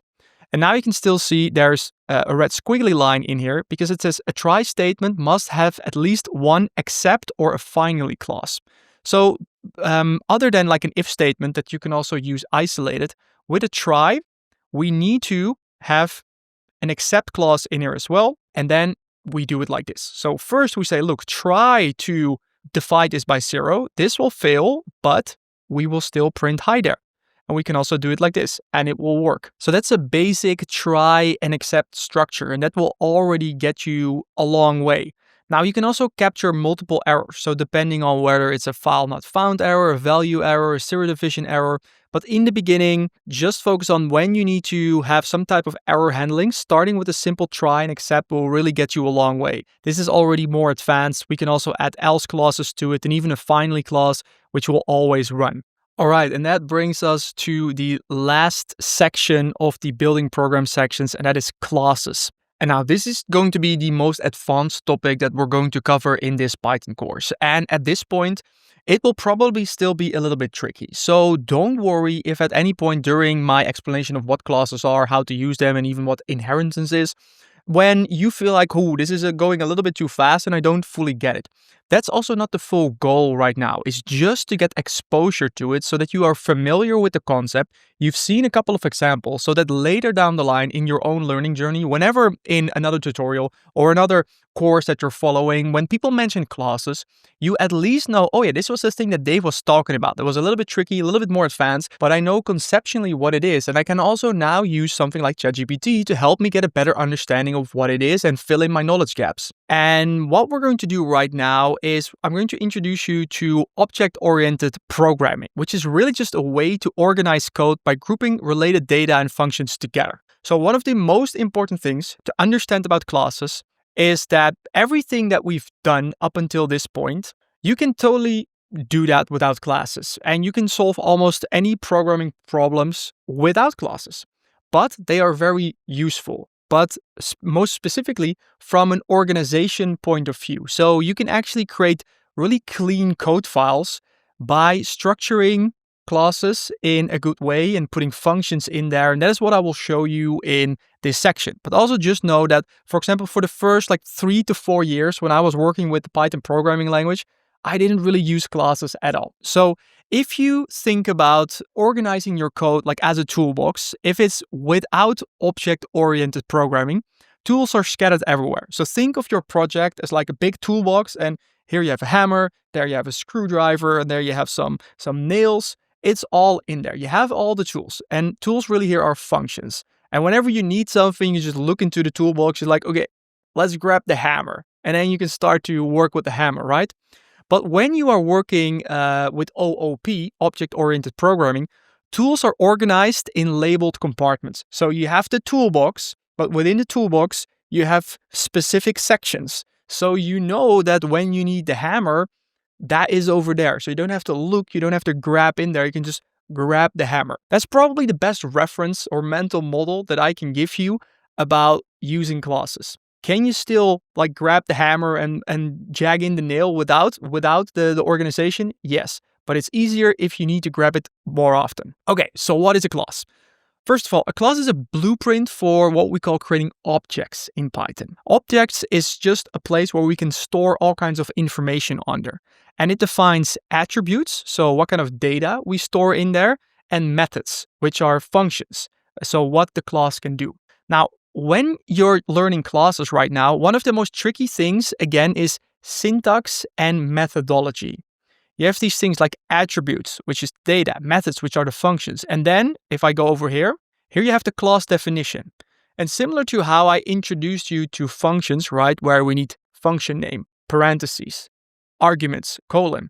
Classes also have a peculiar way of a Python specific way of doing things. And it's just one of those things. Is it logic? I don't know. This is just how they came up with it. There are some things to it where it's it's a little bit weird, but once you get used to it, that's just the way you do it. So you'll see things like these underscore inits. You'll see this notion of self. These are all things that I will explain to you, and you just need to be aware of. I need to remember this. This is the syntax. So why use classes? So classes can help you write more understandable programs, specifically as they grow. So here's the typical progression as a Python developer. This is literally what I went through, and I want to shortcut this for you. So we all start with single files. So that's what we've been working on, right? So I want to do something. I want to get some data. So, okay, this is what I do. And then at the end, I have my report and I export my CSV. One file. That's where everyone starts because it's the easiest. And then you get into functions. This is where you are right now. So remember, we created the helper functions, right? So now instead of doing these, so actually this example was already, the helper function and the analyzer. So now instead of just having everything in one file, you can see this is now already a little bit shorter because this contains the functions that we can import. So that's level number 2. And then we have level number 3. That is where you get organized with using multiple files. So what I just showed you. And then in classes, level 4, that's where we'll get to right now, where we're going to wrap certain functions, even we're going to nest that inside classes, one level deeper. Now, in the context of AI that you want to probably be working towards, you can build really clean interfaces, manage complex data pipelines, and create reusable components and organize stateful operations, all using classes. So let's dive into building your first class. Let's actually come over here. We're going to hello.py, and now we're going to use our hello.py to create a class. So to create a class, the syntax is first we type out class. So with the function, it's def, now it's class. Let's say we want to create a class for a dog. So let's say we're creating a game, and in the game we have a dog, and the dog can do stuff and it has some attributes. So we do that, and then we do a colon over here, and then we get to the next line. This is the starting point. And then we need to add an initializer. And this is just one of those things. It's a Python function, and in a class we call it a method, but everything is exactly the same. This is just one of those things where whenever I explain it to new students, it's just look, you just need to see it a couple of times. This is just how we do things in Python. Does it look a little bit weird? Yes, it does. but just follow along with me. So if I take just this snippet, let me show you what this looks like. So we go inside the class, and then we have the function, the init, and then we always need to put the self in here. And then we can plug in parameters there as well. So for example, every dog, when we want to have a dog object, it should have a name and it should have a breed. And similarly, if I, for example, want to create let's say a class, we want to do it cat, I would do the same thing. I would do def, I do underscore init, and then I would plug in the self. And let's say a cat has a name, and in this case, I want to do a color. And then we set those attributes on the class itself by setting that equal to what we want to plug in there. So self.name and self.color is color. And then here you can see there's an error because I forgot the colon. Okay, so this is how you create classes fundamentally. But now let's understand what they're doing, because now you might be like, yeah, okay, but what is this and what can we do with it? So now we have a dog and a cat. And similar to how when we're working with functions, we first create the function and then we use the function. With classes, you need to initialize them. So remember, classes are objects, and objects need to be created. And this is a blueprint for creating a dog. And within our program, within our application, let's say this is a game, we can have multiple dogs. So we can, for example, get, I don't know, Jerry, and Jerry is a dog. And then in there, we give him a name, and the name is Jerry. And the breed is, let's say, Jerry is a Labrador. And now we have Jerry over here, which is the class dog. And what we can now do is, and now we can, for example, take Jerry and we can say, what's Jerry's name? And you'll find that it's Jerry. And what's the breed? It's a Labrador. So you can see that now by creating a class, creating that blueprint, we have now created an object. And that object is an instance of the class dog. And right now that class has attributes. It has a name and it has a breed. And similar to how we need to be specific about what we put in there with functions, if I now, for example, try to create another dog, so let's say we have a dog and we call that dog Tim, and we don't specify the breed, we'll get an error because it says, look, it's missing the breed. So this now, everything that we learned from functions does still apply here. So we can also, for example, put a default value in here of none, of unknown, for example. And now when I create a dog, now we can create a dog with just the name Tim. So that's how all of these things that we've learned so far stack on top of each other. So let's go a little bit deeper to understand more about what we can do with classes. So here you can see I walked through this example. We have the initializer. We can then create dog objects using positional arguments or with named arguments to be specific. And then we can access the attributes. And then here, like this is what it comes out to. Yes, init looks weird with those double underscores. This is in Python, this is actually called a dunder method. You have in the beginning, you won't encounter it that much, but there are other places in Python where you use this as well, double underscores. It's just how Python works. You'll need to type it exactly like this. Don't worry, after writing it a few times, it becomes second nature. So like, okay, class, def, init, and then we do the self in there. It's just Python special's way of saying, look, this is a setup method. All right, so now let's understand the other weird thing in there, the self thingy. Because what's that? Why do we need to have self like 3 times in here in order to just create a class? So self refers to the current object. It's how an object keeps track of its own data. So remember, classes are blueprints and we can have multiple dogs. And because of this is just Python's way to say, look, when we are working with Tim, in this case, self.name is just stored like, look, this is on the instance itself. This is Tim. This is not the class level. That's why we need to plug self in there. That's how Python works under the hood. So you can see over here, if we have the class dog and we just have the name in there, self.name belongs to this specific dog. So you can create buddy, it's dog1, and you can also have dog2, call it max, and then you have the different names in here. So you can try this out for yourself, come in here, and then you can see we have buddy and we have max. So that's kind of like a mental model that you can use to remember why we have the self in here, because we can have multiple instances. Okay, let's continue to a real world example, because also I remember when I was learning classes and you go through examples like this, you're like, it's very hard to like make the connection between, okay, nice that I can give my dog a name and a breed, but we want to build AI programs, right? What does it have to do with dogs? So here we go. In the real world, when you are working with classes, a very common use case is to, for example, build an entire class around an API config. So when you're, for example, working with OpenAI, you can say, look, I want to store everything that we have. So the API key, I want to store the model, the max tokens, the base URL.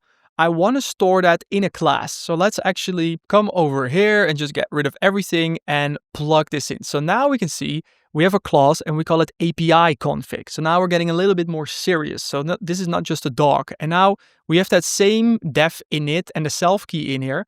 But now we say, look, we need an API key. We want to have a model. We want to have max tokens. And again, don't worry about what this all is. This is just a way of, look, we can now store information in here. So if we now have this class config, and we have that over here, we can now, for example, say, look, we can now create a dev configuration where we now have this class over here. And then if we want to have a production configuration with another production key, another model, and other settings, we now have that. And I can now access all of this information by looking over here at the dev config. So in the dev config, we have GPT 3.5 Turbo, which is really cheap, it's fast, we can use it to test it. But in the production version of our app, so in the real world, I want to use a beefier model. So I want to use that. So now you can start to imagine, like coming back to the example of the toolbox, right?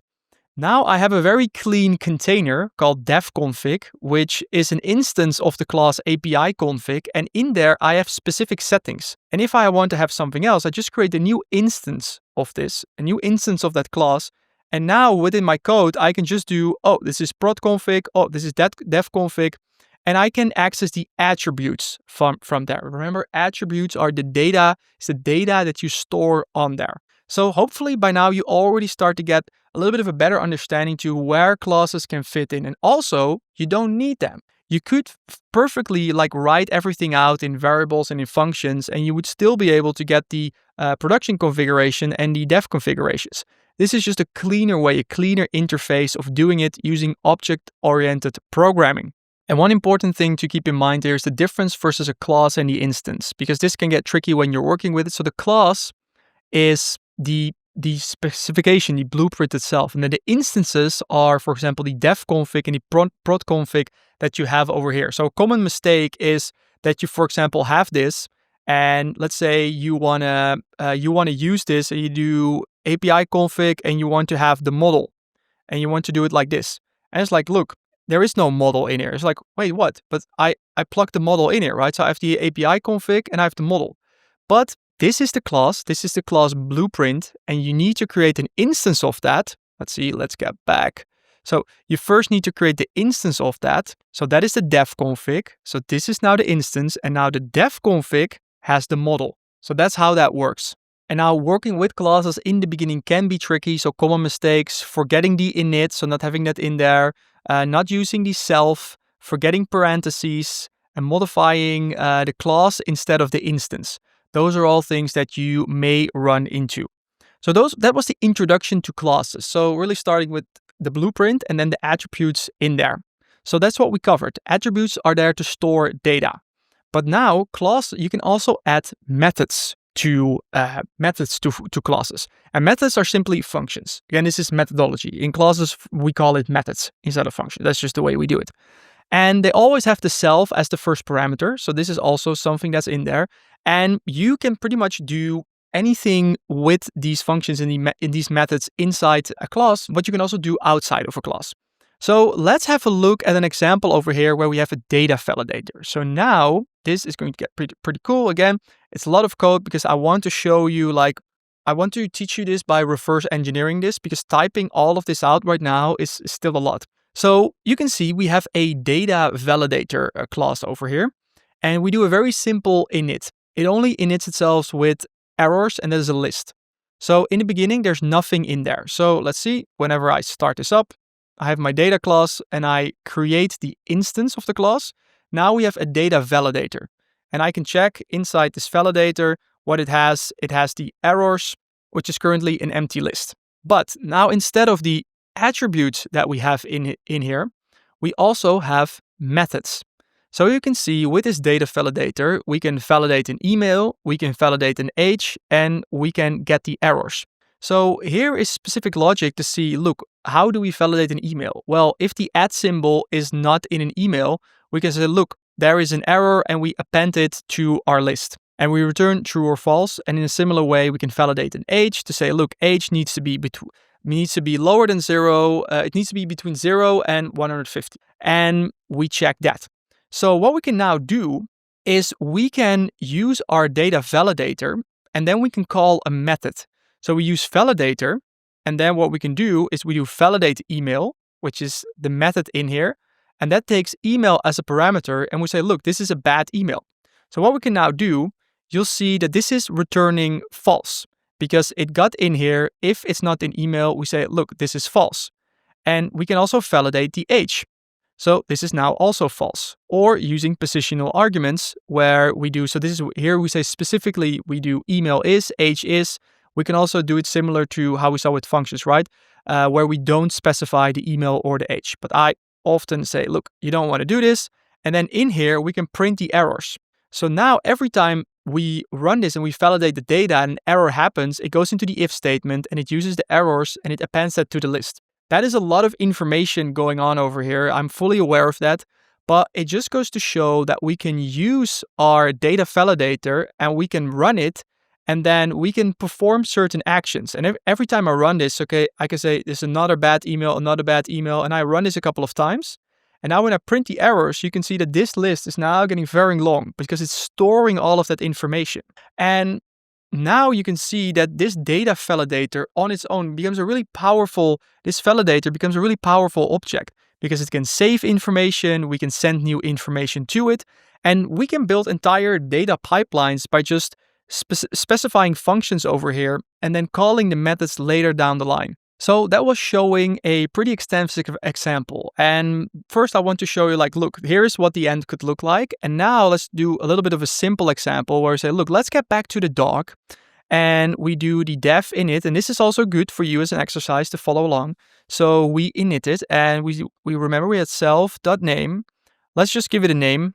We say is the name, and then we need to plug that in as a argument as well, and then also don't forget the self. So you see also as I'm doing this, it's one of those things, I know the syntax, I know what a class looks like, but like even as you go through this, you're like, usually you forget about these things because you think about the logic, right? Oh, I want my dog to have a name, but luckily that's where our editor comes in and says like, look, remember you need the self in there. And now we can have a dog, and let's say we have, let's have Jerry again. So we have Jerry. So we create the instance of the dog. Name is Jerry. So there's Jerry. We now know that Jerry has a name, and we can print that, and it's correct, Jerry. But now let's give Jerry a method so Jerry can also do something. So now what we can do is we can come in here and say, look, we also want a method, and we say bark, and we just plug in self, and then let's see, we do like this, and then we do print, and then we do bark. So now if we do this and we initialize Jerry one more time, Jerry still has a name, but look, Jerry can now do stuff. Jerry can bark. So now Jerry can bark. All right, so that is how you can add behavior to classes. So remember, attributes for storing data, and then methods, adding behaviors that you can add to this as well. Now, then the next section over here is class inheritance. Now, here I want to briefly touch upon this because this is definitely a more advanced thing in Python. But whenever we have a class, we can use the concept of inheritance to take a class and to add more functionality to it. So let's have a look over here. So let's say we start with a basic class of an animal. So let's come in here. So we have a class. We have an animal has a name, and an animal can eat and sleep. That's the default class in here. Now what we can do is we can create a child class to create a specific animal. So this is now the parent class, and now we create the child class. So let me actually copy the whole example over here. It will make more sense. So in the beginning, you're probably wondering like, why would I use this? But with this, you can make your code even more modular. So let's say you have an animal, and now over here, you have the class, and you specify the dog similar to how you normally would specify the dog class that we just saw, but you put animal in here. And what this tells Python, it says, look, take the animal class, take everything that is in here, but also add these specific functions. So if we have this here in memory, we can create a dog buddy. And now we have the dog and we can create dog number 2, and that is Max. And now you can see, without specifying this at the dog level, buddy and both Max can also eat. So they are eating, they are sleeping, but they can also bark. So that's class inheritance. And that is really when you get to the level where your code base grows and you have more and more modular bits and pieces, and you want to extend the capability in there. And that's all that I want you to know for now. So just the concept of inheritance lets you create a new class based on existing ones. You have basic examples. You can add attributes in the child classes that we saw, right? We added the bark to the animal class. You can also override methods. So you have the base class, which already might have a method like make sound, but then for a cat, you really want to change that. You can override things. So to summarize this section, when to use classes. And this is all about the programming paradigms. So functional programming is all about using functions to transform data. Object-oriented programming is using classes to bundle data and behavior. So here's the recap for now. So both approaches achieve the same result. Classes don't unlock new features in Python. They're just a different way to organize your code. Choose based on what makes your code cleaner and also the level that you're confident with when you're writing and working with your Python files. As a general rule of thumb, you want to use classes when you want to keep track of a state between operations. So you want to save data, group related data and functions together for organization, create multiple instances with similar behavior, or model real-world objects or concepts. And you can use functions when it's about simple transformations, input, output, stateless operations, so it doesn't need to remember anything, one-off calculations, or small scripts. And I recommend just start with functions. They're simpler, often sufficient, and only you add classes when you find yourself passing the same data between multiple functions when you need to maintain information and a state. All right, and that wraps up the section on building programs. So in this section, we really accelerated, right? We went from getting started, the Python basics, the fundamental building blocks, to now putting some scripts and programs together where you can actually see how everything starts working together. And we even got into more advanced concepts like using classes.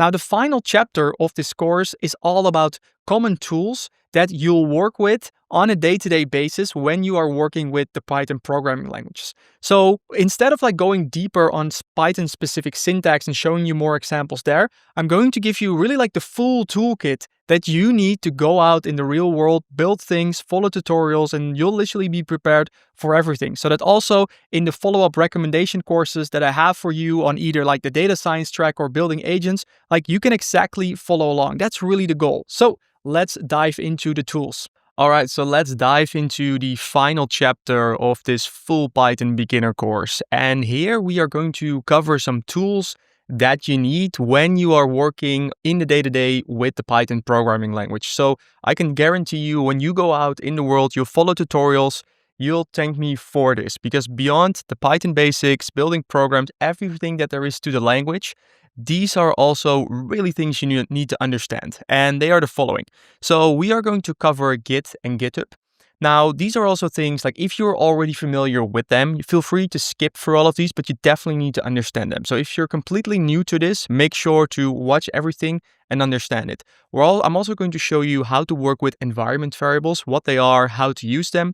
And then I'm going to introduce you to a modern Python tool that can replace pip. You remember the thing that we use to install packages? And I'm going to introduce you to UV, which is really awesome, and it will make our life as Python programmers a lot easier. So let's dive in. And we are going to start with Git and GitHub, an absolute must-have when you start your programming journey. So for the very basics, if you have never heard of Git, what it is, it's like a safe system for your code. It can track all the changes that you make and lets you go back to previous versions. So that when you are, for example, working over here, you create a snapshot, and then when the next day you continue and you all of a sudden realize that you made a mistake and you want to go back, that's all possible through Git. Because if we're here on our file system, we can just save the file, right? But that saves the snapshot right now. And it's not really easy to go back or to work on different versions or even to work with a team. So that's a problem that Git solves. It allows us to go back to previous versions and also collaborate with others. You can really think of it like a Google Drive or Dropbox with version control. So why you need it: save your progress, experiment with things, knowing that you can always go back, share your projects with others, and also to use other AI tools, codes, and repositories from other people. Because whenever someone shares code online in a tutorial, 99% of the time they'll share it via GitHub. And knowing how to use Git and then also what GitHub is will make all the difference. So what we are going to cover is we're going to cover the fundamentals of Git. And then also I'm going to show you how you can set up GitHub. So there's a difference between the two. That's also something you should be aware of. So we'll go over a basic setup, all very quick. This is by no means like a full dedicated course on how to use Git. But the thing is, in the beginning, you only really need to understand the fundamentals. There are only a handful of things that you need to understand. So that's a nice thing about this. And that's why I really wanted to be part of this course as well. Right, so let's start with what is version control. So like I've said, one of the main problems that GitHub can help solve is that we don't have to do something like this, where we have your script and then you want to try something, you go to v2 and then you want to try final, and oh shit, it's still broke. And then you need to create a backup. So that is the problem Git solves. So how it works: you can think of Git as taking a snapshot of your code. So you write your code, you make your changes, and then you can save the snapshot. I'm going to show you how to do that. In Git, this is called a commit. So we commit our work. And Git remembers everything, every snapshot, who made it, when, and why. So when here's your code, like for example, on Monday, you calculate the price over here.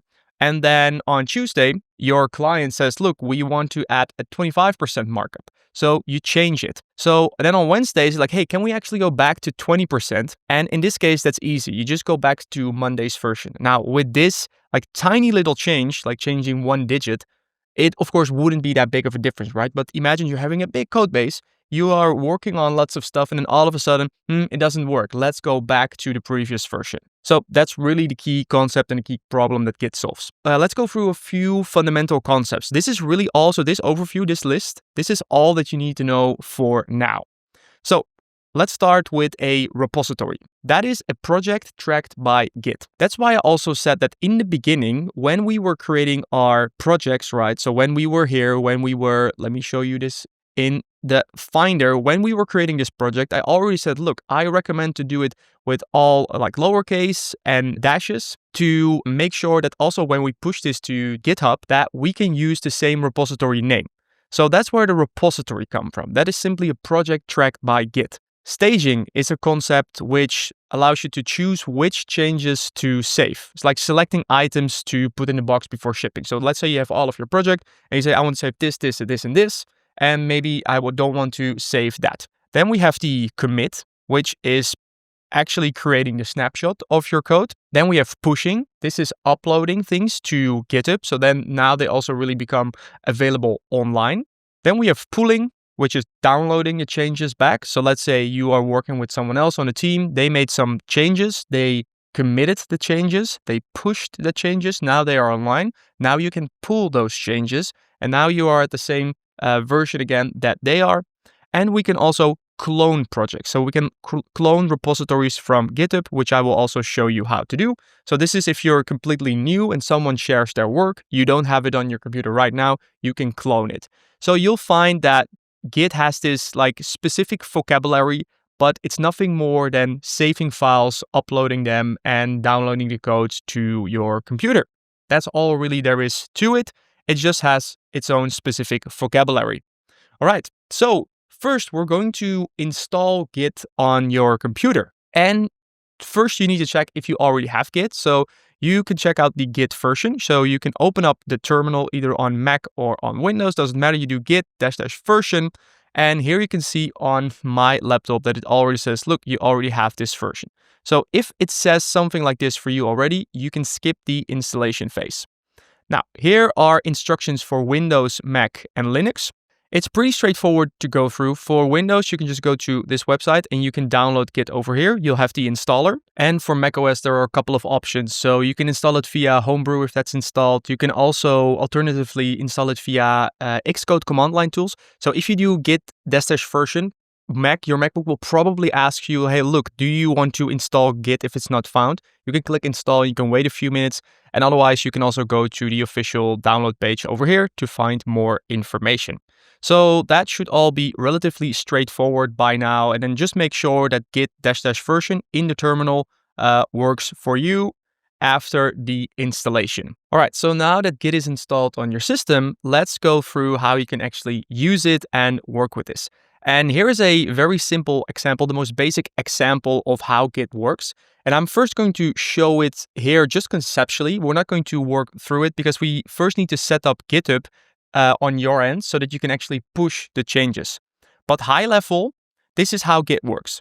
Whenever you're working on a project, we first need to initialize the project. We need to create the project in Git. And we do this through git init. So these are terminal commands. So this is not something you run within your Python script and then execute over here. This would be something where you open up a terminal and where within your folder, you run these commands. Now, the nice thing about VS Code is that we can also do this through the UI. So there is a source control menu over here where you can, for example, see right now, initialize repository. That would be the same as running git init. So throughout this tutorial in this section, I want to show you first how to use the commands because that's what's going on under the hood. But I always use the visual interface from Visual Studio Code because it's just a lot easier and you don't have to remember the commands. But you initialize the repository, that's step one. Then you're going to stage your changes. So you can say git add, and then the dot signals that you want to do everything. In most cases, this is what you want to do. You just want to save all your progress. So this is staging. That's how that works. Then we commit it.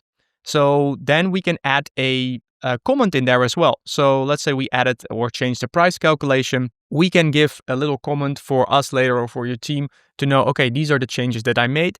And then we push it to GitHub. So that's how Git works.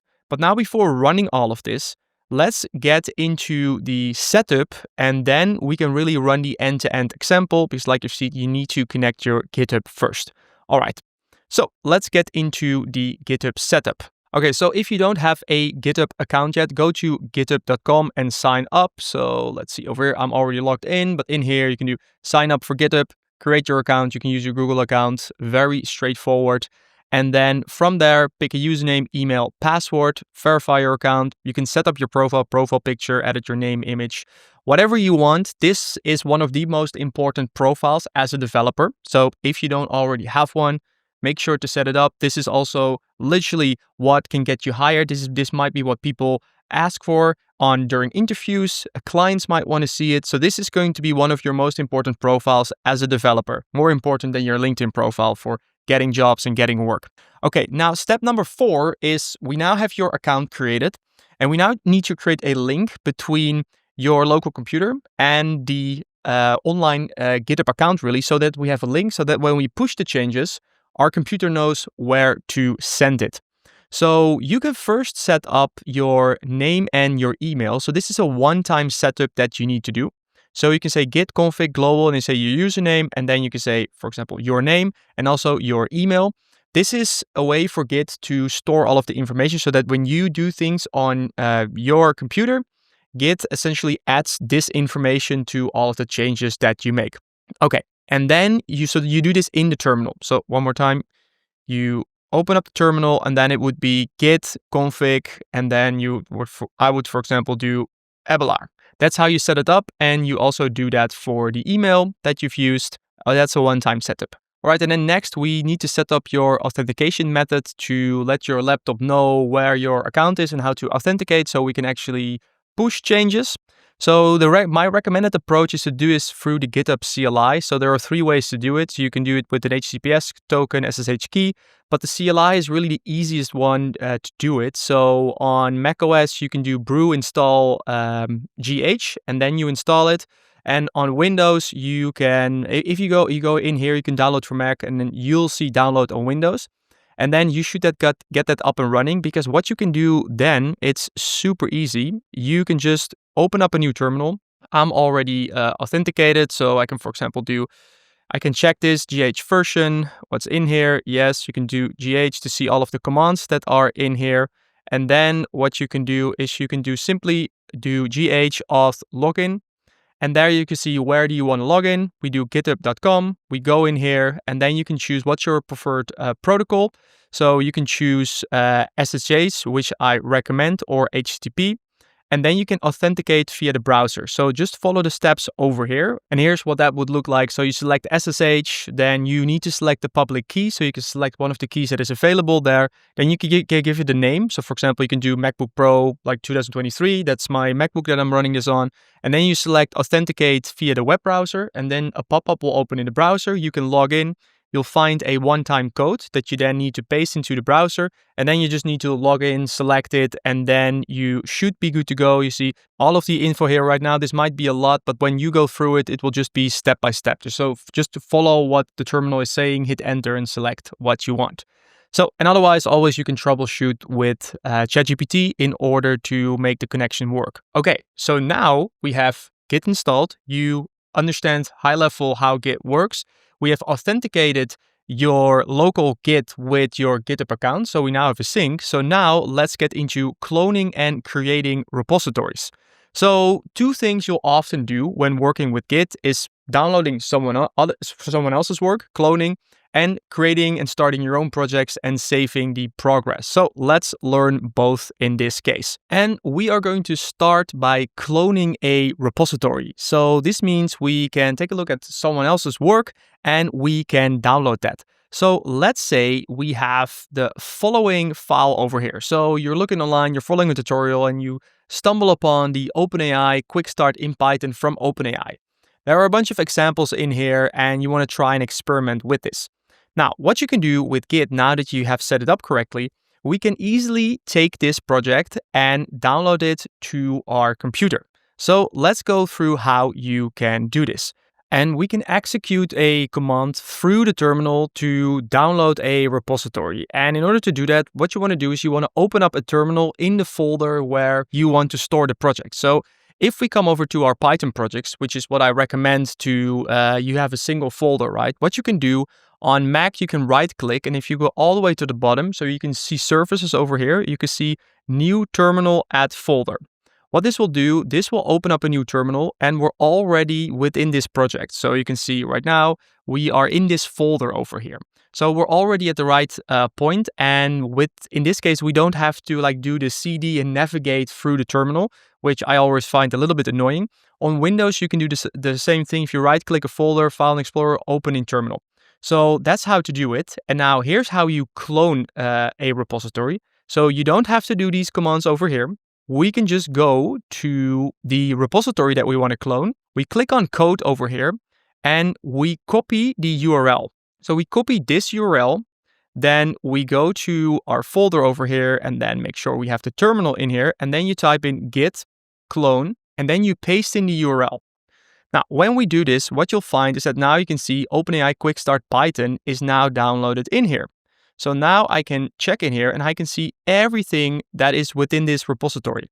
Now, if you get an error over here, some type of authentication error, just follow what is set in the terminal over here. It might be that because of how you set it up, either through HTTP, SSH, or GitHub CLI, there may be one additional authentication step that is required in here. And this is just the first time setup that you need to do.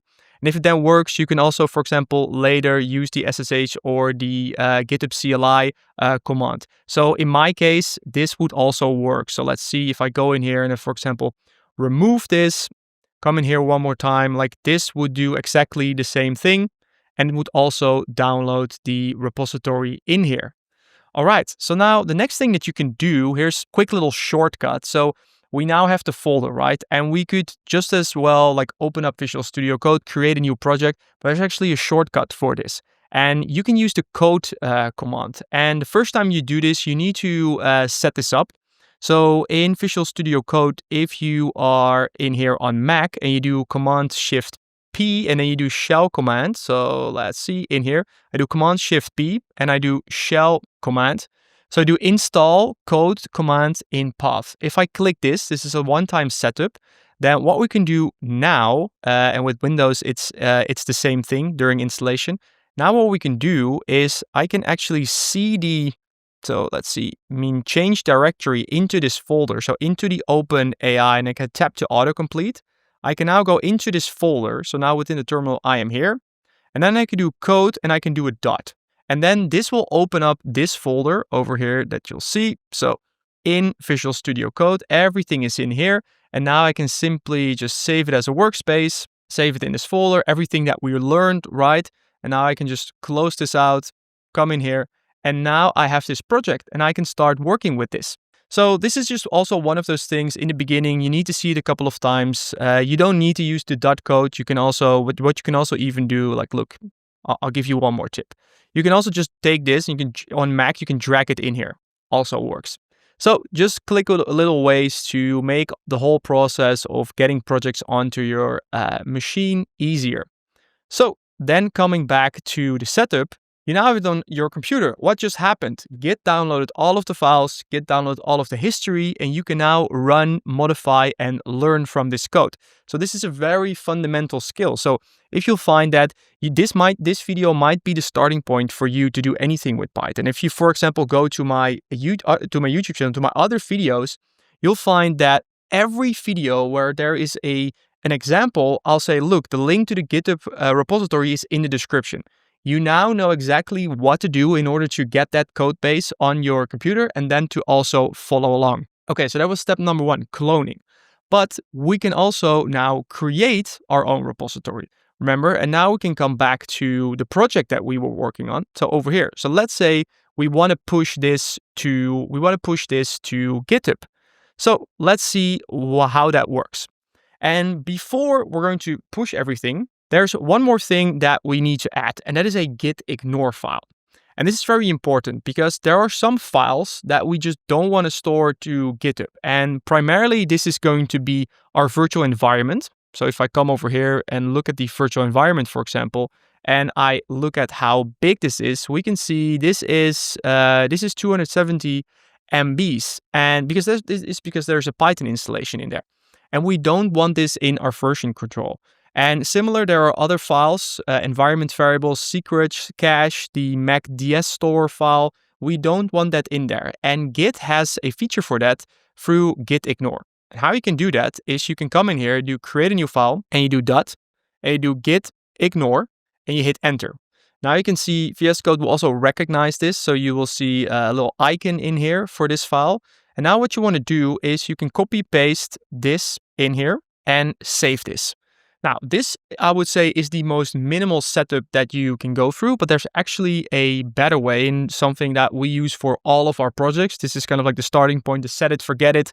You never have to worry about it ever again. And that is available in the resource hub. So if you come in here and go to the resources, you see the gitignore.zip. So if you download this and then come, let's see, to the downloads. So let me actually show you what that looks like.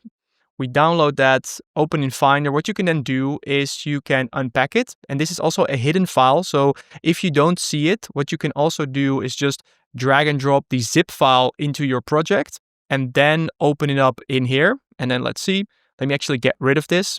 And I'm moving a little bit quick in here, but I'm just like moving the file, and I'm going to unpack it here. And then you can see you have the zip. And then all you need to do, because this, depending on your system, this can be a little bit annoying because it will automatically give it a name. It needs to be exactly .gitignore. So it needs to be like this. And now you can see we have a whole list of all the files that we do not want in our version control. All right, so that's the gitignore file. It's one of those things. In the beginning, you set it, forget it, but if you don't do it, you'll run into all kinds of issues. So very important and useful feature and useful resource from the Resource Hub. So make sure you download that and then we can use it for all your projects. So now we have our project locally, right? We have everything over here.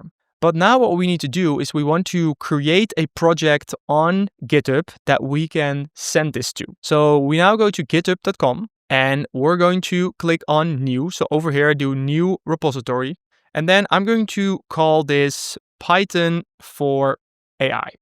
So you can name it whatever you want, but I recommend just following along with this. And let's see, You can decide if you want it to be public or private. This is really important. Not for this tutorial, you can totally set this to public, but this simply means that everything that you're going to save and store, like everyone is going to see that. So of course, when you are working on projects that are private projects that you don't want to share, I recommend always setting it to private as like a default and then only setting it to public if you really want to share stuff with like the world. Because if you want to share stuff with just your colleagues or a friend, you can also invite them through a private repository.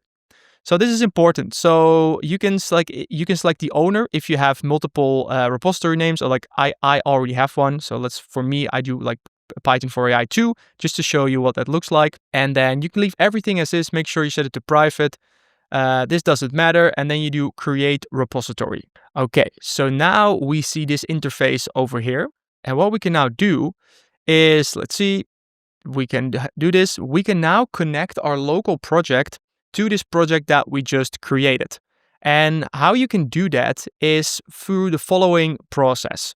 So we can come over here to our project, and I'm first going to show you how to do this via the terminal.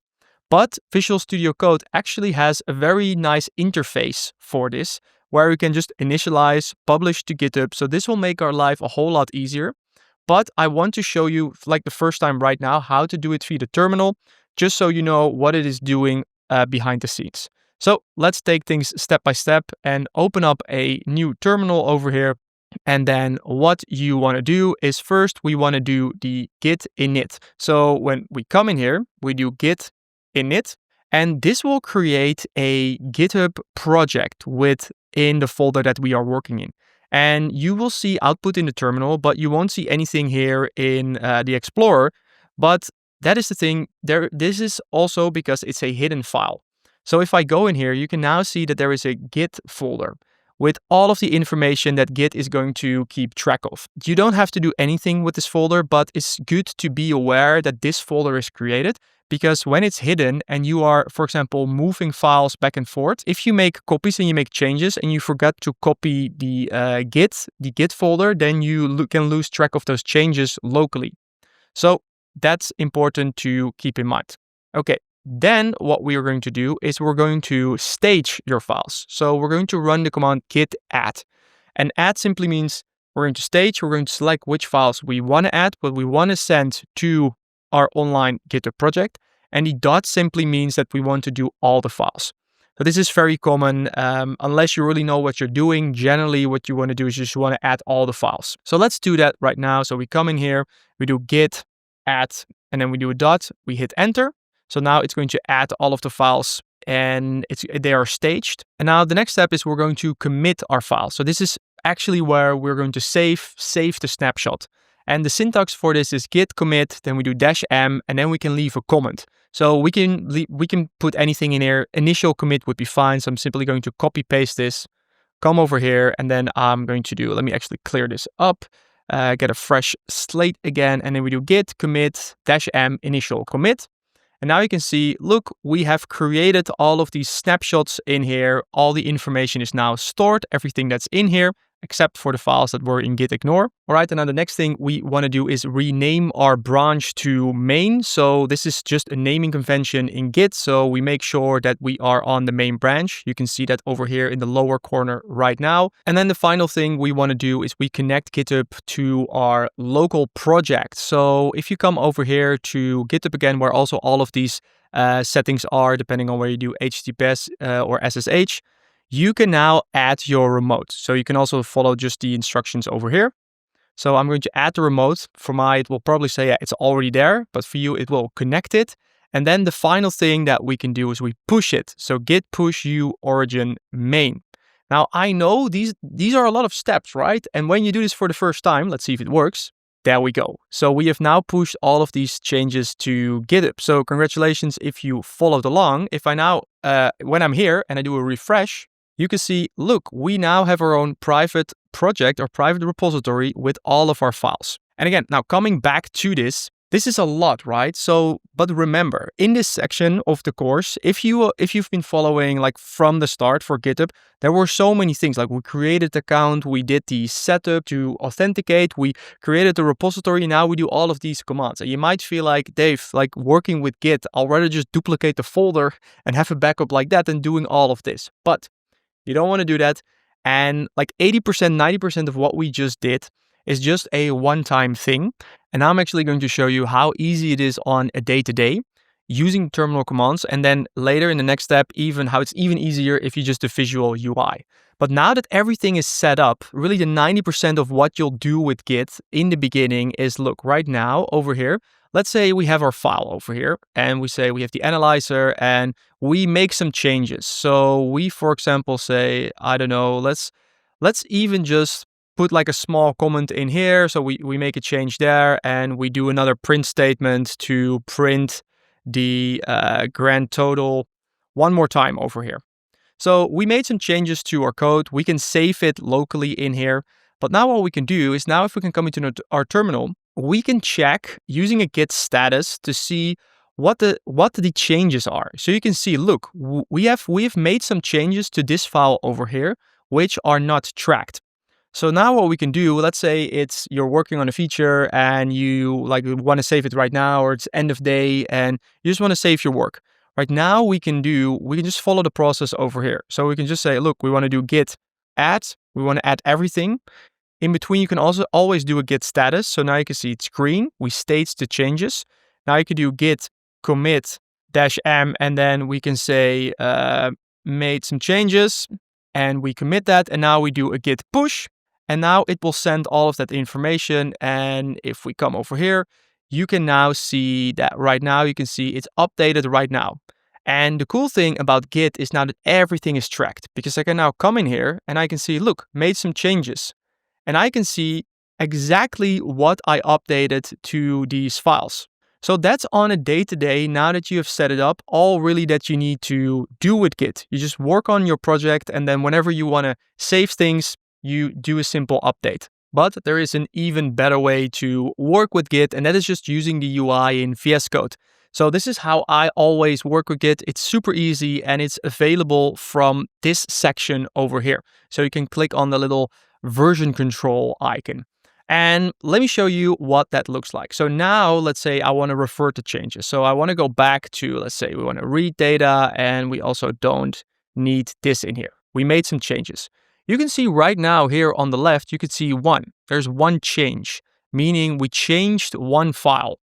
And if I change other files as well, so let's say in the helper functions, I do like, let's say I put functions here, just to make a quick change, you'll find that, look, this is now updating to a 2. So you can now see Git will now tell us like, look, you have 2 changes in here.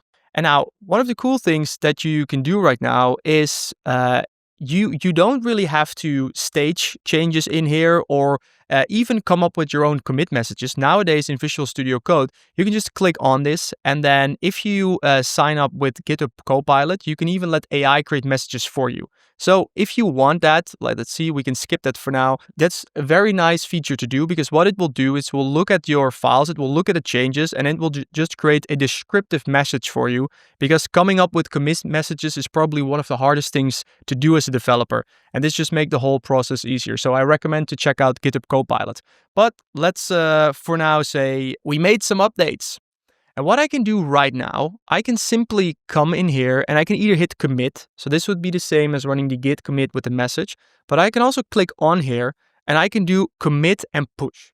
And if I do it like this, you can say, look, there are no stage changes. And I can say, look, I want to do this always. So I want to, before doing this, I want to stage all changes. So when this is set up, now you can see we have successfully, let's see, made another commit with the updates. And now all you really have to do is come in here, make changes, and whenever you want to push them, let's see, let's come over here. Whenever you want to push them, so now the function or the comment here is gone. Whenever you want to push them, says removed comment, come over here, git push, done.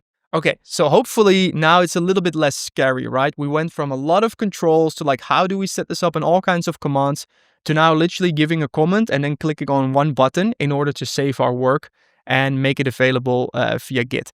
So this is one of those things. I know we spent quite some time here on working with Git, but if this is the first time that you're working with code, the first time programming, like this took really long for me to actually figure out how to do properly, because there's just so much that you can do. If you go over to the resource hub and actually go to the Git cheat sheet, you can find everything that you can do with Git. There's really a lot to it. But what I've just shown you on a day-to-day is really like the 80, 90% that you'll have to do. Now, there's one more quick thing that I want to show you, and that is also, you can also very easily create GitHub repositories from within Git. So for example, if I'm here in my Python projects folder and I have a new idea and I want to start a new project, I can create a new folder here. Let's say I want to build an AI agent. So we create an AI agent folder. And now what I can do is I can open up this folder in a terminal. So I go to services, new terminal over here, and then I can do code to open it up, or just simply drag and drop it in here. So now this is a completely empty folder, completely empty repository. But what I can do, if I come in here, I can click on here and look, I can now say, look, I can initialize a repository. So we created a repository, and then let's say I just do a first file in here. So let's say we just do a readme.md, which is going to be my awesome agent project. Now we save that. So you can now see we have a file in here. And now what the nice thing is about Visual Studio Code, we can just say do like first init, and then I can do commit and push. And what it will now do, it will say, look, there is no remote in here. Do you want to add a remote? And if we actually cancel out of this, just cancel it, it will say publish. Do you want to publish the branch? And then we say yes. And then we say there is no GitHub extension. Do you want to sign in? So we do yes, follow with this. And then let's see, we open it up again. So this is also just a one-time sync. And now what you can see, now we can say, look, do you want to push this to a private or to a public repository? Say, okay, I want this to be a private repository.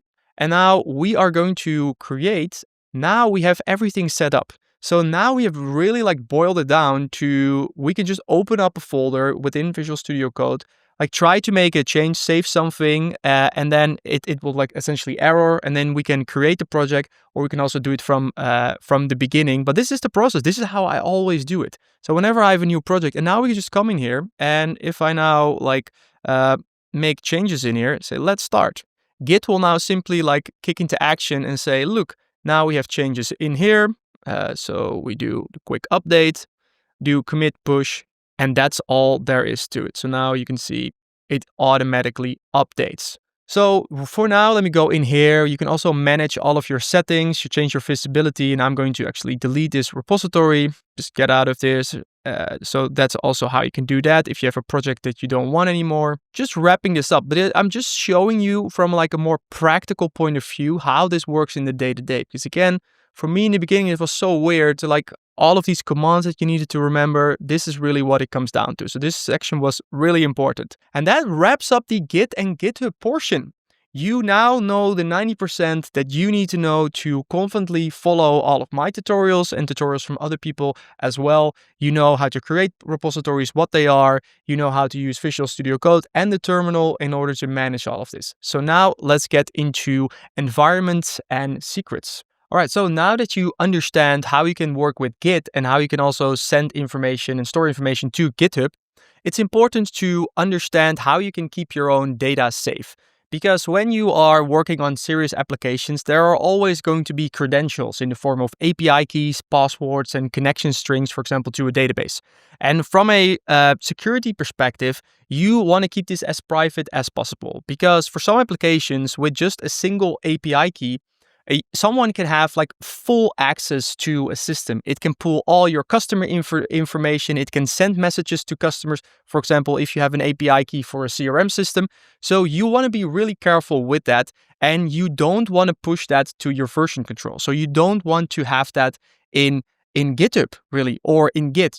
But you just want it to be locally only where the application needs it. So this is something you'll literally find in almost all of my tutorials when we are working with AI models like OpenAI or Anthropic, and we need the API keys. So in order to have a workaround so that we can use these files without pushing them to our version control, let's understand environment variables and then the .env file in Python and how we use them. So let's start with the environment variables. So environment variables are stored outside of your code. So you can think of these as a configuration that your program can read. So let's say you have an API key or a database. We don't really want to hard code that within our file. So let's say, for example, let's come over here. We don't want to do this. So let's come over here. We do get our data. We don't want, let's say this API would need an API key. We don't want to do this because right now, anyone that would have access to this file could simply take this, extract it, and then use it in their own files in order to access your system. So this is hard coding private or secret information. We don't want that. We don't want this showing up in our Python files. So we want to store them in environment variables. And how they work behind the scenes is they live in your system, not in your code. And we can use the OS library in order to safely read the API key from our environment. So it's only within the environment that we need it. And we use that with the following syntax. So we import the OS library and then we say os.environment.get, and then we do, for example, API key, and then we can print it. But before we can do that, we first need to set up the environment variables. So let's show how this works. So let's see, we can come in here. Let's go to our hello.py file. This is currently empty. If we come in here and let's say I come over here and just import this, we can now see, look, we have an API key and we have a database, and that is the API key database name. We can even set default values. If I now run this, what you'll find is that database will have a default value of DB. But if we go to the API key, it is going to say, look, this is none. There is no API key because it is not set.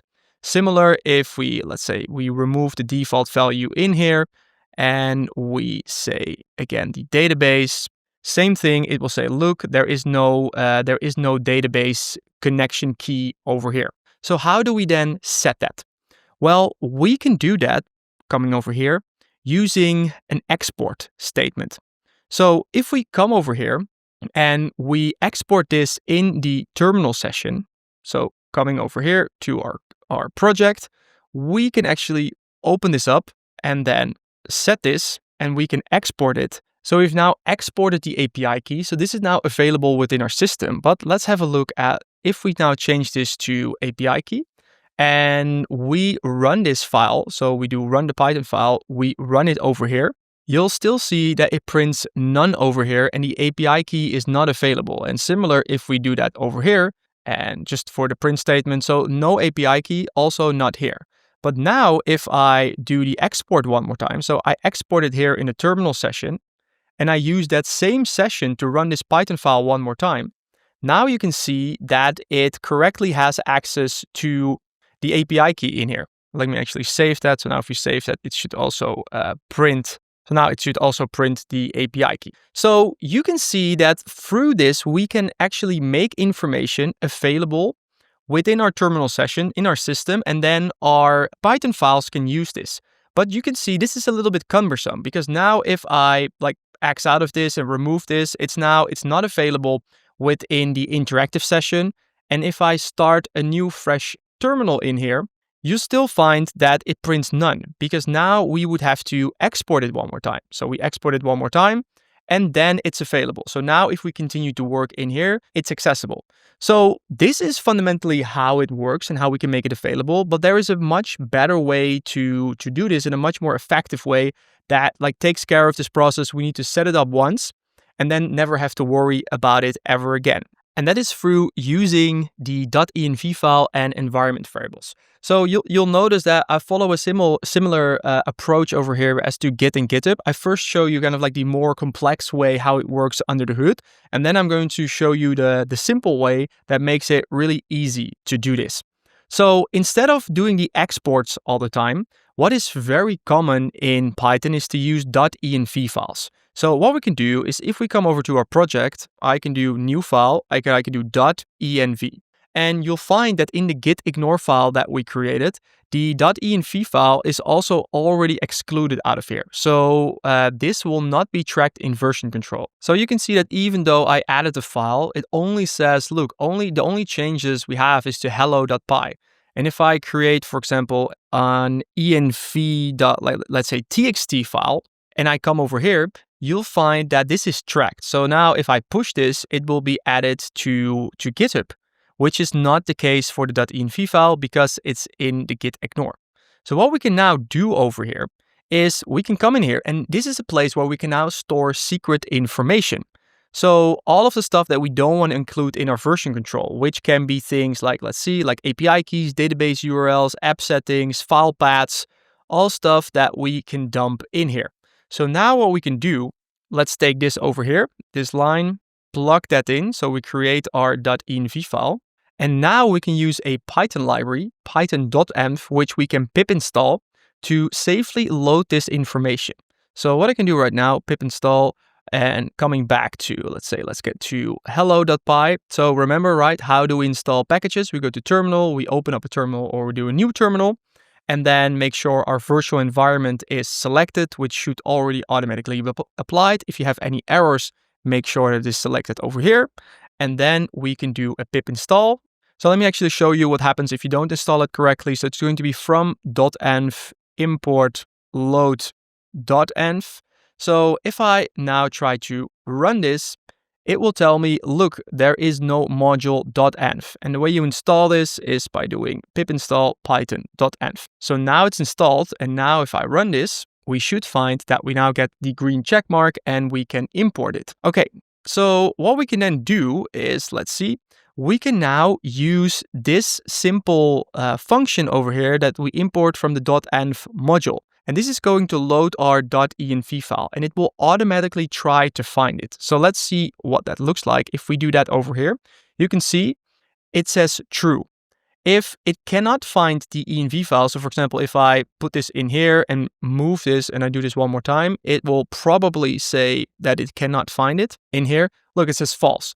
So this has some capabilities behind it where it will automatically look in the current folder, and it will also, sometimes it's a little bit annoying. Sometimes I feel like it works also in folders above, but sometimes it can also get confused. So sometimes you have to specifically select the path, but out of the box, when it's in the same folder over here in the root of your project, it generally tends to work. But this is a check that you need to be aware of. You can also do it explicitly, right? So if let's say I have another folder, and I'm just showing this because this is stuff that you can encounter in the real world. And for example, you want to have your env file here. If I now run this, it will say false. And then what I can do is I can specify the path. So I can say, look, it's in folder and then /.env. And now you can load it. So if you ever run into an issue where it cannot find it, just point to it specifically. And this just works the same way that we learned with the paths, right? So you can also go up. So let's say you were in some folder and you need to go up one level. This is how it works. So generally, you want to keep that at the root of the project. Let's move that over here. And now from within this hello.py file, we can simply run this. So what it is now doing behind the scenes, now it is loading these variables that we have in here, this secret information, into our session, and we can now use the OS library to retrieve those. So now if I look at this, you can see, look, we can now access our API keys. And now it works regardless of whether I am using the interactive session or the terminal. So let's see, I think the database, we need to a database. Let's do database. Let's actually change this to database URL because it is a URL in this case. And now we can simply say, look, we have the database using database and then database.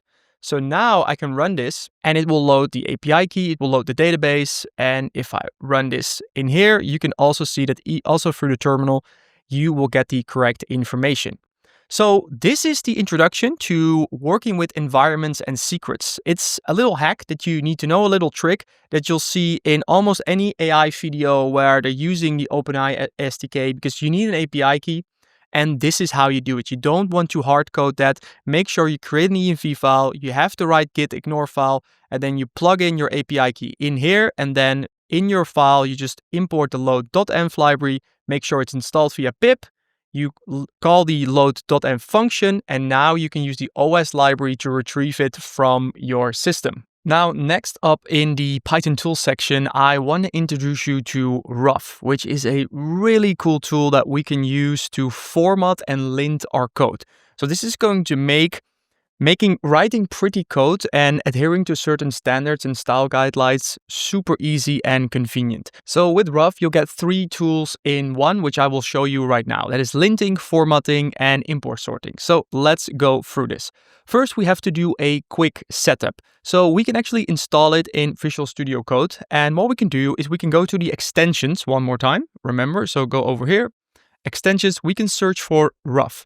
So in here, it will be this one from Astral. You can click here on install. So I'm also going to do a fresh install in here. So that takes a couple of seconds. Okay, now it is installed. Let's see, come back over here. So that's the installation, super simple. And now what we can do is we can enable formatting on save. And this lets VS Code automatically format your code when you save it. So this is available from the settings. So we can open it up and then search for format on save. So you can either go to the gear icon over here, go to settings, or do command or control and then a comma, which will open it up, and I will search for format on save. And then you want to check this box over here. And then the next thing you want to search for is the default formatter, and we're going to set that to Ruff. So here you find default formatter, you'll find a list, and Ruff should be in here if you installed the extension. So we'll plug that in there as well. And now you've successfully installed and configured Ruff. So now let's see it in action. So what does formatting mean? Well, in the beginning, we talked about syntax, right? So there are certain rules in Python that you just need to follow, otherwise you'll run into errors.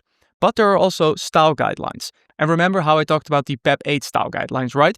Ruff is a tool that can help us to adhere to these style guidelines. So if I have this messy code over here, you can follow along by simply copy and pasting this. Like we know right now, this doesn't look good, right? There are too many spaces in here. There should be a white line in here. Here we have a bunch of, here we have a dictionary where it's pretty hard to read what's in here. So we can improve there and even the spacing in between. So let's take a look at this. Now, if I come over here to our editor, I plug it in, you'll find that this is now a little bit messy, but watch what happens when I do command save.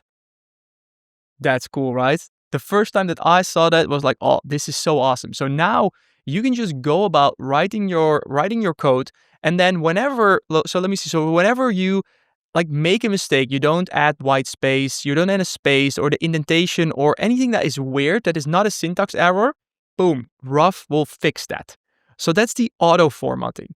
And you'll find that if you use this, all the files that you are working with will have a similar setup and your code becomes very readable because it will also take care of line length. It will make sure that when you have a list with dictionary items in here, for example, that it places nice and neatly on new lines. We can even go as far as adding a comma over here. And then what it will do, it will even split that and make it even more split up into more new lines. So these are all things that you can play with, and we never have to think or worry about the formatting ever again. So that's the formatting, and that's the most obvious one and also the most convenient one. But let's have a look at linting and import sorting. So linting is finding issues and potential errors. So these are the yellow squiggly lines that you sometimes see that our editor already gave for pylons, but Ruff takes this a step further. So if I now, for example, come in here, you can see that we have these yellow lines over here under OS. And if I scroll on that, for example, you can see pylons is giving an error or giving a suggestion over here.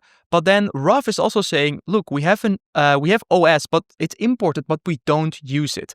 So these are little hints where it doesn't break your code, but it's overall much cleaner if we get rid of this. So now one of the cool things that you can do with Ruff is we can perform auto correction. So we can do this through the command palette, and that is Command-Shift-P or Control-Shift-P if you're on Windows. You can type in Ruff, and you'll find that there are a couple of actions that you can select from here. So one is, for example, fix all auto-fixable problems. So if I click on this, you'll find that it automatically gets rid of the import OS that was in there. And now we have cleaned up our Python file in just 2 actions. We save it and we also try to fix all auto-fixable problems. Now, there's one more thing, and that is import sorting. And this is just if you want to really be nice and neat when you're working on your Python project. So if I come over here, let's see if there's an example in here where we have some imports. So you can see the helper. Let's see, let's actually get into the get data. Yes, over here. Here we have a bunch of imports. If I open up the command palette one more time, Control-Shift-P or Command-Shift-P, and I do Ruff, I can also do format imports. And what you'll find over here is it will format the imports in a very specific way. And this will just help to make all of your code and all your imports very similar, so that whatever file you open, there's a similar structure and everything reads very similar. So that's what Ruff can do, and I absolutely love it. Linting, formatting, and import sorting. All right, and my final gift to you in this full Python beginner course is a tool called UV. And this is a more modern way to work with Python and to manage your packages and environments. And it's a super awesome tool, and all the top developers and top teams are adapting it. So I really want you to learn it as well. And I wanted to start with the fundamentals, right? Because as a Python developer, you need to understand what pip is. You need to know how to work with requirements.txt. You need to know how to manage virtual environments. But UV can do all of that, and you can do it much faster with just a few simple commands. So I won't go into all of the details as to why it's so awesome. You can read more about this, what it does, but I'm just going to show you. And if you want to learn more, I even have an entire video on UV on my channel, and you can also in the handbook check why it's so awesome and what you can do with it. But let me scroll down. I'm going to go to installing UV. So this is what I want you to do right now. So on Mac or Linux, you can use a curl command, and you can actually open this up in a terminal. So you can copy this and then open up a terminal session and just plug that in and run it. And on Windows, you can do it via the PowerShell. So after the install, restart your terminal. And now here's what you can do with UV. So first of all, it can help you to go all the way from starting a project to creating environments to managing packages and to even managing versions of Python and running scripts. So let me show you if you have UV now installed, and let's see, let me open up another terminal. You can check if it's installed correctly by simply doing UV, and then it should not give you an error, but it should give you all of the things that you can do with it. And if you go, let's see, UV Python, you can also just go to the official website. So they have a whole bunch of documentation that you can go through as well. But as with everything in this course, I'm going to show you the only things that you need to know right now. So all the way back to the beginning. If we go to our project again, project folder, and let's say I want to start a new project. I can even do that with UV, and it's also going to allow me to set up some boilerplate that I can use, so I don't have to create the same files over and over again. So let me show you how to do it. I can come in here and then I can go new terminal add folder. Again, you can do this on Windows and on Mac, and I can do UV init as a starting point and then say, let's say my new project. And what you'll find is now it will create this project, and in here, there is already a bunch of information, already a bunch of files. So now what I can do cd into my project. So now we're in this folder, and then I can open up, I do code and I do dot. So now I open up this project in here, I can say I trust it. And now you can see that out of the box, we already have a bunch of files in here. So we have a gitignore file, which is very minimal. I still recommend using the one that I shared from the resource hub. It puts a Python version in here. You have a simple main.py file that you can use to start working in. We have a pyproject.toml in here, and we have a readme file. And this pyproject.toml file is a really interesting file. And next, before I showed you how you can use a requirements.txt, right? Where you can keep track of everything that you installed. So if you go over here to the getting started, what's the packages and pip, scrolling all the way down. So we went through a look. We can have a requirements.txt or an environment, and then we can do a pip freeze, and it will create a snapshot like this, and then we can install that. Now, the tricky thing is that every time you install something, you manually have to make sure to freeze it, and if pip freeze is also, it adds everything in all the packages and also all of the dependencies, so it can quickly get messy. This is something that has always annoyed me about using pip and working with Python. But let's have a look at how UV handles this. So if I come in here and I scroll all the way down to, okay, we have it installed. We're now inside our project. What we can now do, I can now simply come in here. And let's say I am working on this project and I want to add pandas and I want to add numpy. I can do uv add, I can do pandas, I can do numpy. And what it will do, look at what's going on behind the scenes. It's first going to install everything and it's automatically creating a virtual environment and it's storing it in the dependencies here as well, just with one simple command and super fast. So now we took care of virtual environments, of dependencies, and whenever I want to remove something, I can do uv remove pandas, and you can see pandas is now gone. And I can add it one more time, uv pandas, and it's there again. And now within here, I can simply come in here and I can now run this file, and it will now use the virtual environment that is created in here called my new project, or I should select it. So that's one thing you should make sure you select it. And now we can use this in here. So now I can come in here and I can import pandas, and this will now run totally fine. This will not give an error. Now, if you try this in the interactive session, it will give an error because it will say, look, we need to install the kernel. So that's something that you remember, right? We also need to add uv add ipy kernel. This is something you always want to have in your project whenever you want to use the interactive session. But it's super easy to manage and everything is taken care of. Now, one of the other awesome features of uv is let's say you add this to a GitHub repository, so you push this and someone else wants to work on this. So let's say they clone this as a fresh repository, we remove this, and they open up this project completely from scratch. uv even has a command. It's called uv sync to come in here, do uv sync, and it will look into the project and it will just like instantly create everything that's needed in order to run over here. So now we come back to Python, we can select our project and we're good to go again. So this is really why you should use uv and why it is so awesome. So there's a lot more that you can do with it, but at the most fundamental level is you can create a project with it. You can then use it to manage your project with the PyProject.toml file. And on a day-to-day basis, this is all you have to do. You add packages and you remove packages. That's really all that there is to it. And you can completely forget about pip. You can completely forget about like how to set up virtual environments. Everything will be managed in here. So that's why I love using uv and why a lot of Python developers are adopting this. So as you go through tutorials online, also from like the big firms from OpenAI and Anthropic, if you look into their tutorials, they're also using uv to like run code and to add packages. So that was the introduction to uv. And like I've said, there is actually a lot more that you can learn about it if you go to the official documentation. But this is what you need to know for now. And then if we zoom out a little bit again, right, and look at all the tools that we've learned to use right now, Git and GitHub, working with secrets and within your environment, and then also using uv. In a very short period of time, we have covered so much information that right now it may feel a little overwhelming. Meaning that as you go through this with me step by step, you can follow along. But then if you zoom out and like try to understand the bigger picture, you might be like, oh, it still feels like I need to understand how to connect the dots. And that's why I created this final page over here, which is a complete workflow. And I want you to go through this right now as an exercise, because let's see, there's step 1 all the way to, let me scroll down, all the way to the final tips and strategies in there, and step 9 to create a new project, to install the packages, to manage your virtual environment, and to get it to a GitHub repository. Everything is explained and repeated one more time.